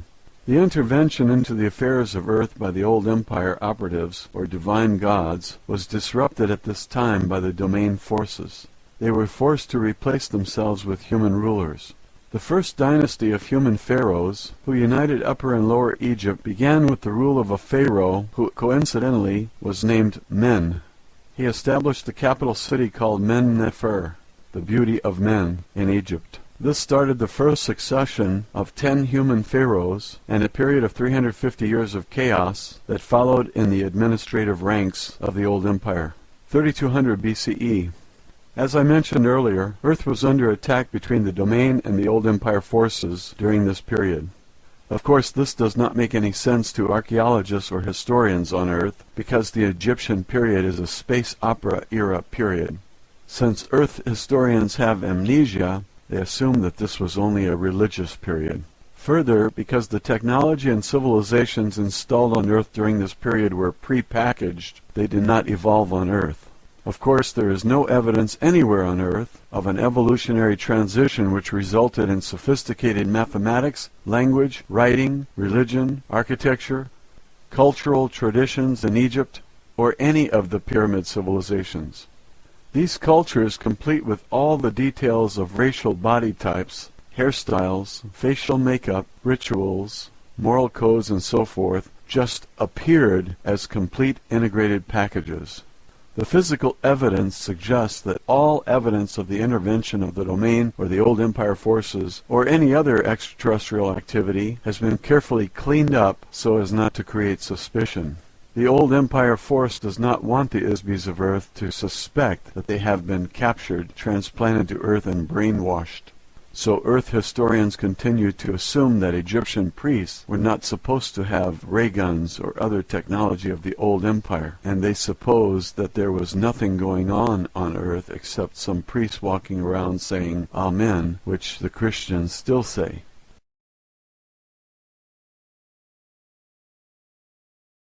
(3172 BCE). Layout of the astronomical grid that joins the key mining sites and astronomical buildings of the gods in the Andes Mountains such as Tiwanaku, Cusco, Quito, the cities of Ollantaytambo, Machu Picchu, and Pachacamac for the mining of rare metals, including tin for use in making bronze. Metals were the property of the gods, of course. A great variety of entrepreneurial mining was done on Earth at that time, due to the war between the old Empire force and the Domain. These miners did carve a few sculptures of themselves. They were seen wearing mining helmets. The Ponce Stela sculpture in the sunken courtyard of the Kalasasaya temple is a crude rendering of a stone worker using an electronic light wave emitting stone cutter and carving tools held in a holster. The old empire has also maintained mining operations on planets throughout the galaxy for a very long time. The mineral resources of Earth are now a property of the Domain. 2450 BCE, the Great Pyramid and complex of Pyramid near Cairo were completed. An inscription created by the old empire administrators can be seen in the so-called pyramid texts. The texts say that the pyramid was built under the direction of Thoth, son of Ptah. Of course, there was never a king buried in the chamber, since the pyramids were never intended to be used as a burial chamber. The Great Pyramid was located precisely at the exact center of all land masses of Earth, as viewed from space. Obviously, such precise measurements require aerial perspective and a view of the land masses of Earth from space. Purely mathematical calculations of the geodetic center of the continents of Earth could not be made otherwise. Shafts were constructed inside the pyramid to align the configuration of stars in the constellation of Orion, Canis Majora, and specifically Sirius. The shafts are also aligned to the Big Dipper, where the home planet of the old empire existed. Also Aenetak, Alpha Draconis, and Beta Ursa Minor. These stars are each one of the key systems in the old empire from which Isbis were brought to Earth and dumped as unwanted merchandise. The configuration of all the pyramids of the Giza Plateau was intended to create a mirror image on Earth of the solar system and certain constellations within the old empire. 2181 BCE. Min became the god of fertility in Egypt. The Isbi, also known as Pan, was also a Greek god. Min, or Pan, was an Isbi who somehow managed to escape from the old empire amnesia system. 2160 to 2040 BCE. One of the results of the intensifying battle between the Domain forces and the old empire forces was that the control of the divine rulers was broken at this time. They finally left Egypt and returned to the heavens, so to speak, in defeat. Human beings took over the ruling role as pharaohs. The first human pharaoh moved the capital city of Egypt from Memphis to Heracleopolis, 1500 BCE. This is the date for the destruction of Atlantis, given by the Egyptian high priests, Synopsis of Heliopolis and Sonchus of Sais, to the Greek sage Solon. The priests of Anu recorded that the Mediterranean area was invaded by Atlantean people about this time. Of course, these people were not from the ancient continent of Atlanta in the Atlantic Ocean, which existed more than 70,000 years earlier. These were refugees from the Minoan civilization on Crete, escaping from the volcanic eruption and tidal waves of Mount Thera that destroyed their civilization. Plato's references to Atlantis were borrowed from the writings of the Greek philosopher Solon, who was given the information by the Egyptian priest who called Atlantis Kepchu, which also happens to be the Egyptian name for the people of Crete. Some of the survivors of the Minoan volcanic disaster asked Egypt for help, since they were the only other civilization with high culture in the Mediterranean area at the time. 1351 BCE to 1337 BCE. The Domain Expeditionary Force actively waged a war of religious conquest against the Egyptian mystery cult called the Priests of Amun, also known as the Old Empire Brothers of the Serpent. During this time, the pharaoh Akhenaten abolished the priesthood of Amun and moved the capital of Egypt from Thebes to the new location at Amarna, at the exact geodetic center of Egypt. However, this plot to overthrow the old empire religious control was quickly spoiled. 1193 BCE. In the Near East, Achaea, the Greeks and Trojans fought for supremacy, which ended in the destruction of Troy as the finale of the Trojan War. During this same time, war was being fought out in the space of the solar system between two forces for control of the space stations surrounding Earth. That period of 300 years was a very violent resistance to the domain forces by the remnants of the old empire forces. It did not last long, however, as it is futile to resist the domain. 850 BCE. Homer, the blind Greek poet, wrote the stories, the gods, as borrowed and modified from earlier sources in the Vedic texts, Sumerian texts, Babylonian and Egyptian mythology. His poems, as well as many other myths of the ancient world, are very accurate descriptions of the exploits of Isbis on Earth, who were able to avoid the old empire amnesia operation and operate without biological bodies. 700 BCE, the Vedic hymns were first translated in the Greek language. This was the beginning of a cultural revolution in Western civilization that transformed crude and brutal tribal cultures into democratic republics based on more reasonable conduct. 638 to 559 BCE, Solon, a wise man from Greece, reported the existence of Atlantis. This was information he received from the old empire high priests Synopsis of Heliopolis and Sontius of Sais, with whom he studied in Egypt. 630 BCE, Zoroaster created religious practices in Persia around an Isbi called Ahura Mazda. This was yet another of the growing number of monotheistic gods put in place by operatives of the domain to displace a panoply of old empire gods. 604 BCE, Lao Ji, a philosopher who wrote a small book called The Way, was an Isbi of great wisdom who overcame the effects of the old empire amnesia, hypnosis machinery, and escaped from Earth. His understanding of the nature of an Isbi must have been very good to accomplish this. According to the common legend, his last lifetime as a human was lived in a small village in China. He contemplated the existence of his own life. Like Gautama Siddhartha, he confronted his own thoughts and past lives. In doing so, he recovered some of his own memory, ability, and immortality. As an old man, he decided to leave the village and go to the forest to depart the body. The village gatekeeper stopped him and begged him to write down his personal philosophy before leaving. Here is a small piece of the advice he gave about the way he rediscovered his own spirit.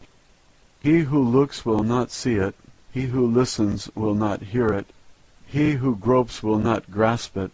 The formless non-entity, the motionless source of motion, the infinite essence of the spirit, is the source of life. Spirit is self. Walls form and support a room, yet the space between them is most important. A pot is formed of clay, yet the space formed therein is most useful. Action is caused by the force of nothing on something, just as the nothing of spirit is the source of all form. One suffers great afflictions because one has a body. Without a body, what afflictions could one suffer? When one cares more for the body than for his own spirit, one becomes the body and loses the way of the spirit. The self, the spirit, creates illusion. The delusion of man is that reality is not an illusion. One who creates illusions and makes them more real than reality follows the path of the spirit and finds the way of heaven. 593 BCE, the Genesis story written by the Jewish people, described angels or sons of God mating with women of earth who bore them children. These were probably renegades from the old empire. They may also have been space pirates or merchants from a system outside the galaxy who came to steal mineral resources or smuggle drugs. The domain has observed that there are many visitors to Earth from neighboring planets and galaxies, but they rarely stop and live here. What kind of beings would live on a prison planet if they were not forced to do so? The same book also reports the story of a human named Ezekiel, who witnessed the spacecraft or aircraft landing near Chebar River in Chaldea. His description of the craft uses very archaic language, technically, but is nevertheless quite an accurate description of an old Empire saucer or scout craft. It is similar to the sightings of Vimanas by the people in the foothills of the Himalayas. Their Genesis story also mentions that Yahweh designed biological bodies to live for 120 years on Earth. Biological bodies on most Sun-type 12 Class 7 planets are usually engineered to last for an average of about 150 years. Human bodies on Earth last only about one-half as long. We suspect this is because the prison administrators have altered the biological material of human bodies on Earth to die more frequently so that the Isbis who inhabit them will recycle through the amnesia mechanism more frequently. It should be noted that much of the Old Testament was written during the captivity of the Jews who were enslaved in Babylon, which was very heavily controlled by priests of the Old Empire. The book introduces a false sense of time and a false concept of the origin of the creation. The serpent is the symbol of the Old Empire. It appears in the beginning of their creation story, or as the Greeks say, Genesis, and causes the spiritual destruction of the first human beings, who are metaphorically represented by Adam and Eve. The Old Testament, clearly influenced by the Old Empire forces, gives a detailed description of the Isbis being induced into biological bodies on Earth. This book also describes many of the Old Empire brainwashing activities, including the installation of false memories, lies, superstitions, commands to forget, and all manner of tricks and traps designed to keep Isbis on Earth. Most importantly, it destroys the awareness that humans are immortal spiritual beings. 580 BCE.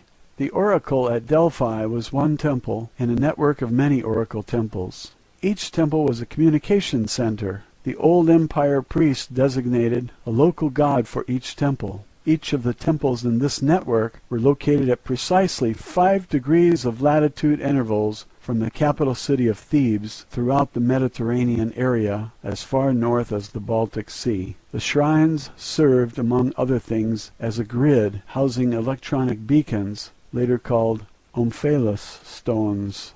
The grid arrangement of the oracle sites can only be seen from miles above the Earth. The original network of electronic communications beacons were displayed when the priesthood was dispersed and were replaced by carved stones. The symbol of the Old Empire priesthood is the python, dragon, or serpent. It was called the earth dragon at Delphi, which is always represented in sculpture and vase paintings as a serpent. In Greek mythology, the guardian of the omphalos stone at the temple at Delphi was an oracle whose name was Python, the serpent. She was an Isbi, who was conquered by a god named Apollo. He buried her under the omphalos stone. This is a case of one god setting up his temple on the grave of another. This is a very accurate euphemism for the domain force that detected and disabled the Old Empire temple network on Earth. It was one of the fatal blows to the Old Empire force in the solar system of Earth. 559 BCE, the commanding officer of the Domain Battalion, who was lost in 5965 BCE, was detected and located by a search party sent to Earth from the Domain Expeditionary Force. He was incarnated as Cyrus II of Persia during this time. A unique system of organization was used by Cyrus II and the members of that battalion who followed him from India through his progression of human lives on Earth. In part, it enabled them to build the largest empire in the history of the Earth to that date. The Domain search party who located him traveled around the Earth searching for the lost battalion for several thousand years. The party consisted of 900 officers of the Domain, divided into teams of 300 each. One team searched the land, another team searched the oceans, and the third team searched the space surrounding Earth. There are many reports made in various human civilizations concerning their activities, which humans did not understand, of course. The Domain Search Party devised a wide variety of electronic detection devices needed to track the electronic signature or wavelength of each of the missing members of the battalion. Some were used in space, others on land, and special devices were invented to detect Isbis underwater. One of these electronic detection devices is referred to as a tree of life. The device is literally a tool designed to detect the presence of life, which is an ISBY. This was a large electronic screen generator designed to permeate wide areas. To the ancient humans on Earth, it resembled a sort of tree, since it consists of an interwoven lattice of electronic field generators and receivers. The electronic field detects the presence of ISBYs, whether the ISBY is occupying a body or if they are outside a body. A portable version of this detection device was carried by each of the members of the Domain Search Party. Stone carvings in Sumeria showed winged beings using pine cone-shaped instruments to scan the bodies of human beings. They are also shown carrying the power unit for the scanner, which are depicted as stylized baskets or water buckets being carried by eagle-headed winged beings. Members of the aerial unit of the Domain Search Party, led by Ahura Mazda, were often called winged gods in human interpretations. Throughout the Persian civilization there are a great many stone relief carving that depict winged spacecraft that they called a Faravahar. Members of the aquatic unit of the Domain Search Party were called Ons by local humans. Stone carvings of the so-called Ons are shown wearing silver diving suits. They lived in the sea and appeared to the human population to be men dressed to look like fish. Some members of the Lost Battalion were found in the oceans inhabiting the bodies of dolphins or whales. On land, the Domain Search Party members were referred to as Anunnaki by the Sumerians and Nephilim in the Bible. Of course, their true mission and activities were never disclosed to Homo sapiens. Their activities have been purposely disguised. Therefore, the human stories and legends about the Anunnaki and the other members of the Domain Search Party have not been understood and were badly misinterpreted. In the absence of complete and accurate data, anyone observing a phenomenon will assume or hypothesize explanations in an attempt to make sense of the data. Therefore, although mythology and history may be based on factual events, they are likewise full of misunderstood and misinterpreted evaluations of the data and embellished with assumptions, theories, and hypotheses which are false.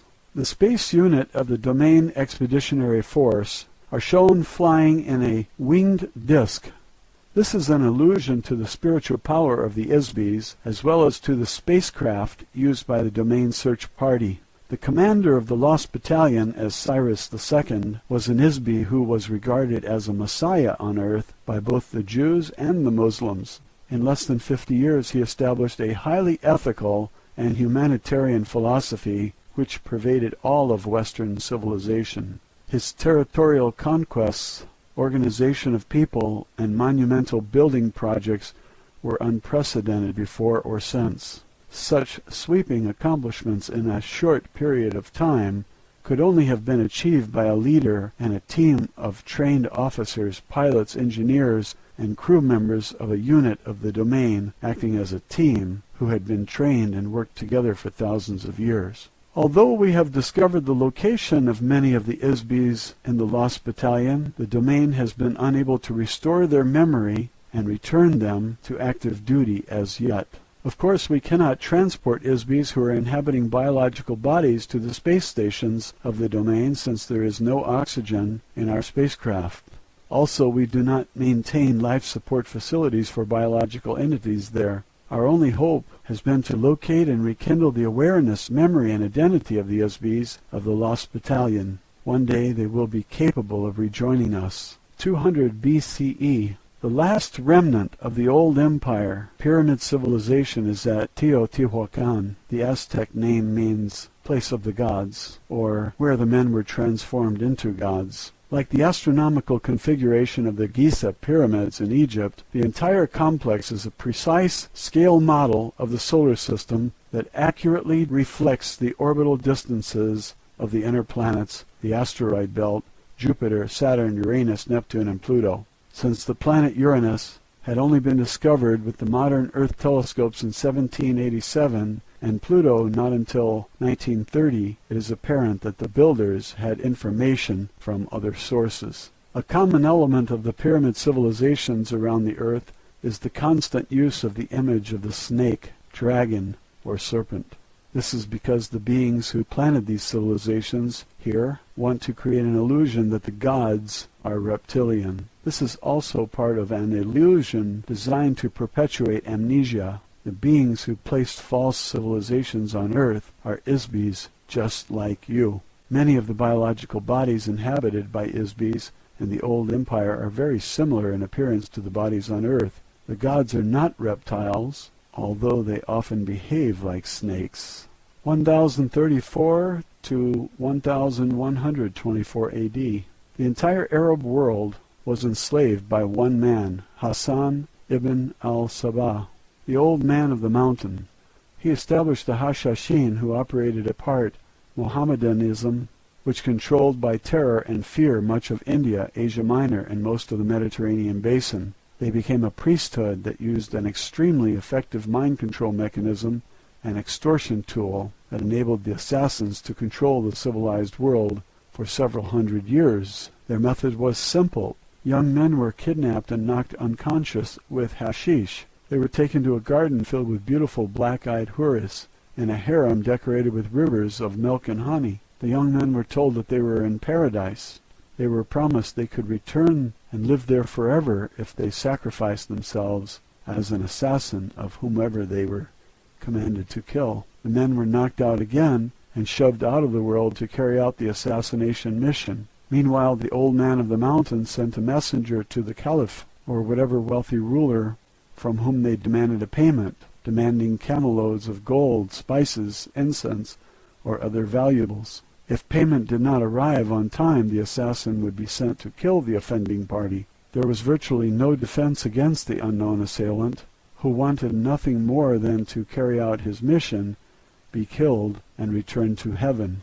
This is a very crude example of how simple and effective a brainwashing and mind control operation can be when it is used skillfully and forcefully. It is a small-scale demonstration of how the amnesia mind control operation is used against the entire Isbi population of Earth by the Old Empire. 1119 AD, the Knights Templar was established as a Christian military unit after the First Crusade, but quickly transformed into the basis for the international banking system to accumulate money to conduct the agenda of operatives for vestiges of the Old Empire on Earth. 1135 to 1230 AD, the Domain Expeditionary Force completed the annihilation of the remaining remnants of the Old Empire space fleet operating in the solar system around Earth. Unfortunately, their long-established thought control operation remains largely intact. 1307 AD, the Knights Templar was disbanded by King Philip IV of France, who was deeply in debt to the order. He pressured Pope Clement V to condemn the order's members, have them arrested, tortured them into giving false confessions, and burned them at the stake in an effort to erase his debt by seizing all of their wealth. The majority of the Templars fled to Switzerland, where they established an international banking system which secretly controls the economy of Earth. Old Empire operatives act as an unseen influence on international bankers. The banks are operated covertly as an on-combatant provocateur to covertly promote and finance weapons and warfare between the nations of Earth. Warfare is an internal mechanism of control over the inmate population. The purpose of the senseless genocide and carnage of wars financed by these international banks is to prevent the Isbis of Earth from sharing open communication, cooperate together in activities that might enable Isbis to prosper, become enlightened, and escape their imprisonment. Roswell, Alien Interview, Chapter 10, A Lesson in Biology. Matilda O'Donnell McElroy. Personal note: my debrief was also tape recorded as a backup and to add clarification to the stenographic notes. I debriefed immediately after my interview so that everything that was said was still fresh in my mind. When I recounted these stories to the gallery stenographer, I was still reeling a bit. The perspective on Earth history from the point of view of the domain is very strange, to say the least. I wasn't sure if my uncomfortable feeling came from being disoriented or if it came from being reoriented. Either way, I felt unsteady and confused. Yet at the same time, there was a ring of truth to it. I was elated and incredulous at the same time. The stenographer looked askance at me more than a few times as she recorded the history lesson I passed on to her. I'm sure she thought I'd lost my mind. Maybe she was right. However, if my mind had been filled with hypnotic suggestions and false memories by the old empire, as Errol suggested, perhaps losing my mind would be a good idea. I didn't have much time to ponder my personal thoughts about these things at the time. It was my duty to get all the information I could from Errol and pass it on to the stenographer as soon as Errol was finished. My job was not to analyze the information, just report it as accurately as possible. The analysis would be left to the men in the gallery, or whomever else was receiving copies of the transcripts. I also delivered a list of books and materials requested by Errol to the agent in the gallery room so these could be gathered and delivered to Errol. Each night after I left Errol, she spent the rest of the night reading or scanning the materials which had been delivered to her. The members of the gallery each received a transcript of the stenographic dictation to study, each looking for information that was of interest to them. In the morning after breakfast, I reported back to the interview room to continue my interviews or lessons with Errol. Official transcript of interview, top secret, official transcript of the U.S. Army Air Force, Roswell Army Airfield, 509th Bomb Group, subject alien interview, July 28, 1947, first session. The origins of this universe and life on Earth, as discussed in the textbooks I have read, are very inaccurate. Since you serve your government as a medical personnel, your duties require that you understand biological entities, so I am sure that you will appreciate the value of the material I will share with you today. The texts of books I have been given on the subjects related to the function of life forms contain information that is based on false memories, inaccurate observation, missing data, unproven theories, and superstition. For example, just a few hundred years ago, your physicians practiced bloodletting as a means to release supposed ill humors from the body in an attempt to relieve or heal a wide variety of physical and mental afflictions. Although this has been corrected somewhat, many barbarisms are still being practiced in the name of medical science. In addition to the application of incorrect theories concerning biological engineering, many primary errors that Earth scientists make are the result of an ignorance of the nature and relative importance of ISBs as the source of energy and intelligence which animate every life form. Although it is not a priority of the domain to intervene in the affairs of Earth, the Domain Communications Office has authorized me to provide you with some information in an effort to provide more accurate and complete understanding of these things, and thereby enable you to discover more effective solutions to the unique problems you face on Earth. The correct information about the origins of biological entities has been erased from your mind, as well as from the minds of your mentors. In order to help you regain your own memory, I will share with you some factual material concerning the origin of biological entities. I asked Errol if she was referring to the subject of evolution. Errol said, no, not exactly. You will find evolution mentioned in the ancient Vedic hymns. The Vedic texts are like folk tales or common wisdoms and superstitions gathered throughout the systems of the domain. These were compiled into verses like a book of rhymes. For every statement of truth, the verses contain many half-truths, reversals of truth, and fanciful imaginings blended without qualification or distinction. The theory of evolution assumes that the motivational source of energy that animates every life form does not exist. It assumes that an inanimate object or chemical concoction can suddenly become alive or animate accidentally or spontaneously, or perhaps an electrical discharge into a pool of chemical ooze will magically spawn a self-animated entity.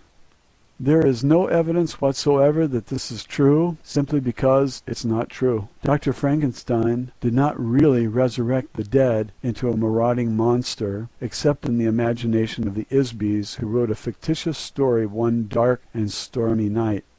No Western scientist ever stopped to consider who, what, where, when, or how this animation happens. Complete ignorance, denial, or unawareness of the spirit as the source of life force required to animate inanimate objects or cellular tissue is the sole cause of failures in Western medicine. In addition, evolution does not occur accidentally. It requires a great deal of technology, which must be manipulated under the careful supervision of ISBEs. Very simple examples are seen in the modification of farm animals or in the breeding of dogs. However, the notion that human biological organisms evolved naturally from earlier ape-like forms is incorrect. No physical evidence will ever be uncovered to substantiate the notion that modern humanoid bodies evolved on this planet.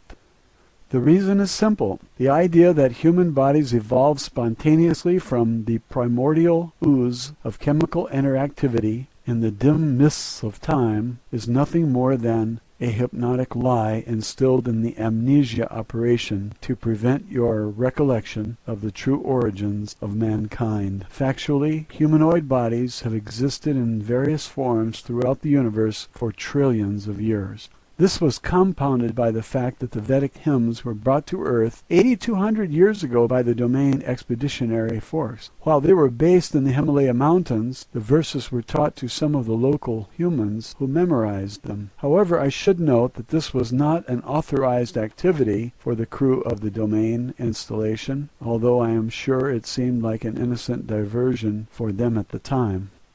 The verses were passed along verbally from one generation to the next for thousands of years in the foothills and eventually spread throughout India. No one in the domain credits any of the material in the Vedic hymns as factual material any more than you would use Grimm's fairy tales as a guide for rearing children. However, on a planet where all of the ISBEs have had their memory erased, one can understand how these tales and fantasies could be taken seriously. Unfortunately, the humans who learned the Vedic verses passed them along to others, saying that they came from the gods. Eventually, the content of the verses were adopted verbatim as truth. The euphemistic and metaphorical content of the Veda were accepted and practiced as dogmatic fact. The philosophy of the verses were ignored, and the verses became the genesis of nearly every religion practiced on the planet except Hinduism.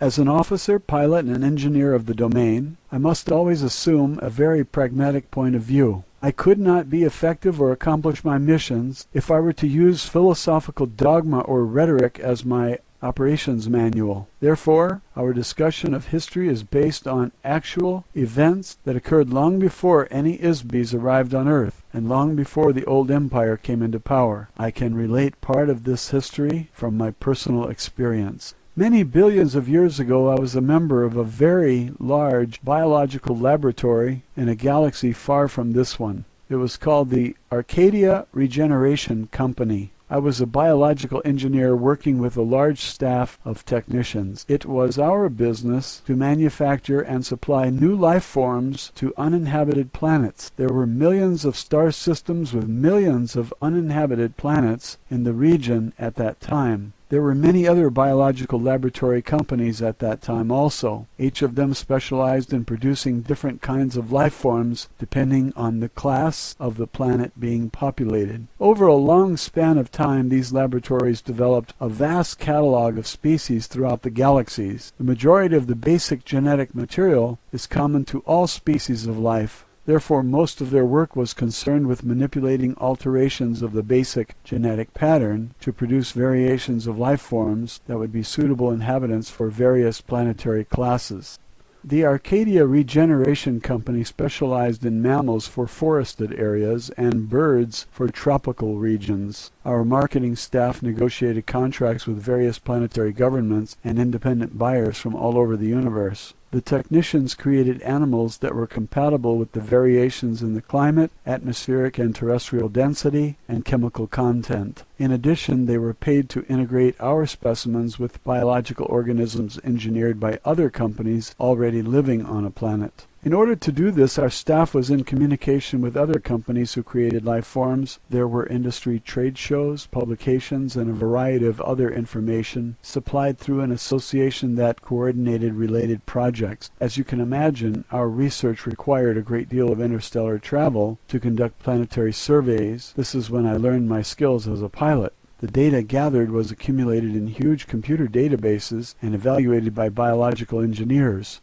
A computer is an electronic device that serves as an artificial brain or complex calculating machine. It is capable of storing information, making computations, solving problems, and performing mechanical functions. 1947. In most of the galactic systems of the universe, very large computers are commonly used to run the routine administration, mechanical services, and maintenance activities of the entire planet or planetary system. Based on the survey data gathered, designs and artistic renderings were made for new creatures. Some designs were sold to the highest bidder, other life forms were created to meet the customized requests of our clients. The design and technical specifications were passed along an assembly line through a series of cellular, chemical, and mechanical engineers to solve the various problems. It was their job to integrate all the component factors into a workable, functional, and aesthetic finished product. Prototypes of these creatures were then produced and tested in artificially created environments. Imperfections were worked out, modifications made, and eventually a new life form was endowed or animated with a life force or spiritual energy before being introduced into the actual planetary environment for final testing. After a new life form was introduced, we monitored the interaction of these biological organisms with the planetary environment and with other indigenous life forms. Conflicts resulting from the interaction between incompatible organisms were resolved through negotiation between ourselves and other companies. The negotiations usually resulted in compromises requiring further modification to our creatures or to theirs, or both. This is the part of science or art you call eugenics. In some cases, changes were made in a planetary environment, but not often, as planet building is much more complex than making changes to an individual life form. Coincidentally, a friend and engineer with whom I used to work with at the Arcadia Regeneration Company a long time after I left the company told me that one of the projects they contracted to do in more recent times was to deliver life forms to Earth to replenish them after a war in this region of the galaxy devastated most of the life on the planets in this region of space. This would have been about 70 million years ago.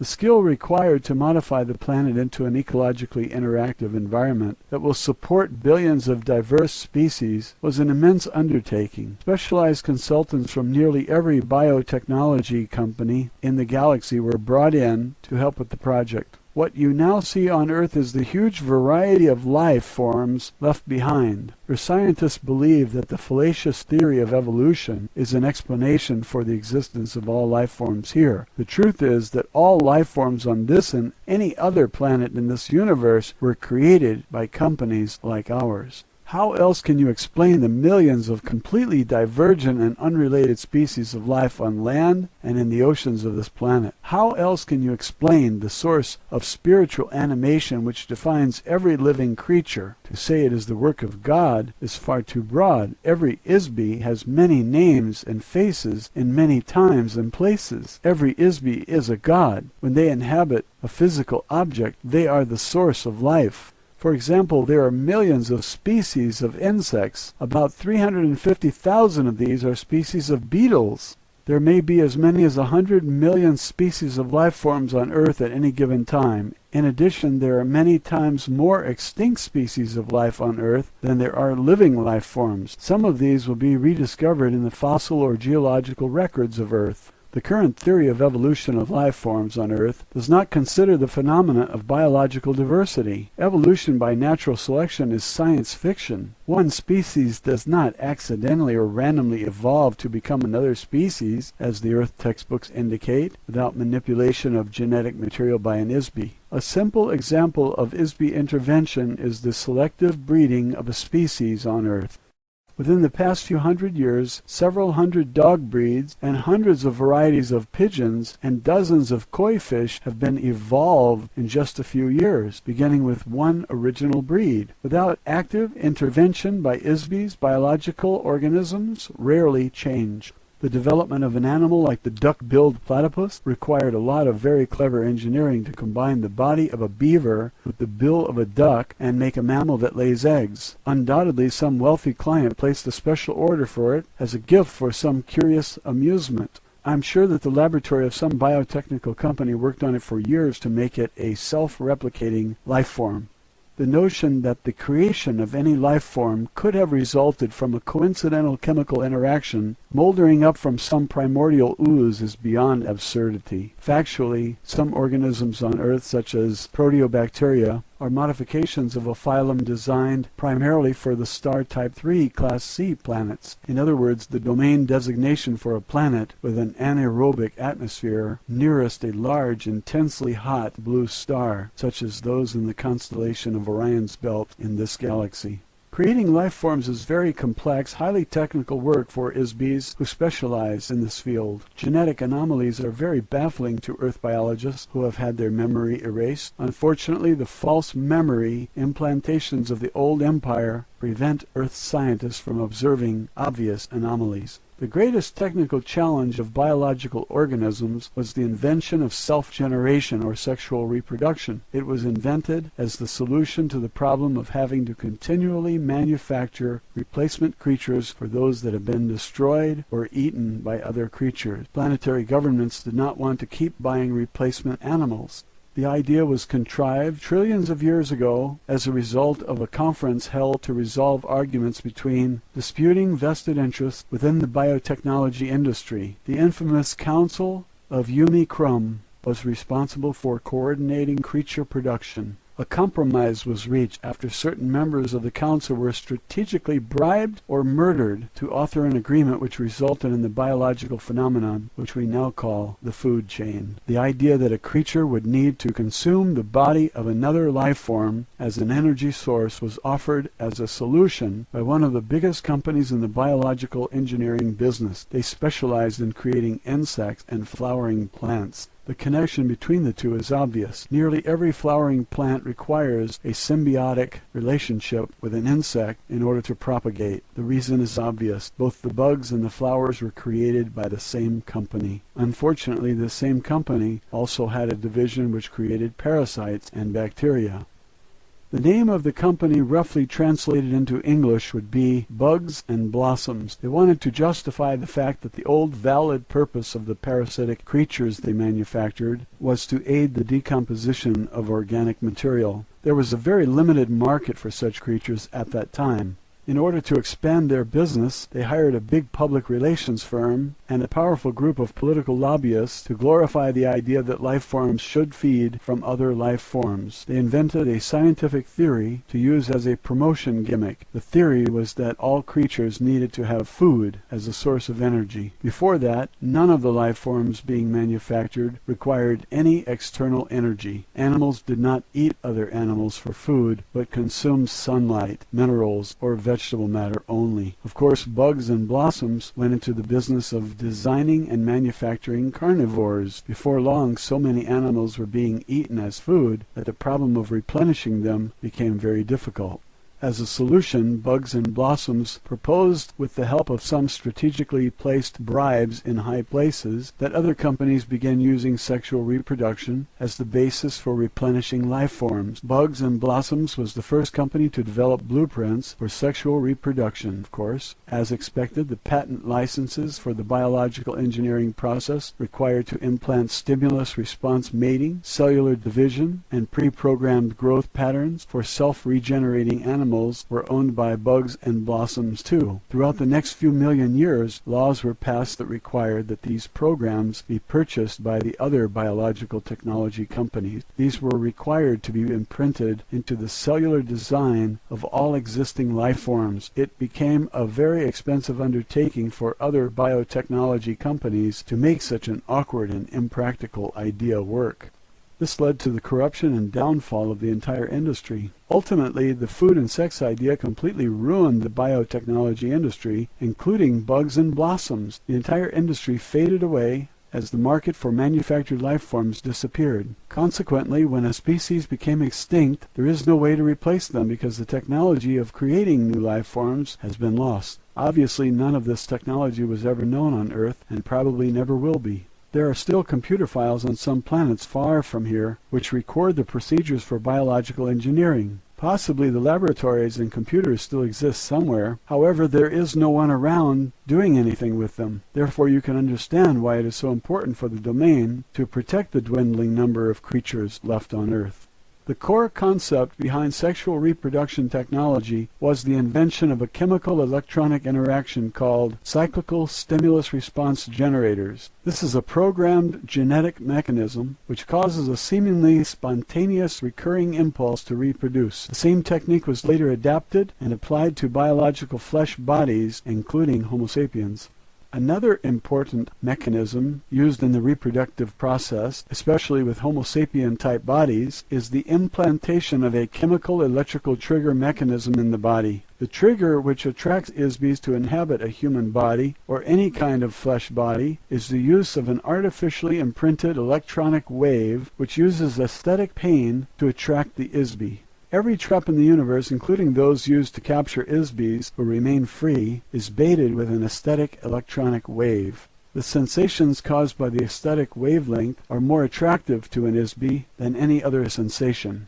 When the electronic waves of pain and beauty are combined together, this causes the ISB to get stuck in the body. The reproductive trigger for lesser life forms, such as cattle and other animals, is triggered by chemicals emitted from scent glands. The scent glands, combined with reproductive chemical electrical impulses stimulated by testosterone or estrogen.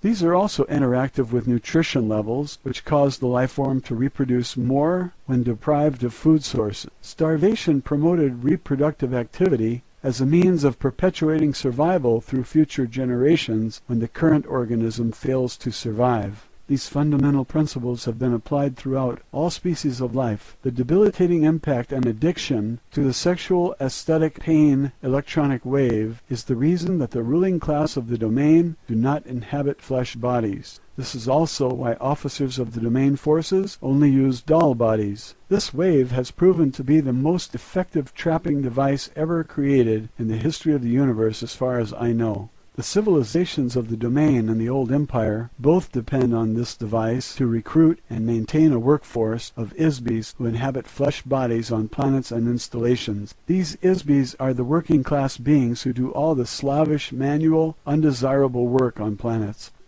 As I mentioned, there is a very highly regimented and fixed hierarchy or class system for all ISBs throughout the old empire and the domain as follows. The highest class are free ISBs, that is, they are not restricted to the use of any type of body and may come and go at will, provided that they do not destroy or interfere with the social, economic, or political structure. Below this class are many strata of limited ISBs who may or may not use a body from time to time. Limitations are imposed on each ISB regarding range of power, ability, and mobility they can exercise. Below these are doll body class, to which I belong. Nearly all space officers and crew members of spacecraft are required to travel through intergalactic space. Therefore, they are each equipped with a body manufactured from lightweight, durable materials. Various body types have been designed to facilitate specialized functions. Some bodies have accessories such as interchangeable tools or apparatus for activities such as maintenance, mining, chemical management, navigation, and so forth. There are many graduations of this body type, which also serve as an insignia of rank. Below these are the soldier class. The soldiers are equipped with a myriad of weapons and specialized armaments designed to detect, combat, and overwhelm any imaginable foe. Some soldiers are issued mechanical bodies. Most soldiers are merely remote-controlled robots with no class designation. The lower classes are limited to flesh bodies. Of course, it is not possible for these to travel through space for obvious reasons. Fundamentally, flesh bodies are far too fragile to endure the stresses of gravity, temperature extremes, radiation exposure, atmospheric chemicals, and the vacuum of space. There are also the obvious logistical inconveniences of food, defecation, sleep, atmospheric elements, and air pressure required by flesh bodies that doll bodies do not require.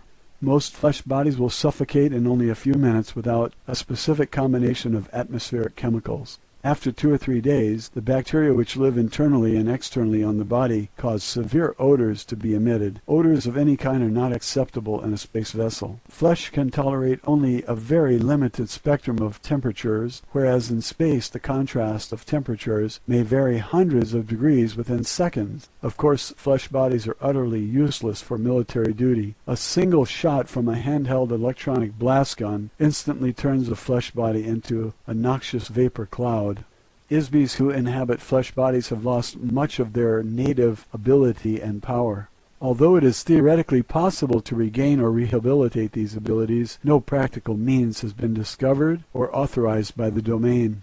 Even though spacecraft of the domain travel trillions of light years in a single day, the time required to traverse the space between galaxies is significant, not to mention the length of time to complete just one set of mission orders, which may require thousands of years. Biological flesh bodies live for only a very short time, only 60 to 150 years at most, whereas doll bodies can be reused and repaired almost indefinitely. The first development of biological bodies began in this universe about 74 trillion years ago. It rapidly became a fad for ISBEs to create and inhabit various types of bodies for an assortment of nefarious reasons. Especially for amusement, this is to experience various physical sensations vicariously through the body. Since that time there has been a continuing de-evolution in the relationship of ISBEs to bodies. As ISBEs continue to play around with these bodies, certain tricks were introduced to cause ISBEs to get trapped inside a body so they were unable to leave again.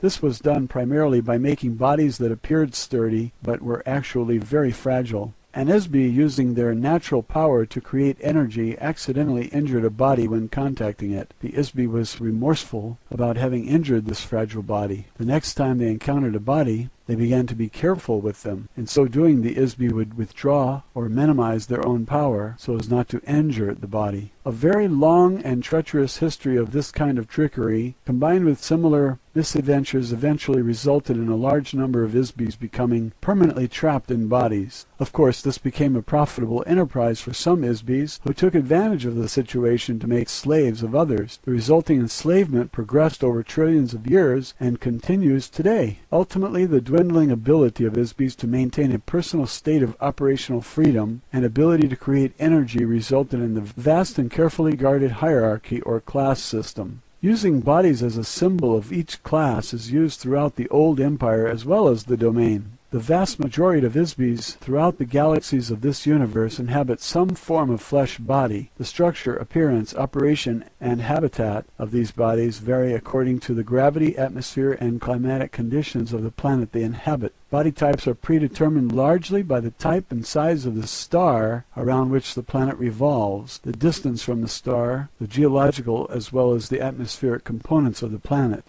On the average, these stars and planets fall into gradients of classification which are fairly standard throughout the universe. For example, Earth is identified roughly as a Sun Type 12 Class 7 planet. This is a heavy gravity, nitrogen-oxygen atmosphere planet with biological life forms in proximity to a single yellow, medium-sized, low-radiation sun or Type 12 star. The proper designations are difficult to translate accurately due to the extreme limitations of astronomical nomenclature in the English language. There are as many varieties of life forms as there are grains of sand on the beach. You can imagine how many different creatures and types of bodies have been manufactured by millions of companies such as Bugs and Blossoms for all the myriad planetary systems during the course of 74 trillion years.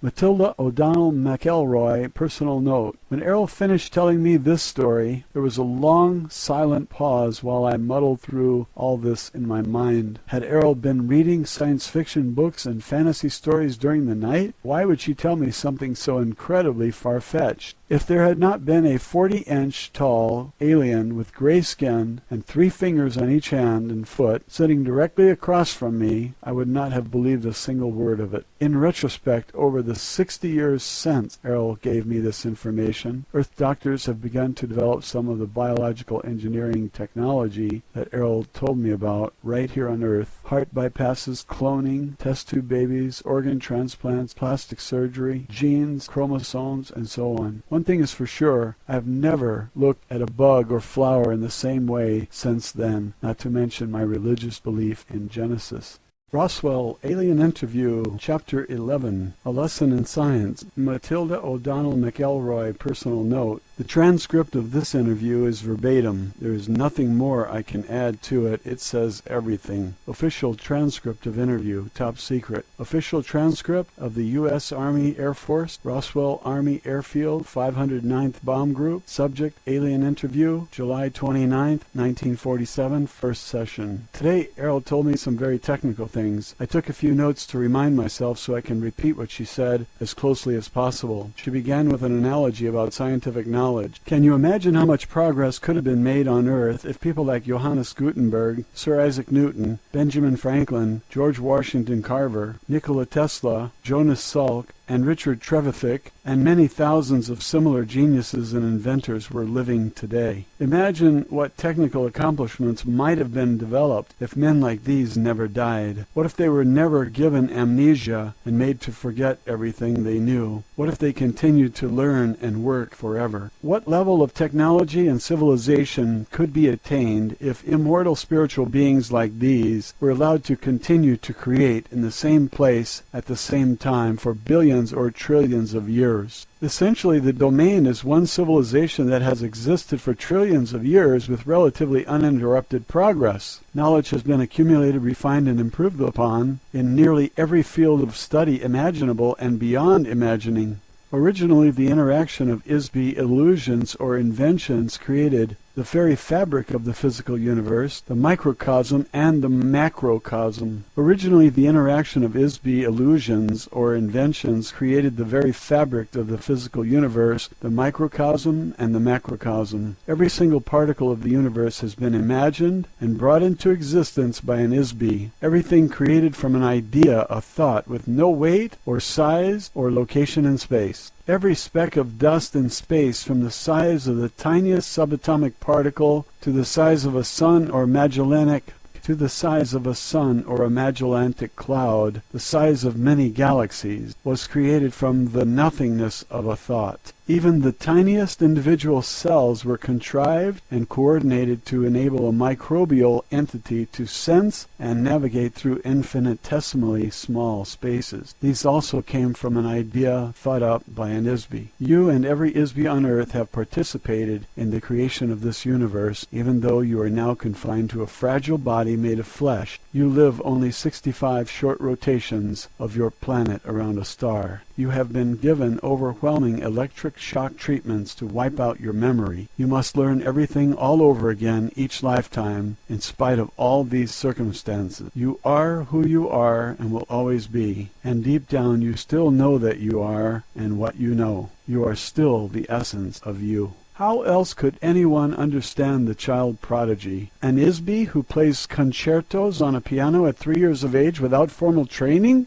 Impossible if they do not simply remember what they have already learned from thousands of lives spent in front of a keyboard in times untold or on planets far away. They may not know how they know, they just know. Humankind has developed more technology in the past 100 years than in the past 2,000 years. Why? The answer is simple. The influence of the old empire over the mind and over the affairs of mankind has been diminished by the domain. A renaissance of invention of Earth began in 1250 A.D. with the destruction of the old Empire space fleet in the solar system. During the next 500 years, Earth may have the potential to regain autonomy and independence, but only to the degree that humankind can apply the concentrated genius of the ISBs on Earth to solve the amnesia problem. However, on a cautionary note, the inventive potential of the ISBs who have been exiled to this planet is severely compromised by the criminal elements of the Earth population, specifically politicians, warmongers, and irresponsible physicists who create unlimited weapons such as nuclear bombs, chemicals, disease, and social chaos. These have the potential to extinguish all life forms on Earth forever. Even the relatively small explosions that were tested and used in the past 2 years on Earth have the potential to destroy all life, if deployed in sufficient quantity. Larger weapons could consume all the oxygen in the global atmosphere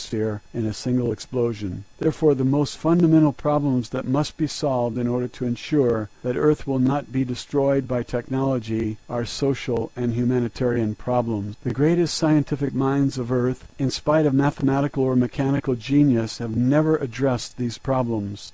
Therefore, do not look to scientists to save Earth or the future of humanity. Any so-called science that is solely based on the paradigm that existence is composed of energy and objects moving through space is not a science. Such beings utterly ignore the creative spark originated by an individual ISB and collective work of the ISBs who continually create physical universe and all universes. Every science will remain relatively ineffective or destructive to the degree that it omits or devaluates the relative importance of the spiritual spark that ignites all creation and life. Unfortunately, this ignorance has been carefully and forcefully instilled in human beings by the old empire to ensure that Isbis on this planet will not be able to recover their innate ability to create space, energy, matter, and time, or any other component part of universes. As long as awareness of the immortal, powerful, spiritual self is ignored, humanity will remain imprisoned until the day of its own self-destruction and oblivion.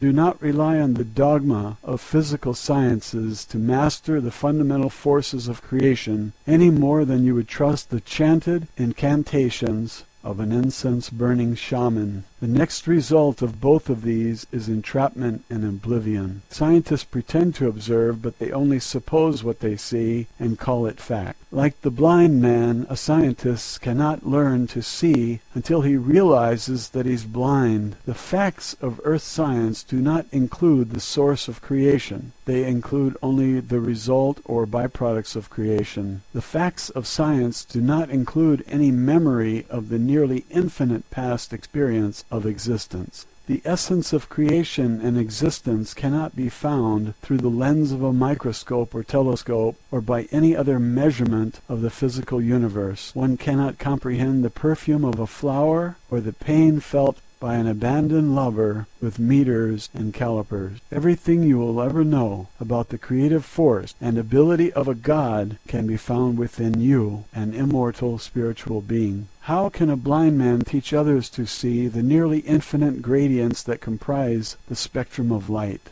The notion that one can understand the universe without understanding the nature of an Isbi is as absurd as conceiving that an artist is a speck of paint on his own canvas, or that the lace on a ballet shoe is the choreographer's vision, or the grace of a dancer, or the electric excitement of opening night.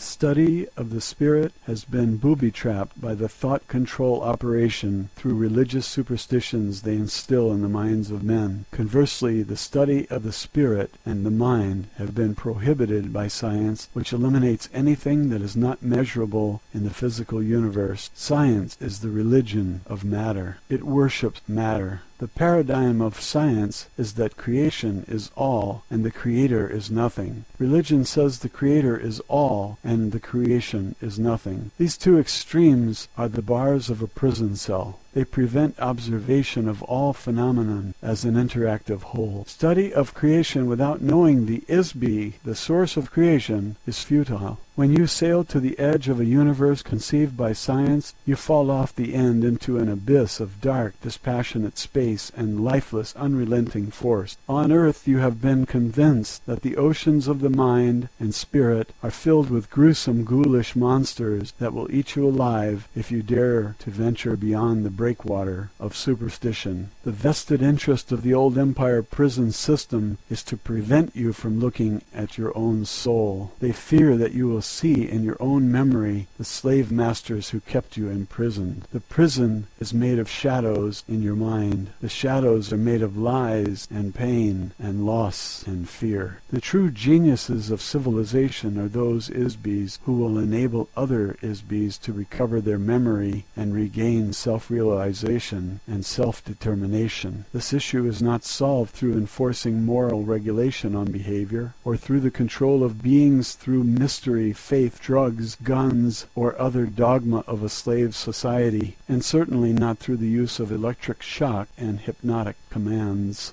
The survival of Earth and every being on it depends on the ability to recover the memory of skills you have accrued through the trilenia, to recover the essence of yourself. Such an art, science, or technology has never been conceived in the old empire. Otherwise, they would not have restored to the solution that brought you to your current conditions on Earth. Neither has such technology ever been developed by the domain. Until recently, the necessity of rehabilitating an Isbi with amnesia has not been needed. Therefore, no one has ever worked on solving this problem. So far, unfortunately, the domain has no solution to offer.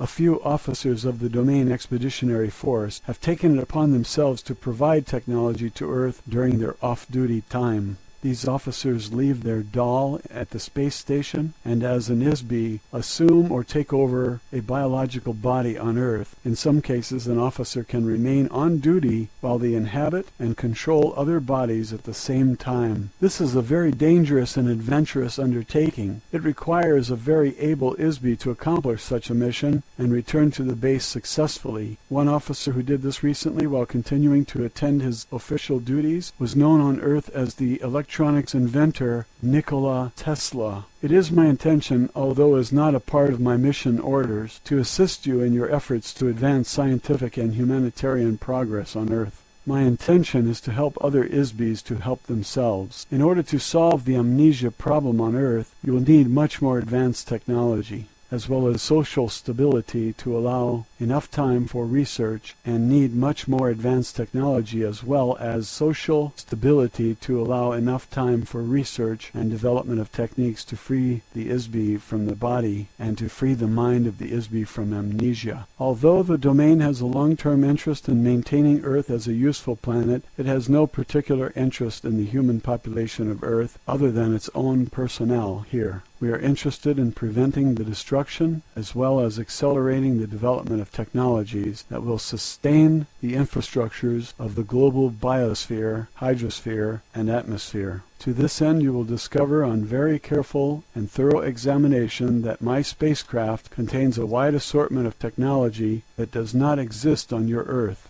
If you distribute pieces of this craft to various scientists for study, they will be able to reverse engineer some of the technology to the extent that Earth has the raw materials required to replicate these components. Some features will be indecipherable. Other features cannot be duplicated as Earth does not have the natural resources required to replicate them. This is especially true of the metals used to construct the craft. Not only do these metals not exist on Earth, the refining process required to produce these metals took billions of years to develop. It is also true of the navigation system, which requires an ISB whose own personal wavelength has been specifically attuned to the neural network of the craft. The pilot of the craft must possess a very high order of energy, volition, discipline, training, and intelligence to manipulate such a craft. ISBs on Earth are incapable of this expertise because it requires the use of an artificial body specifically created for this purpose. Certain individual Earth scientists, some of whom are among the most brilliant minds in the history of the universe, will have their memory of this technology jogged when they examine the craft components, just as some of the scientists and physicists on Earth have been able to remember how to recreate electronic generators, internal combustion, and steam locomotion, refrigeration, aircraft, antibiotics, and other tools of your civilization. They will also rediscover other vital technology in my craft. The following are the specific systems embodied in my craft that contain useful components. There is an assortment of microscopic wiring or fibers within the walls of the craft that control such things as communications, information storage, computer function, and automatic navigation. The same wiring is used for light, sublight, and ultralight spectrum detection and vision. The fabrics of the interior of the craft are far superior to any on Earth at this time and have hundreds of thousands of applications. You will also find mechanisms for creating, amplifying, and channeling light particles or waves as a form of energy. As an officer, pilot, and engineer of the domain forces, I am not at liberty to discuss or convey the detailed operation or construction of the craft in any way other than what I have just disclosed. However, I am confident that there are many competent engineers on Earth who will develop useful technology with these resources. I am providing these details to you in the hope that the greater good of the domain will be served. Roswell, Alien Interview, Chapter 12, A Lesson in Immortality. Matilda O'Donnell McElroy, Personal Note. I think the following transcript is pretty much self-explanatory. Official transcript of interview, top secret. Official transcript of the U.S. Army Air Force, Roswell Army Airfield, 509th Bomb Group. Subject, Alien Interview, July 30th, 1947, first session. Immortal spiritual beings, which I refer to as ISBs for the sake of convenience, are the source and creators of illusions. each one individually and collectively, in their original unfettered state of being, are an eternal, all-powerful, all-knowing entity. ISBs create space by imagining a location. The intervening distance between themselves and the imagined location is what we call space. An ISB can perceive the space and objects created by other ISBs. ISBs are not physical universe entities. They are a source of energy and illusion. ISBs are not located in space or time, but can create space, place particles in space, create energy, and shape particles into various forms, cause the motion of forms, and animate forms. Any form which is animated by an ISB is called life. An ISB can decide to agree that they are located in space or time, and that they themselves are an object, or any other manner of illusion created by themselves, or another, or other ISBs. The disadvantages of creating an illusion is that an illusion must be continually created. If not continually created, it disappears. Continual creation of an illusion requires incessant attention to every detail of the illusion in order to sustain it. A common denominator of ISBs seems to be the desire to avoid boredom. A spirit only, without interaction with other ISBs, and the unpredictable motion, drama, and unanticipated intentions and illusions being created by other ISBs, is easily bored. What if you could imagine anything, perceive everything, and cause anything to happen at will? What if you couldn't do anything else? What if you always knew the outcome of every game and the answer to every question? Would you get bored? The entire back-time track of ISBs is immeasurable, nearly infinite, in terms of physical universe time. There is no measurable beginning or end for an ISB. They simply exist in an everlasting now. Another common denominator of ISBs is that admiration of one's own illusions by others is very desirable. If the desired admiration is not forthcoming, the ISB will keep creating the illusion in an attempt to get admiration. One could say that the entire physical universe is made of unadmired illusions. The origins of this universe began with the creation of individual illusionary spaces. These were the home of the ISBs. Sometimes a universe is a collaborative creation of illusions by two or more ISBs. A proliferation of ISBs in the universe they create sometimes collide or become commingled or merge to an extent that many ISBs shared in the co-creation of a universe. ISBs diminish their ability in order to have a game to play. ISBs think that any game is better than no game. They will endure pain, suffering, stupidity, privation, and all manner of unnecessary and undesirable conditions just to play a game. Pretending that one does not know all, see all, and cause all is a way to create the conditions necessary for playing a game. Unknowns, freedoms, barriers, and/or opponents and goals. Ultimately, playing a game solves the problem of boredom. In this fashion, all the space, galaxy, suns, planets, and physical phenomena of this universe, including life forms, places, and events that have been created by ISBs and sustained by mutual agreement that these things exist. There are as many universes as there are ISBs to imagine, build, and perceive them, each existing concurrently with its own continuum. Each universe is created using its own unique set of rules as imagined, altered, preserved, or destroyed by one or more ISBs who created it. Time, energy, objects, and space, as defined in terms of the physical universe, may or may not exist in other universes. The domain exists in such a universe as well as in the physical universe. One of the rules of the physical universe is that energy can be created but not destroyed. So the universe will keep expanding as long as ISBs keep adding more new energy to it. It's nearly infinite. It is like an automobile assembly line that never stops running, and none of the cars are ever destroyed. Every ISB is basically good, therefore an ISB does not enjoy doing things to other ISBs which they themselves do not want to experience. For an ISB, there is no inherent standard for what is good or bad, right or wrong, ugly or beautiful. These ideas are all based on the opinion of each individual ISB. The closest concept that human beings have to describe an ISBE is as a god, all-knowing, all-powerful, infinite. So how does a god stop being a god? They pretend not to know. How can you play a game of hide and seek if you always know where the other person is hiding? You pretend not to know where the other players are hiding, so you can go off and seek them. This is how games are created. You have forgotten that you are just pretending.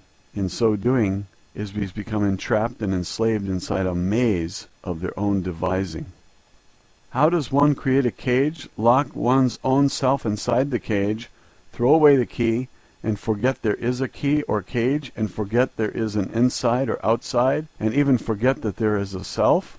Create the illusion that there is no illusion, the entire universe is real, and that no other universe exists or can be created. On Earth, the propaganda taught and agreed upon is that the gods are responsible and that human beings are not responsible. You are taught that only God can create universes, so the responsibility for every action is assigned to another ISBE or God, never oneself. No human being ever assumes personal responsibility for the fact that they themselves, individually and collectively, are gods. This fact alone is the source of entrapment for every ISBE. Roswell, Alien Interview, Chapter 13, A Lesson in the Future. Matilda O'Donnell McElroy, personal note. I think this transcript speaks for itself also. I relayed Errol's exact communication as faithfully as possible. My superior officers became very alarmed about the possible military implications of what Errol said in this interview. Official transcript of interview, top secret. Official transcript of the U.S. Army Air Force. Roswell Army Airfield, 509th Bomb Group. Subject, Alien Interview, July 31st, 1947, first session. It is my personal belief that the truth should not be sacrificed on the altar of political, religious, or economic expediency. As an officer, pilot, and engineer of the domain, it is my duty to protect the greater good of the domain and its possessions. However, we cannot defend ourselves against forces of which we are not aware. The isolation of Earth from the rest of civilization prevents me from discussing many subjects with you at this time. Security and protocol prevent me from revealing any but the broadest general statements about the plans and activities of the domain. However, I can give you some information that you might find useful. I must return to my assigned duties on the space station now. I have provided as much help as I feel ethically able to offer, given the requirements and constraints of my duties as an officer, pilot, and engineer of the domain forces. Therefore, I will depart as an ISBE from Earth within the next 24 hours. Editor's note: the following several paragraphs appear to be personal comments made by Matilda to the stenographer regarding her interview with Errol. What this means is that Errol will leave her doll with us, as her craft is damaged beyond repair. We can examine, dissect, and study the body at our leisure. She does not have any further use for it, nor does she have any personal feelings or attachments to it, as others are readily available for her to use.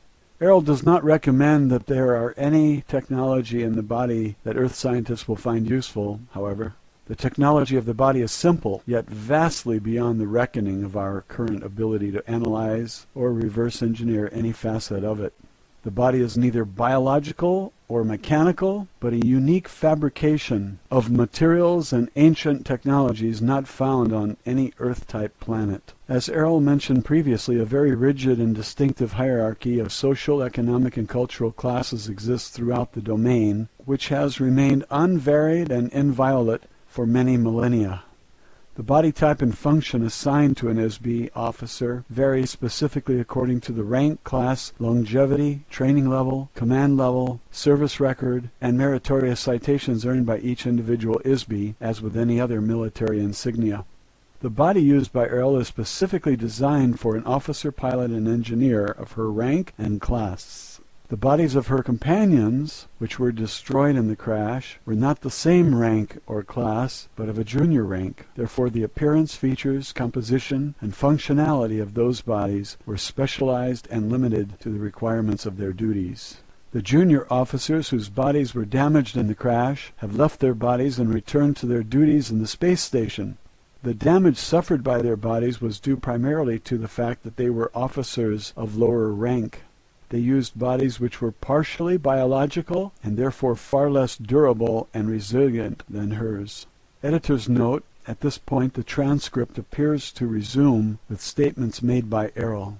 Although the domain will not hesitate to destroy any active vestiges of the old Empire operations wherever they are discovered, this is not our primary mission in this galaxy. I'm sure that the old Empire mind control mechanisms can be deactivated and destroyed eventually. However, it is not possible to estimate how long this may take, as we do not understand the extent of this operation at this time. We do know that the old Empire force screen is vast enough to cover this end of the galaxy at least. We also know from experience that each force generator and trapping device is very difficult to detect, locate, and destroy. Also, it is not the current mission of the Domain Expeditionary Force to commit resources to this endeavor. The eventual destruction of these devices may make it possible for your memory to be restored, simply by virtue of not having it erased after each lifetime. Fortunately, the memory of an ISB cannot be permanently erased. There are many other active space civilizations who maintain various nefarious operations in this area, not the least of which is dumping unwanted ISBs on Earth. None of these craft are hostile or in violent opposition to the domain forces. They know better than to challenge us. For the most part, the domain ignores Earth and its inhabitants, except to ensure that the resources of the planet itself are not permanently spoiled. This sector of the galaxy was annexed by the domain and is the possession of the domain to do with or dispose of it as deems best. The moon of Earth and the asteroid belt have become a permanent base of operations for the domain forces. Needless to say, any attempt by humans or others to interfere in the activities of the domain in this solar system, even if it were possible, which it definitely is not, will be terminated swiftly. This is not a serious concern, as I mentioned earlier, since Homo sapiens cannot operate in open space. Of course, we will continue with the next steps of the domain expansion plan, which has remained on schedule for billions of years. Over the next 5,000 years, there will be increasing traffic and activity of the domain forces as we progress toward the center of this galaxy and beyond to spread our civilization through the universe. If humanity is to survive, it must cooperate to find effective solutions to the difficult conditions of your existence on Earth. Humanity must rise above its human form and discover where they are and that they are ISBs and who they really are as ISBs in order to transcend the notion that they are merely biological bodies. Once these realizations have been made, it may be possible to escape your current imprisonment. Otherwise, there will be no future for the ISBs on Earth. Although there are no active battles or wars being waged between the domain and the old empire, there still exists the covert actions of the old empire taken against Earth through their thought control operation. When one knows that these activities exist, the effects can be observed clearly.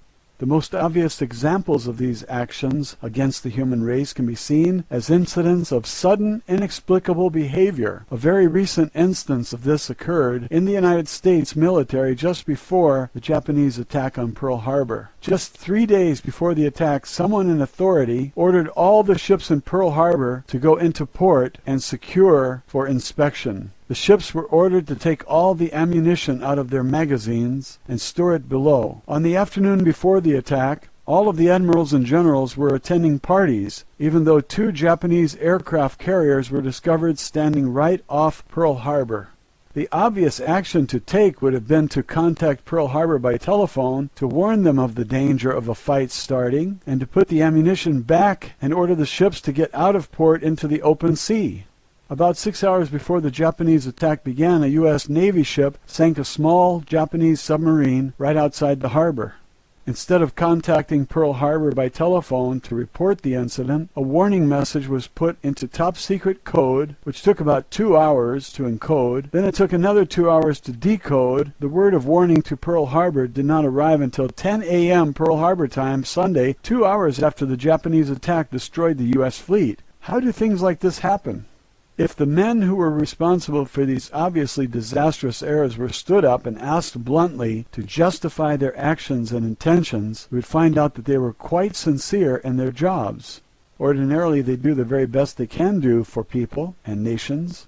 However, all of a sudden, from some completely unknown and undetectable source, enters these wild, unexplainable situations that just can't exist. The old Empire thought control operation is run by a small group of old baboons with very small minds.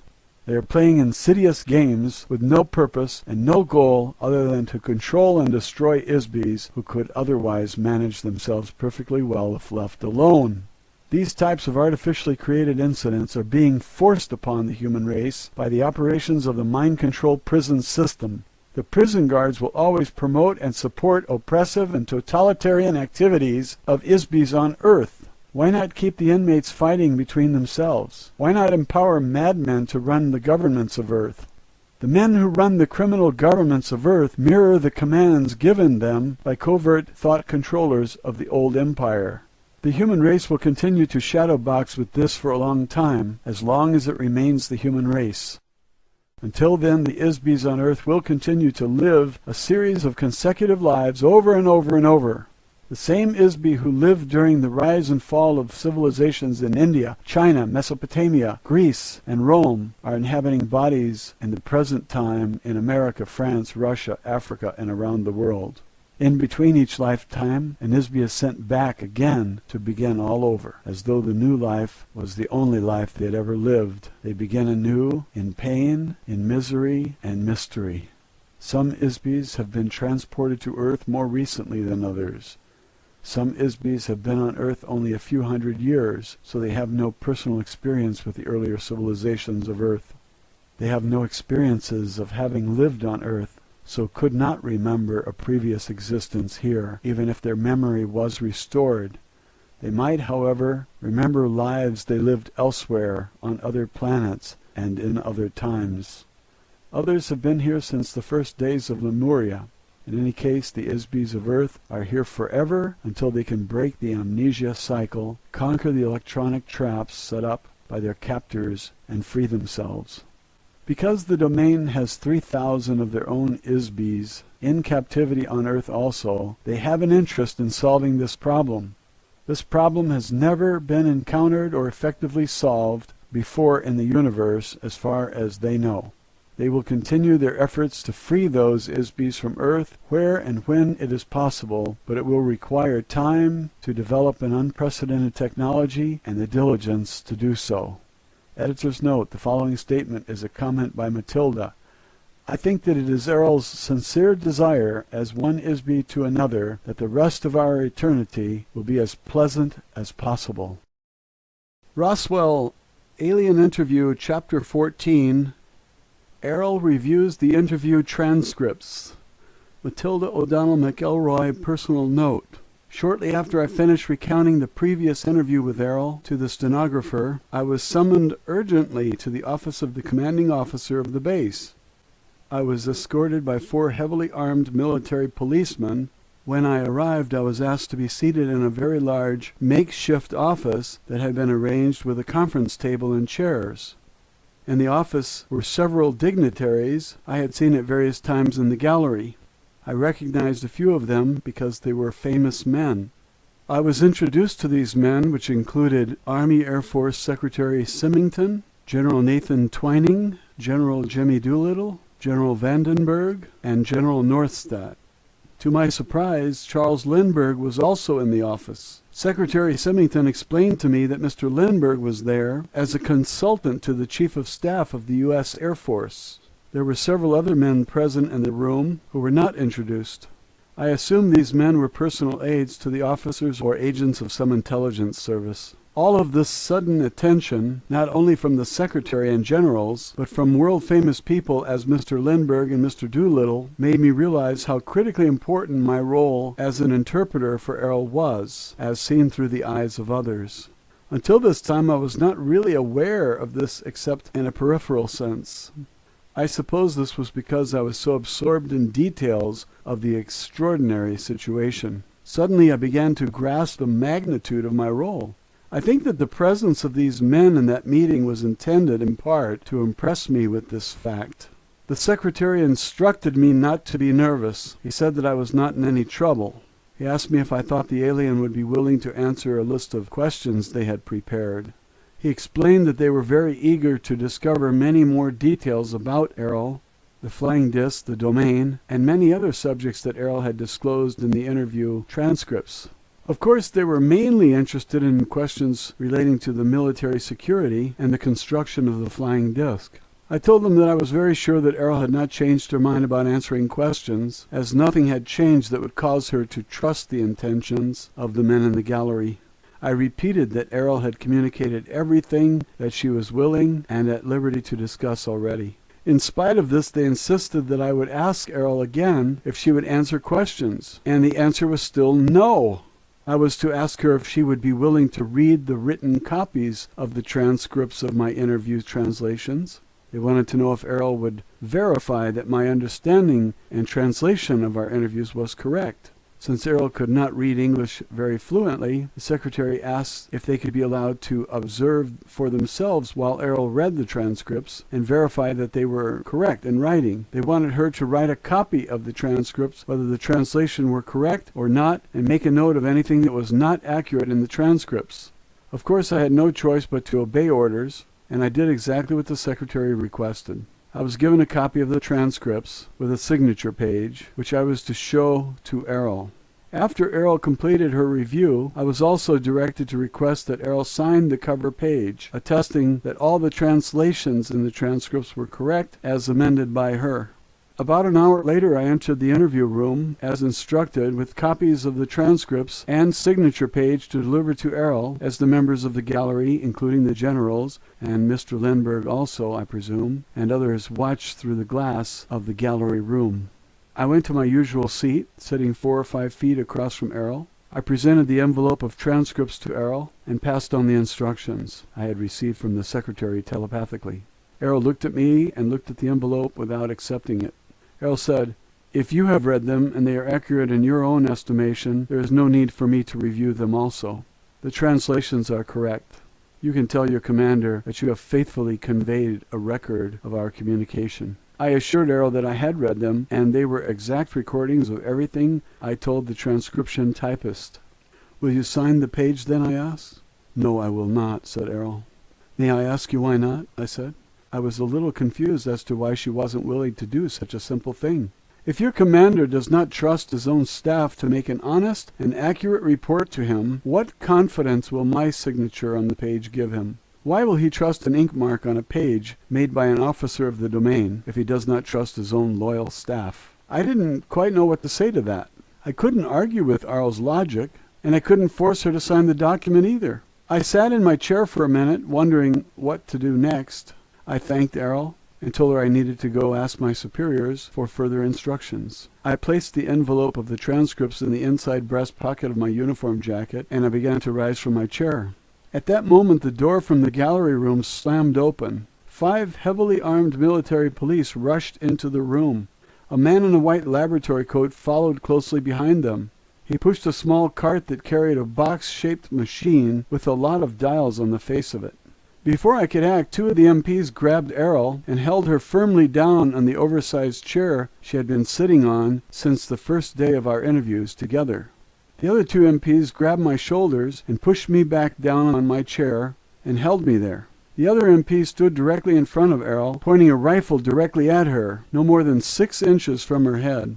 The man in the lab coat quickly wheeled the cart behind Errol's chair. He deftly placed a circular headband over Errol's head and turned back to the machine on the cart. Suddenly, he shouted the word, "Clear!" The soldiers who were holding Errol released her. At that instant, I saw Errol's body stiffen and shudder. This lasted for about 15 or 20 seconds. The machine operator turned a knob on the machine and Errol's body slumped back into the chair. After a few seconds, he turned the knob again and Errol's body stiffened as before. He repeated the same process several more times. I sat in my chair being held down all the while by the MPs, and I didn't understand what was going on. I was terrified and transfixed by what was happening. I couldn't believe it. After a few minutes, several other men wearing white lab coats entered the room. They briefly examined Errol, who was now slumped listlessly in the chair. They mumbled a few words to each other. One of the men waved to the gallery window. A gurney was immediately rolled into the room by 2 attendants. These men lifted Errol's limp body onto the gurney, strapped her down across the chest and arms, and rolled it out of the room. I was immediately escorted out of the interview room by the MPs and taken directly to my quarters, where I was locked in my room with the MPs remaining at guard outside the door. After about half an hour there was a knock at the door of my quarters. When I opened it, General Twining entered, together with the machine operator in the white lab coat. The general introduced the man to me as Dr. Wilcox. He asked me to accompany him and the doctor. We left the room, followed by the MPs. After several twists and turns through the complex, we entered a small room where Errol had been wheeled on the gurney.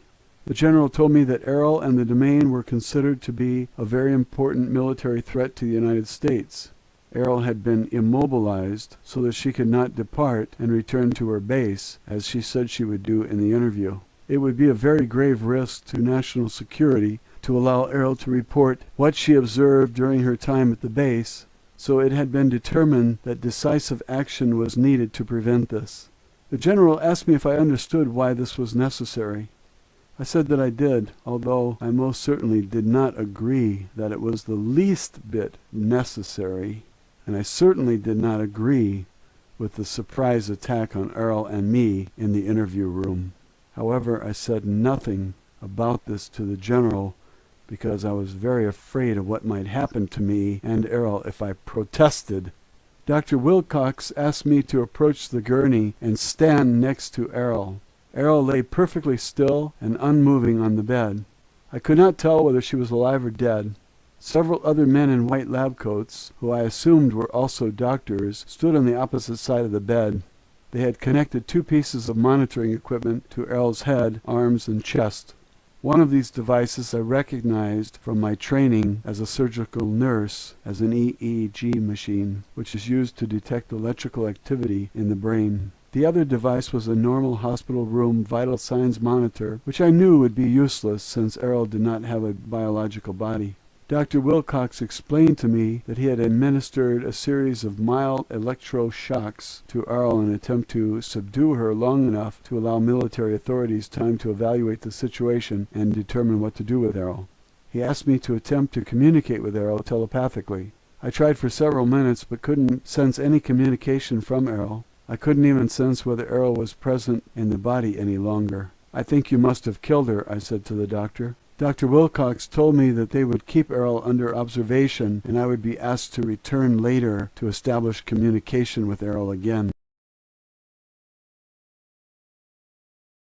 Roswell, Alien Interview, Chapter 15, My Interrogation. Matilda O'Donnell McElroy, Personal Note. The next morning I was escorted from my quarters under guard of 4 MPs to the interview room.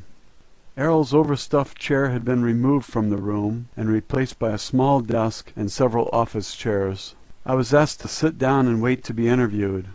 After a few minutes, Dr. Wilcox came into the office together with another man wearing a plain business suit. The man introduced himself as John Reed. Dr. Wilcox explained to me that Mr. Reed had been flown in from Chicago at the request of my superior officers to conduct a lie detector test on me. My surprise at this statement was so obvious that Dr. Wilcox noticed that I was obviously taken aback and insulted at the insinuation that I had ever lied about anything. Nonetheless, Mr. Reed began to set up his polygraph device on the desk next to my chair, while Dr. Wilcox continued to explain in a calm voice that the test was being administered for my own protection. Since all the interviews with the alien had been conducted telepathically, and that Errol had decided to read and attest that the typed transcripts were accurate, that the truth and accuracy of the statements contained in the transcripts depended entirely upon my personal word alone, there was no other reliable way to test the accuracy of the transcripts without submitting me to a battery of tests and psychological examinations to determine, in the opinion of experts, meaning himself, whether the transcripts should be taken seriously or not.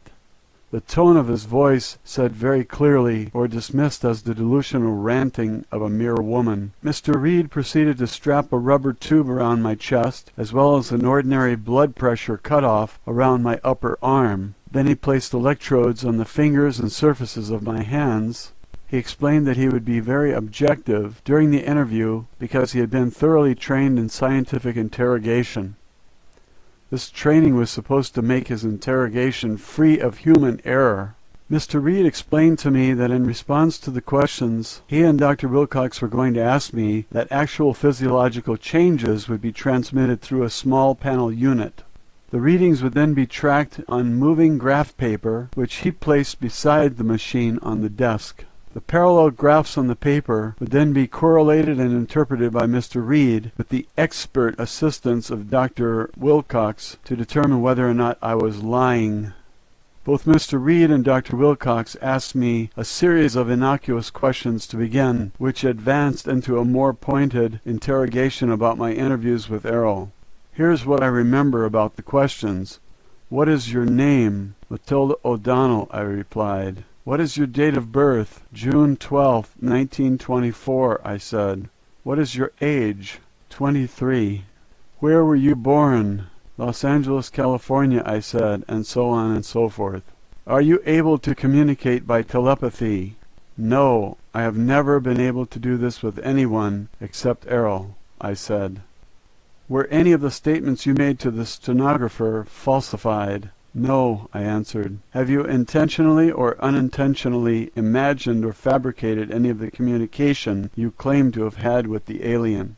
"No, of course not," I said. "Are you intentionally attempting to deceive anyone?" "No."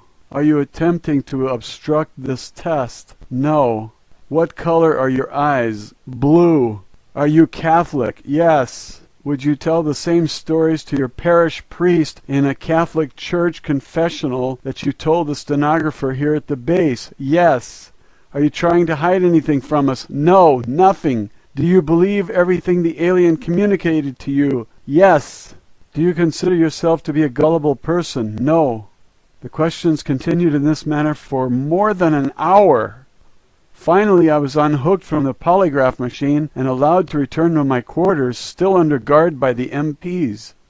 Later in the afternoon, I returned to the interview room. This time the desk was replaced by a hospital gurney. Dr. Wilcox was accompanied by a staff nurse this time. He asked me to lie down on the gurney. He said that he had been requested to ask me the same series of questions that I answered for the lie detector test. This time, however, I would respond to the questions under the influence of a truth serum known as sodium pentothal. As a trained surgical nurse, I was familiar with this barbiturate drug, as it was sometimes used as an anesthetic. Dr. Wilcox asked me if I had any objection to submitting to such a test. I told him I had nothing to hide. I cannot recall anything about this interview. I assumed that when I finished answering the questions, I was escorted back to my room by the MPs, with their assistance this time, as I was too wobbly and woozy from the drug to navigate by myself. However, I had a very peaceful sleep that night. Apparently neither of these interrogations yielded any suspicious results, as I was not asked any more questions after that. Thankfully, I was left alone during the rest of my time at the base. Roswell, Alien Interview, Chapter 16. Errol departs. Matilda O'Donnell McElroy, personal note. I remained at the base, mostly confined to my quarters, for another 3 weeks after Errol had been incapacitated by Dr. Wilcox. Once a day I was escorted to the room where Errol lay on the bed, under continued surveillance by Dr. Wilcox and others. Each time I went to the room, I was asked to try to communicate with Errol again. Each time there was no response. This saddened me a great deal. As the days continued, I became increasingly more certain and distressed that Errol was dead, if that is the right word for it.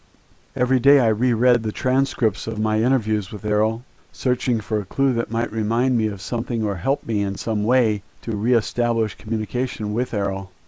I still had the envelope in my possession with copies of the transcripts that Errol was asked to sign. To this day, I don't understand why no one ever asked me to return them. I suppose they forgot about the copy of the transcripts in all the excitement. I did not offer to return them. I kept them concealed under the mattress of my bed all the time I remained at the base, and have kept them with me ever since then. You will be the first person to see these transcripts. Since Errol's body was not biological, the doctors could not detect whether the body was alive or dead unless it moved.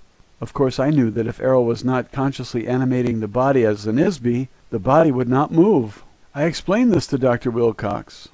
I explained this to him several times. Each time he just gave me a patronizing sort of smile, patted my arm, and thanked me for trying again.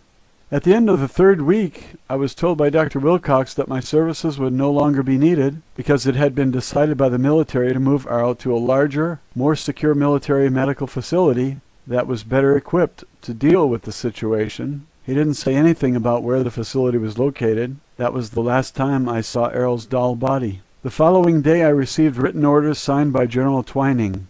The orders said that I had completed my service to the U.S. military and was officially discharged from further duty, and that I would receive an honorable discharge and a generous military pension.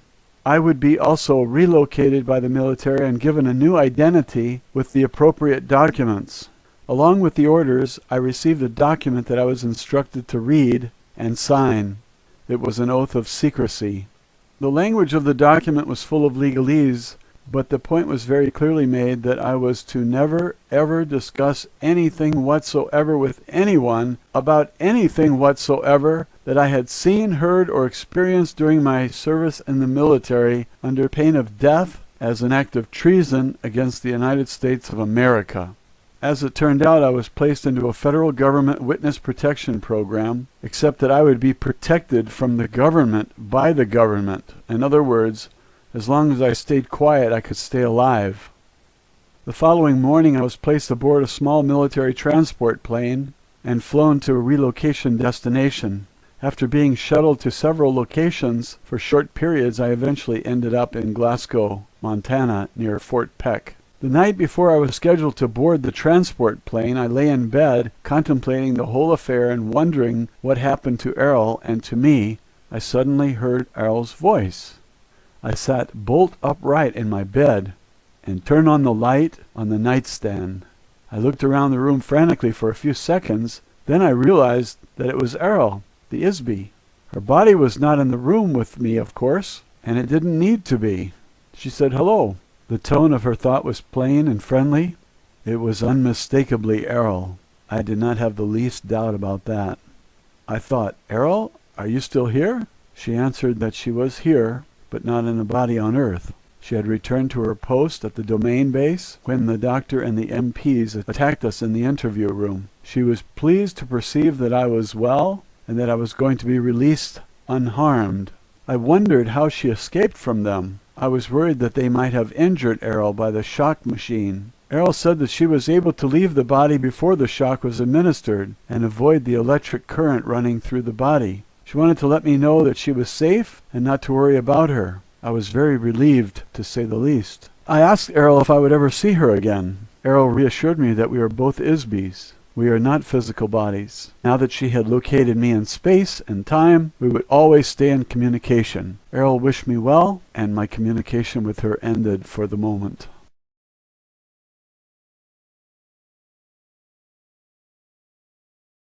Roswell, alien interview, postscript from Mrs. McElroy. Editor's note: the following message was enclosed in a separate envelope marked "Read me last," together with the original letter, the transcripts, and the other notes of explanation I received in the envelope from Mrs. McElroy.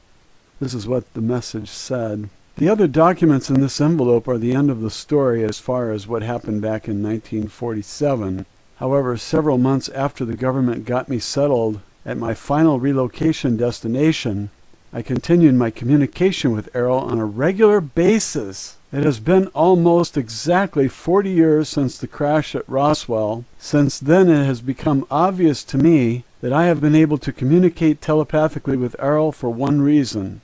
I am one of the 3,000 members of the Lost Battalion. At this time, all the members of the Lost Battalion have been located on Earth as a result of the Domain Anunnaki mission and their use of the Tree of Life detection device. Through my communication with Errol, I have recovered some of my memory of lives I've spent on Earth over the past 8,000 years. Most of these memories are not especially important compared to the long backtrack of events, but it has been a necessary stepping stone to regaining my awareness and ability as an ISB. I can also remember some dim patches of my life in the Domain Expeditionary Force. I was a nurse there too. For the most part, I've been a nurse over and over and over again down through the ages. I stick with being a nurse because it's familiar to me, and I enjoy the work of helping people, as well as the members of the race of biological beings in the domain whose bodies look more like insects than mammals, especially their hands. Even dull bodies need some repair once in a while, too. As I remember more about my past, I realize that the rest of my life is in the future. Eternity is not just in the past, eternity is in the future. At this point, I'm still not able to fully return to the domain. I am sentenced to eternal imprisonment like all other Isbys in the living hell called Earth, until we can disable the old Empire force screens. Because I won't keep my biological body much longer now, I am intensely aware that very soon I will be recycled through the amnesia process of the old Empire and stuck back into another baby body to start all over again without any memory of what went before. As you know, members of the Domain Expeditionary Force have been working to solve this problem for thousands of years.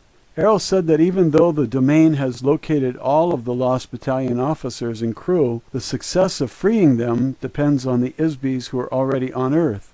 The Domain Central Command cannot authorize any personnel or resources at this time to conduct a rescue mission, as this is not the primary mission of the Domain Expeditionary Force in this galaxy. So if Isbys on Earth are going to escape from this prison, it will have to be an inside job, so to speak. The inmates will have to figure out how to get themselves out. Various methods of recovering the memory and ability of the Isbys have been developed over the past 10,000 years on Earth, but none have proven to be consistently effective so far. Errol mentioned that the most significant breakthrough was made by Gautama Siddhartha about 2,500 years ago. However, the original teachings and techniques taught by the Buddha have been altered or lost over the millennia since then. The practical techniques of this philosophy were perverted into robotic religious rituals by priests as a self-serving instrument of control or slavery. However, another major advance occurred recently. An acquaintance of the commanding officer of the Domain Expeditionary Force space station is an Isby who had once been an important engineer and officer in the old Empire space fleet. He became an untouchable himself about 10,000 years ago and was sentenced to Earth for leading a mutiny against the oppressive regime of the old Empire. The engineer was trained in advanced scientific improvisation theory thousands of years ago. This man has applied his expertise to helping the Domain solve the apparently unsolvable problem of rescuing the members of the Lost Battalion as well as the Isbys on Earth. Careful observation and experimental analysis of the mechanics of memory in Isbys by he and his wife, who assisted him, led to the realization that Isbys can recover from amnesia and also regain lost abilities. Together they discovered and developed effective methods that they used to rehabilitate their own memories. They eventually codified their methods so that others can safely be trained to apply them to themselves and others, without detection by the old Empire thought control operators. Their research also revealed that Isbys can occupy and operate more than one body at the same time, a fact that previously was thought to be uniquely limited to officers of the Domain. One example of this fact is that the engineer in a previous lifetime on Earth was Suleiman the Magnificent. His assistant was a harem girl who rose up from slavery to become his wife and rule the Ottoman Empire with him. Simultaneously, she inhabited another body and ruled her own empire as Queen Elizabeth. As the Queen of England, she never married because she was already married to the Sultan of the Ottoman Empire. In a later life, he was incarnated as Cecil Rhodes. During his life as Rhodes, she was again a princess, this time from Poland. As such, she pursued Rhodes unsuccessfully toward the end of his life. However, in their next incarnation, they met again, were married, had a family, and again worked together successfully all of their lives. Several other notable examples of this phenomenon were observed. For example, the process of refining steel was invented by the same Isby who inhabited two bodies simultaneously. One was named Kelly, who lived in Kentucky, and the other was a man named Bessemer, who lived in England. They both conceived the same process at the same time. Another example is Alexander Graham Bell, the inventor of the telephone, which was invented by several others at the same time, including Elijah Gray. The telephone was conceived concurrently in several locations around the world all at once. This was a single ISBE of such tremendous energy and ability that he was able to operate several bodies in several different locations while conducting complex research work. Thanks to these revelations, the domain has been able to return some of ISBEs of the Lost Battalion to active duty on a limited part-time basis. For example, 2 young girls who occupy biological bodies on Earth now are at the same time working as active members of the Domain Expeditionary Force on the Asteroid Space Station as operators of a communication switchboard. These operators relay messages between the Domain Expeditionary Force and the Domain Command Headquarters. Recently, I myself have been able to resume some of my own duties for the Domain Expeditionary Force while continuing to live on Earth. This is not an easy task, however, and can only be done while my biological body is sleeping. It makes me very, very happy to know that we may not have to stay on Earth forever. There is hope of escape not just for the Lost Battalion, but for many other ISBEs on Earth. However, all ISBEs could be helped to become more aware of the actual situation on Earth through the information in this envelope. This is why I sent these letters and transcripts to you. I want you to get these documents published.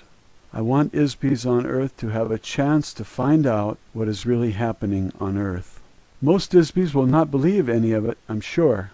It seems too incredible. No reasonable person would ever believe a word of it. However, it only seems incredible to an ISBE whose memory has been erased and replaced with false information inside the electronically controlled illusion of a prison planet. We must not allow the apparent incredibility of our situation to prevent us from confronting the reality of it. Frankly, reasons have nothing to do with reality. There are no reasons. Things are what they are. If we don't face the facts of our situation, we're going to stay under the thumb of the old empire forever. The biggest weapon the old empire has left now is our ignorance of what they were doing to all the ISBEs on Earth. Disbelief and secrecy are the most effective weapons they have. The government agencies that classify the enclosed transcripts as top secret are run by ISBEs who are nothing more than mindless automations covertly ordered through the hypnotic commands given by the old empire prison operators. They are the unknowing slaves of unseen slave masters, and all the more enslaved by their willingness to be slaves. Most of the ISBEs on Earth are good, honest, able beings, artists, managers, geniuses, freethinkers, and revolutionaries who have harmed no one, really. They are no threat to anyone except the criminals who have imprisoned them. They must find out about the old empire amnesia and hypnosis operation. They must remember their own past lives. The only way this will ever happen is to communicate, coordinate, and fight back. We have to tell other people, and they have to discuss it openly with each other. Communication is the only effective weapon against secrecy and oppression. This is why I'm asking you to tell this story. Please share these transcripts with as many people as you can. If the people of Earth are told what is really going on here, perhaps they will begin to remember who they are and where they came from. For now, we can begin our own release and rescue with words. We can be free again. We can be ourselves again. Perhaps I will meet you in person, with or without a body, somewhere in our eternal future. Good luck to all of us. Matilda O'Donnell McElroy.